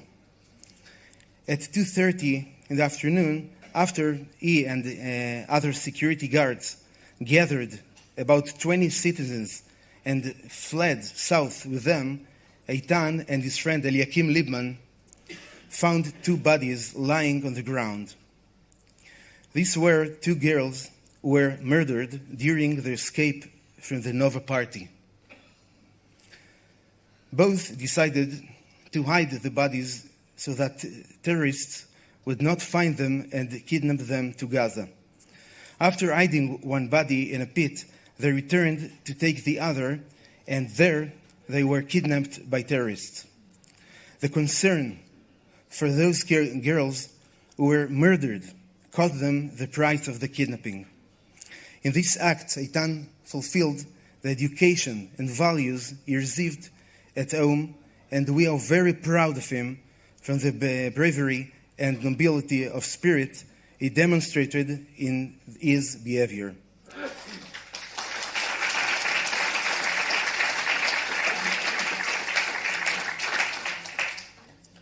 If you look at the WhatsApp group of the hostages' families, you will see that it's reflecting the cultural struggle in Israel. In this group, the big issues and questions of this generation arise. The issues are not always visible, but beneath the surface, it is clear that the real discussion is about what is human, does he have a destiny, and if so, what is his destiny? Is it the main thing in life is just to live, or or the main thing is to live a life of meaning? Is the land of Israel is just a real estate, or the land promised us by God? What is the relationship between the individual and the state? Another question that is constantly on the agenda is about the immediate profit in the present, while risking the future of all of us in Israel and more. We, as a family, found ourselves in even at the end of this struggle, and decided to be strong for the future of the state of Israel and for the people of Israel. We understood that despite our great pain, we must take care of all the people in Israel and demand that Israeli government will cope the hostages affair according to national honor and national responsibility. The state of Israel and the people of Israel have paid enough as a result of the Arabic terrorism, not only on October 7, but for the last 100 years. In the events of 1921, 1929, and 1936, 630 Jews were slaughtered by Arabs. In January 1948, 35 fighters of the Palmach were massacred on their way to provide aid to the Gush Etzion settlements. These terrible stories took place before the state was established and before there were occupied territories. Even since the establishment of the State of Israel, thousands of Jews have paid with their lives because of Arab terrorism. If we want to live in this land, we must first be sovereign in our thinking.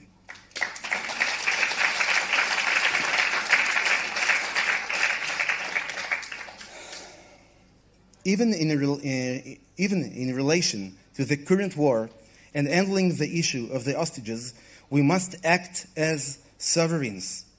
In the Bible, we found 4 cases of hostages. In the book of Genesis, Bereshit, 2 cases are cited. In the first case, Lot was taken hostage by the kings of the north, and Abraham chased them, fought, and brought Lot back. The second story about Dinah, in the city of Nablus, Shechem, Shimon and Levi killed the townspeople and rescued Dinah. The third case is presented in the book Bamidbar, chapter number 21. The Knaani, king of Arad, kidnaps a woman from Am Israel who rescued her by war. The fourth case in the book of is in the book of Samuel, which is so familiar to this war. David and his army rescued 600 hostages, women and children, taken by Amalek. In all these cases, we didn't see negotiations. We didn't see Israeli representatives begging for help from other nations around the world. But we do see responsibility. We saw initiative, and we saw sovereignty. I truly think that Israel government should act through these attitudes and values. We pray that God will give strength to our leaders to release the hostages by national strength without any payment or surrender, and we will have a crushing victory over all our enemies. Amen.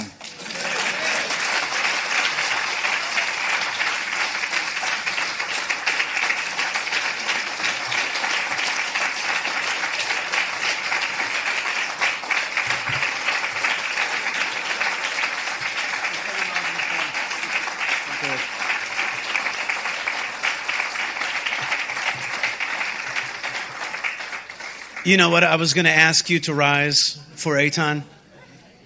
Eitan is a hero, and we demand that he comes back home. We pray to God, and we ask our army and our country for strength to fight for him. Thank you, Rabbi Tzvi Kamor. That was very, very moving. Thank you again. Okay, we have one final panel, and right afterwards, I want to ask you to stay for the singing of Hatikva with our soldiers. You'll understand what I mean when we get there. Right now, our last panel is no to a Palestinian state, yes to sovereignty. All right. We have with us a very special guest from the United States, Josh Hammer, senior editor-at-large at Newsweek and host of the Josh Hammer Show. Go ahead, Josh. We need some more chairs, bevakasha. Od kisaot, bevakasha. Toda rabah. Josh, but you get with the first one. There you go. Have a seat. Thank you very much. We have with us a wonderful Knesset member, Ohad Tal, who's a Knesset member from the Religious Zionist Party. Born in Eilat. That's pretty cool. And served as director of World Bnei Akiva, vice president of the World Mizrahi Movement, a shaliach in the Netherlands. So I guess he knows The Hague and all that. And before I call up the next speaker, we need that chair. There goes Nadia. Okay, very good. And Renee, thank you very much, guys. They multitask. One more. Jeremy Gimpel is the co-founder of the Land of Israel Network, which features podcasts and live seminars, and is one of the co-founders of the ARUTZ Farm, one of the most beautiful places in Judea, organic farm and retreat center in the hills of Judea. And last chair is saved for myself, Yishai Fleischer, the spokesman of the Jewish community of Hebron. Thank you very much. And of course, yeah, that's right. We need one more chair. Sorry, just joking. You take my chair. There you go. Dror. That's right. You got crossed out by mistake because you weren't here. Now you're back. Dror Adar, literary and cultural researcher, served as Israel's ambassador to Italy, taught at Betzalel, published books on Hebrew poetry. Thank you very much, Dror. Not to forget you, God forbid. And yes, finally, last cheers for me. Adam, take it away. Y'all can hear me? All right, well, what an honor to be here. Thank you so much to Nadia and Yehudit, not only for the very gracious invitation, but for all the work that you do on behalf of our people, on behalf of national sovereignty, on behalf of the Jewish people's God-given right to all of Eretz Yisrael. So really, truly thank you, and this is just a wonderful conference. I'm really honored to be a part of it. So let me just tee up our first question here with a little bit of a personal anecdote. So I got married a few weeks ago to a very Israeli woman.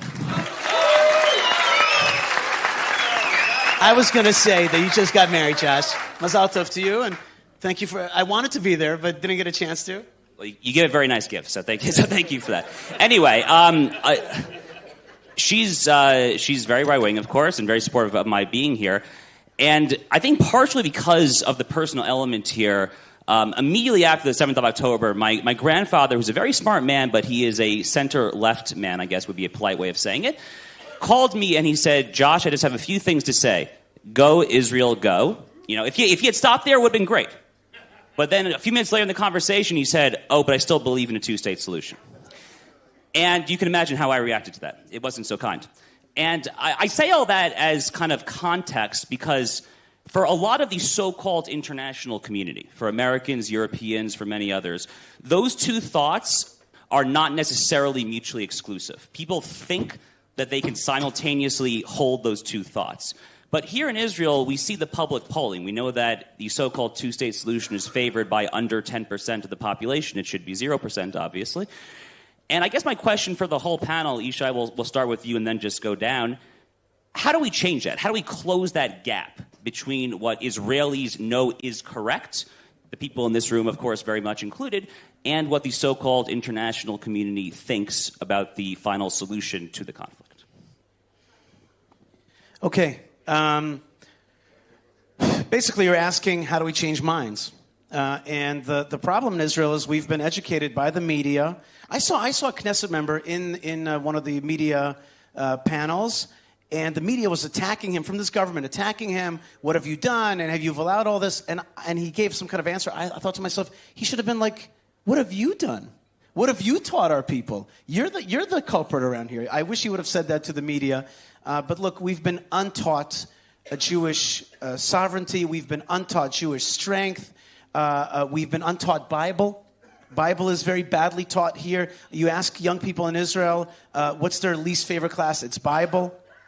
Because it's been taught by the left in a way that makes you kind of just hate the Bible, hate those stories. So the word Hebron, where I work, just the word itself is a negative word. Just the word itself is like an icky word. It doesn't conjure up Abraham bought property there, King David was king there. It conjures up, fanatical and Hamas and just a bad place. And so we've been untaught a lot of the simple values that make up a narrative that gives you strength. And I want to use this opportunity to say that this conference is about sovereignty and about good steps moving forward. I think that if we would focus even on stopping to do stupid things, we'd be in great shape here in Israel. Just a little list, okay? Don't allow enemies to build up bases and tunnels right in front of your eyes. That's dumb. Stop paying money to the PA. They pay terrorists. Paying the money is dumb. Stop allowing the UN to teach jihadism and refugeeism to Arabs. You allow them to do that in your land, you create enemies. Stop feeding your enemy when you're at war with them. That's dumb. Don't send money to Hamas through Qatar. That's dumb. Check this one out. Don't allow the sale of maps, like on a cup and on a keychain in the old city of Jerusalem, that have the map of Israel but say the word Palestine on them. Don't do that. Don't allow that to happen. That's a bad idea. You're allowing them to unteach Zionism and Israel. Don't treat prisoners too nicely. Don't uphold the laws of the jihad on the Temple Mount. Allow us to pray there freely. These are simple things that we have to do. Now, if we stop doing these dumb things, then the Jewish people will start to get out of ghettoism, fearism, fear of the international community, start to get healthy again, and we'll get back on track, B'ezrat Hashem.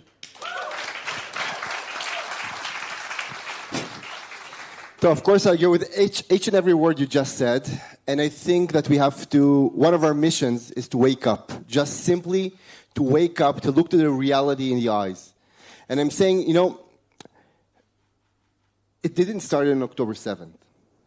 30 years ago, when the Oslo Accords were signed, I think, and Ambassador Adar, you will correct me if I'm telling the story wrong, but I think Chairman Arafat went to South Africa, I think the week after he signed this contract, in 94. And he was criticized. How could you sign the deal with the Jews? How could you do that? And he told them, remember Hudaybiyah, which basically means, I'm sure you know the story, is the treaty that Muhammad signed with the Quraysh tribe, basically a peace treaty, which the meaning of it was, I will just come and slaughter you the day after. Nothing has changed. And October 7th show us the reality. Even for those who were skeptical, even though I know I've been just this week, I've been to Kfar Aza. I saw the burned houses. So many of them had flags with Shalom Achshav. Those are the people who believed in peace the most, advocating for peace the most, and were slaughtered by the same people they took to hospitals in Israel. They were slaughtered by them the day after. So we just need to wake up, not to be afraid, to look at the reality, and not keep doing dumb stuff like we are still doing, unfortunately.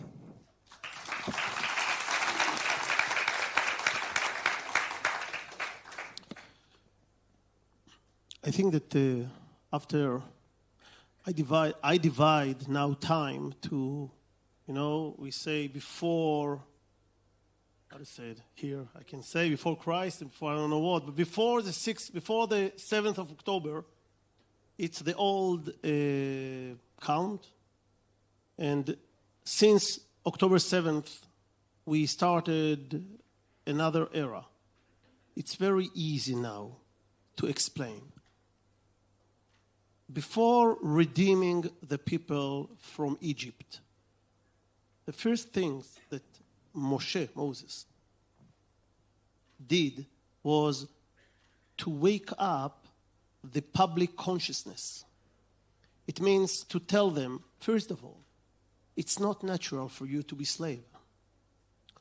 So before sovereignty, I say today in Hebrew, before sovereignty of the land, we need the sovereignty of the spirit.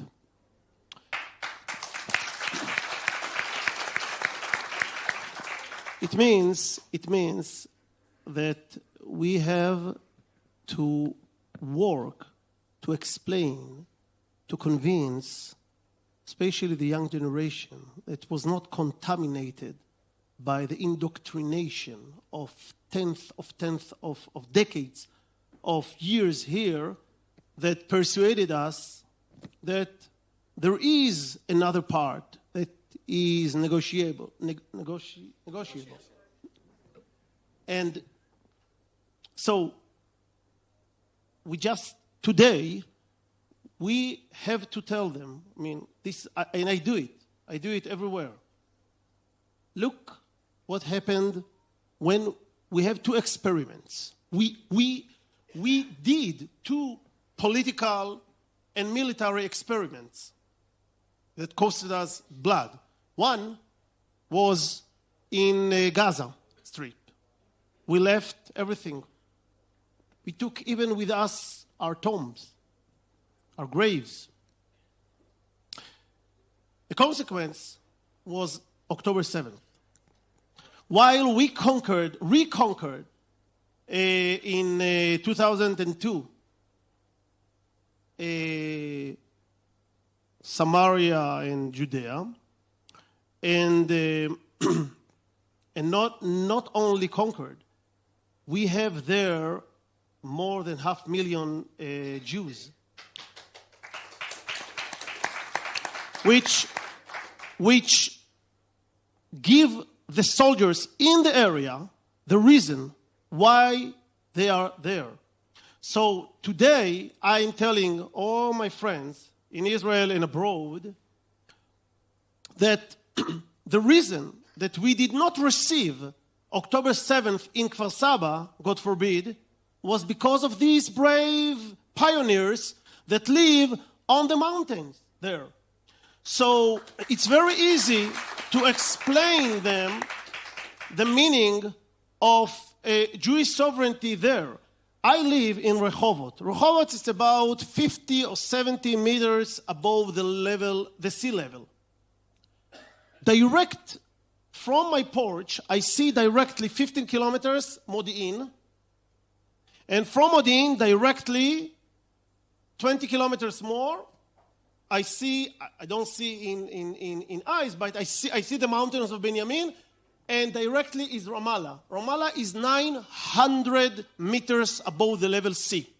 So I tell everyone, even the parliament, Italian parliament and European parliament, and friends here in Israel, suppose you have to defend your home from a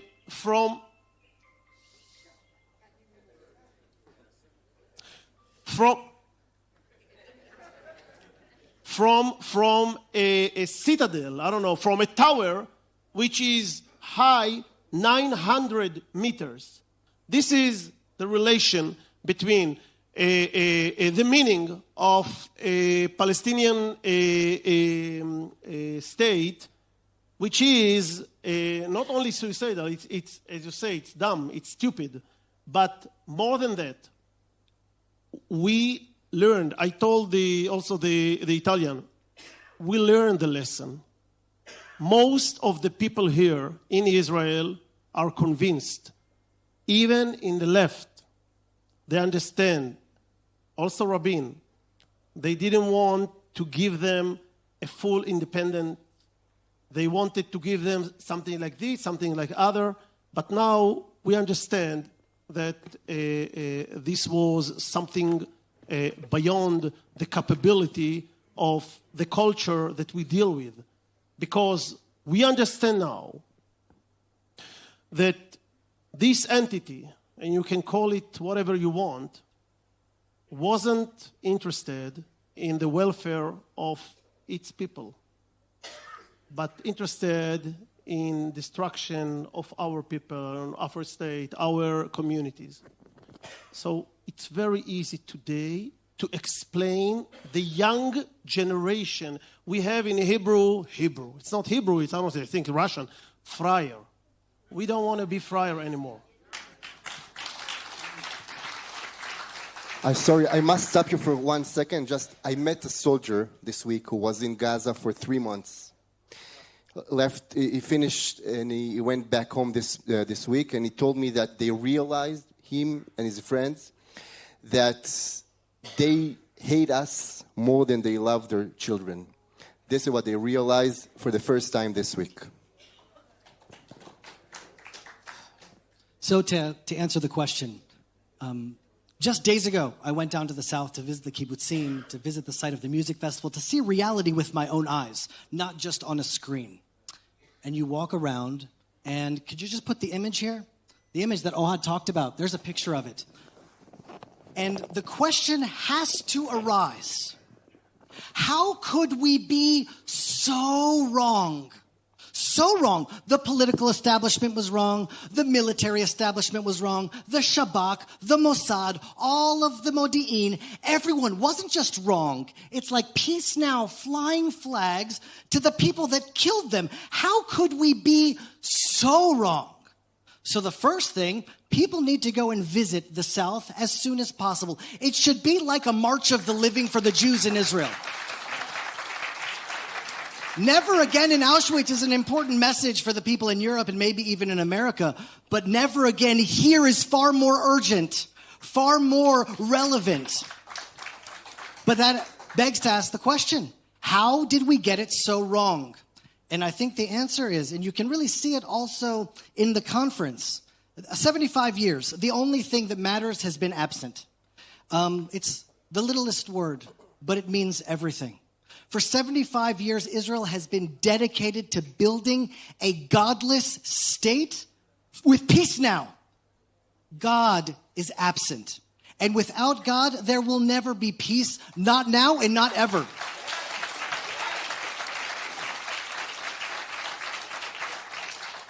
Did our leaders really think, a Palestinian state, that we were going to make a move that is in total contradiction to the Torah after the Jewish people have returned to this land after 2,000 years and we were going to be successful? Did we really think that we would do something that's in total denial of the vision that the prophets gave us, that's absolutely in contradiction with the commands of the Torah, and we were somehow going to bear fruit of success and prosper with such a move? Obviously not. It was the opposite of the truth. It's the exact wrong. Why? Because the fundamental paradigm that the modern state of Israel sees the world through is warped. They're constantly worried about peace now. We don't want peace now. We want peace forever. Can we just show that sign, please? And that will only happen be'emunah shlema. When we have enough faith to stand alone against the nations, to do what's right, what's moral, and what's true, to stand alone because we stand with God. Until we bring God into this conversation, we will never be successful. Well, that's a tough statement to follow. It obviously is true. First of all, I want to just emphasize what both Jeremy and Ohad said about the importance of everyone here who has not been south to do that. So I've been here for the past week. As part of a delegation, I see some of my cohorts standing there in the back. We were down there on Tuesday. We were in Ofakim, Sderot, Kfar Aza, Ra'im. We saw it. we saw those same images. And if you have not been there, I would just strongly encourage everyone to go, because you really have to see it just to viscerally shock the conscience into it there. But I want to, in our limited time, shift back to Judea and Samaria, actually, which I think is kind of the more interesting long-term strategic question. So if under 10% of Israelis actually favor a Palestinian state, which presumptively means that a very large percentage favor applying increase. Today, the polls show that what I've seen recently, under 10%, like a shockingly low percentage of rates make, right? So if that is true, then presumably many Israelis want to apply sovereignty to more areas in Judea and Samaria than the current government has permitted. And, the international media says this is the most right-wing government in Israeli history, which then raises the obvious question of why. As the American speaking to for Israelis, why should Israel feel so blocked from a terrible United States administration? Why should it feel so blocked from the absolute moral idiots in Turtle Bay at the United Nations, in Brussels, at the EU? Just go ahead and do your thing. And, right, so, in our limited time remaining, maybe let's keep the answers to 1 minute each if we can. Why not? First thing, I just want to make a comment on what Jeremy said. He talked a lot about God, but it happens to be that it's also common sense. And that's what the sages say, Imein Torah and Derech Eretz, meaning to say, if you don't have Torah, sometimes you lose your common sense. You do a lot of, as I was saying before, like stupid things that don't make sense that anybody would tell you. Me and a Kurdistan fighter understand the region in the same way. You got to defend your homeland. You're an armed ethnic minority. You can't let the other tribes take over your land. It's simple. It's pashut. It's pshita. It's not so complicated. You need God to because that's what this world's about. But on the simple level, like return to being simple. I think that's the answer to your question, which is that some reason we have become enamored with a lack of simplicity. We just don't want to do things simply. There's just like all these professors and all these people working at the UN, and there's all these peace people, and there's a lot of money involved, and so they don't want to come to simple conclusions. Really smart people reject simple conclusions because they become obsolete if it's a simple person can get the answer. Okay, so that's a problem. And here in Israel, the average a falafel maker could be an excellent prime minister because he knows the simple truth about how you got to be with the bad guys and how you've got to be with your land. So I'll finish by saying there's a Breslov statement that's popular in Israel. They say, lo pashut liyot pashut. It's not simple to be simple. Let's get back to simplicity and we'll get back to health. It's not easy to be in a panel which you agree all the time with everyone. I'm new in politics. I'm in politics only a year. I dedicated the last 20 years of my life for Jewish education. And I'm always telling that, and I'm saying that for many years, that the biggest challenge our generation has today, you know what it is? Identity, in one word, identity. We have to wake up and understand who we are, why we are here, and what does it mean to have a Jewish state after 2,000 years? And it's a challenge. It's a challenge. As you said, it shouldn't be because it's so simple, but it's a challenge. I mean, how are we calling this war? Charavot Barzel. Yeah. So which basically means nothing, right? How do they call this war? Al-Aqsa flood. Al-Aqsa. They know what they're fighting for. We are still confused. And this is the truth, which we have to, again, wake up from. We have to go back to the basic truth. The land of Israel belongs to the people of Israel. That's it. So, I don't have much time here to explain why not. No, because I positively want it, but I want to explain why not, and also to explain my friend why God is not in the front until now. Okay, so in few words, but if you want, you can find my essays. I wrote, I don't know, more than 1,500 around the internet, so you can read it. I'm dealing about more than 20 years with psychohistory. So the moment that the Jewish people entered history, re-entered history, after about 1,700 years of national dormancy, was with what's other Jew called it patricide. It means that in one moment, the elite, the Jewish elite, that in regular eras or terms or epochs continued the rabbinical leadership, looked around, saw that all the nations around them, especially in Europe, are living in peace, while they were doomed to humiliation, to economical, very, very bad economical conditions and political conditions and everything that you know, pogroms.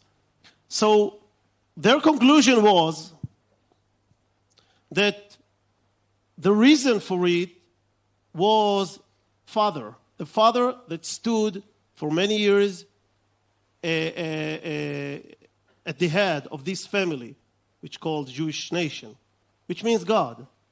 What the Jewish elite did in the late 18th century and during the 19th century was what Margaret Muller told, separation, individuation.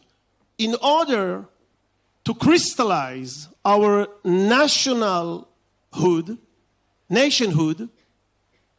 we needed to cut the umbilical cord.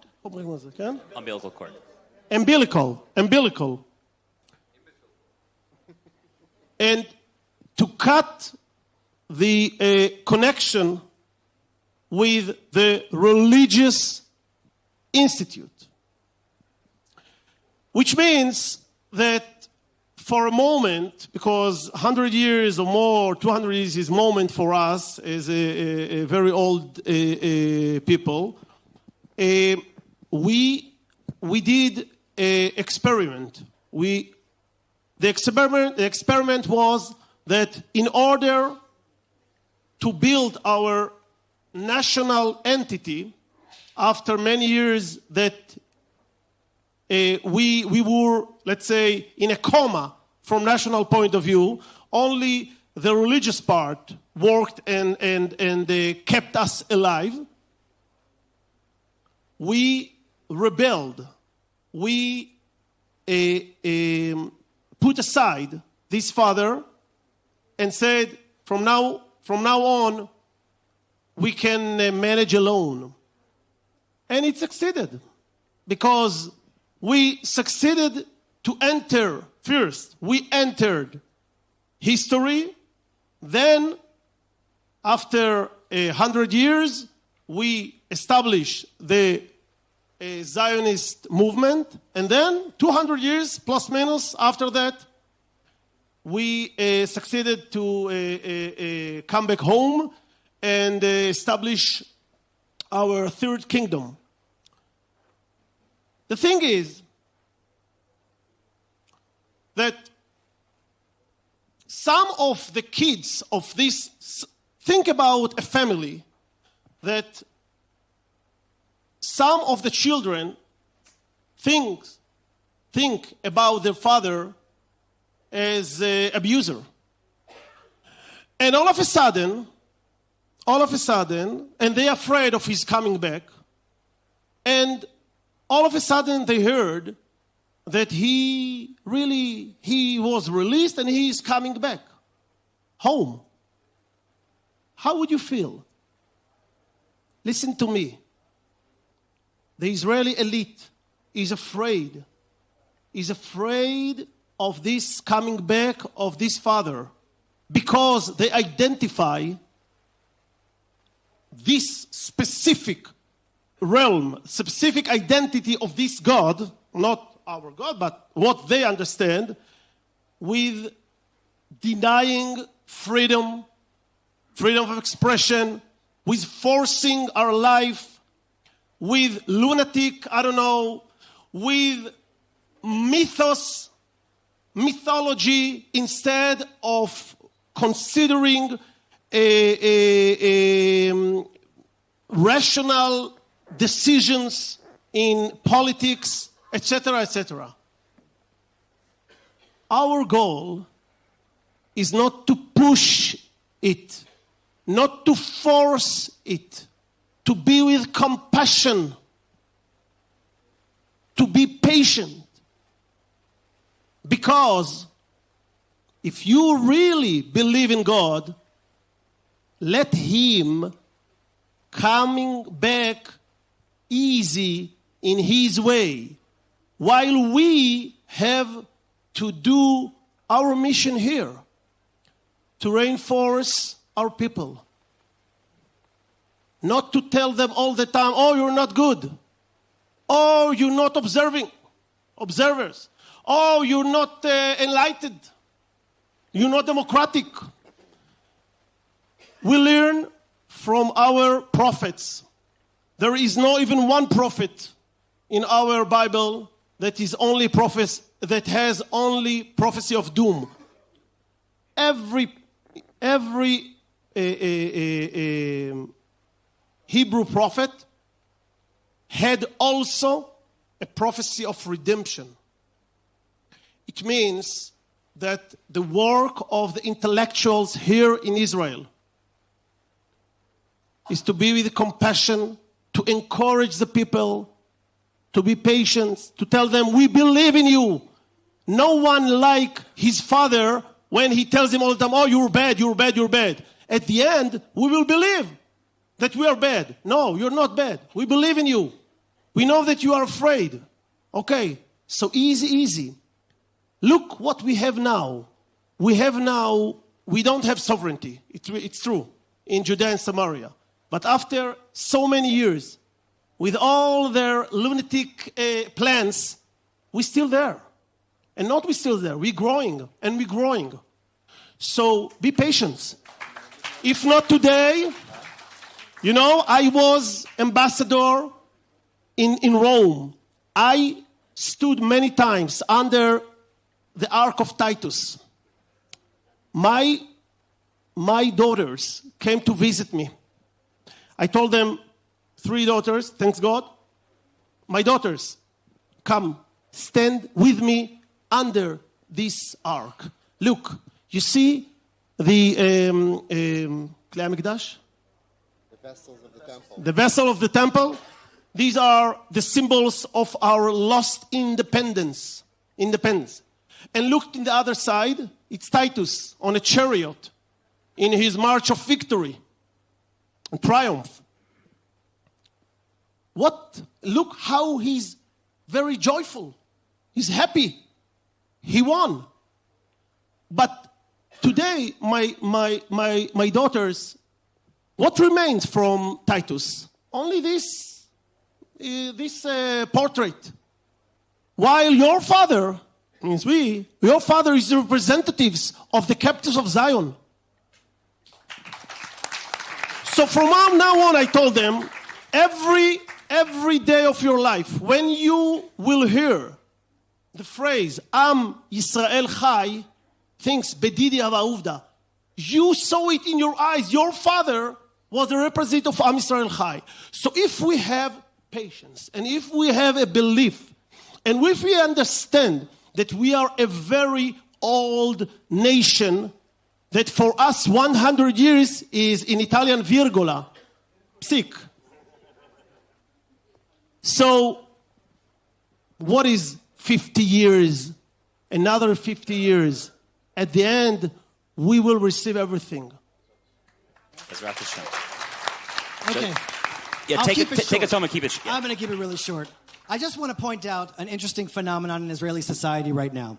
If anyone suggests anything that's beyond the conventional wisdom or anything beyond the myopic vision of the Israeli establishment, immediately he's labeled as a delusional messianic That's what he's called now. The new curse word in Israel is, oh, atam meshichi. You're just delusional. And I feel like that's really interesting that that's happening now. Like, oh, this really wasn't about the judicial reform or legal activism or even a Palestinian state. Like, it's finally rising up to the surface, the actual complication here in the state of Israel. Because the founding fathers of the modern state of Israel, they just wanted a night shelter. They wanted a safe haven for the Jews. And all of a sudden comes October 7th. And we realize the foundations of the greatest Jewish enterprise in 2,000 years was built on a false foundation. But what is a foundation that can actually hold the light that we're receiving now? What is that foundation? It's the dream that our fathers had and that our ancestors had. And we're saying, we haven't given up on that dream. We're not saying it's not enough to just have peace now. No, Israel can be the safest country in the world, the most prosperous country in the world. This can be an amazing country. I'm not giving up on that dream. And if giving up on that dream is calling me a delusional messianic, then we should be honored to be guilty of that charge.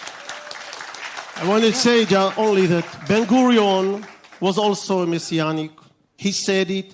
And Ben-Gurion spoke about Geulat Yisrael, the redemption of Israel. So I'm not really agree with you about the foundation of this state.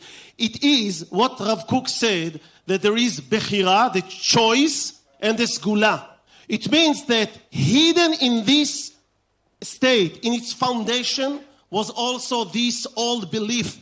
It is not as other, some people say that, you know, we built a false building on a false root. No, we built it on a right root, but we have to be patient to let this root to be exposed in a long journey, a long process. So Excellent. Be patient. So what I'm saying is something totally opposite. I'm saying we need to go down to the root and reset. And what I'm saying is a new vision for Israel. That's not just a night shelter. You're extreme messianic. No, what I'm saying is something Just like this. Redemption. Well, what is be'emunah? What does that really mean? It means that October 7th didn't happen to us.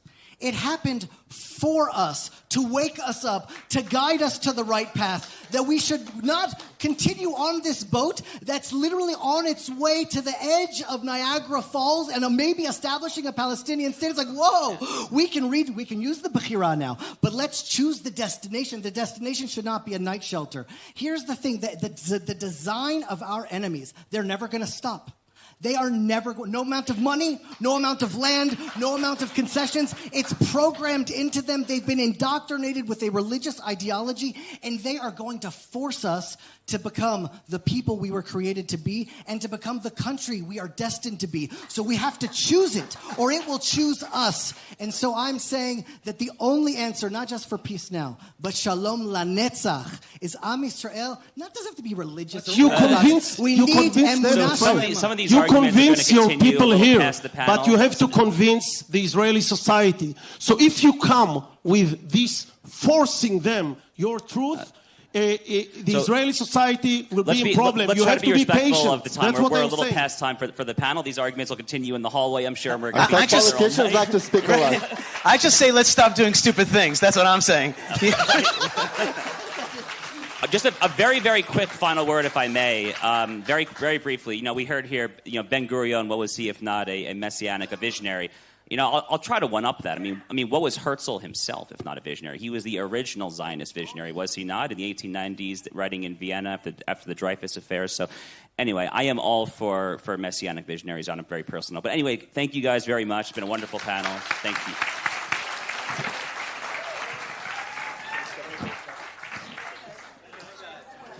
Thank you. Microphone, please.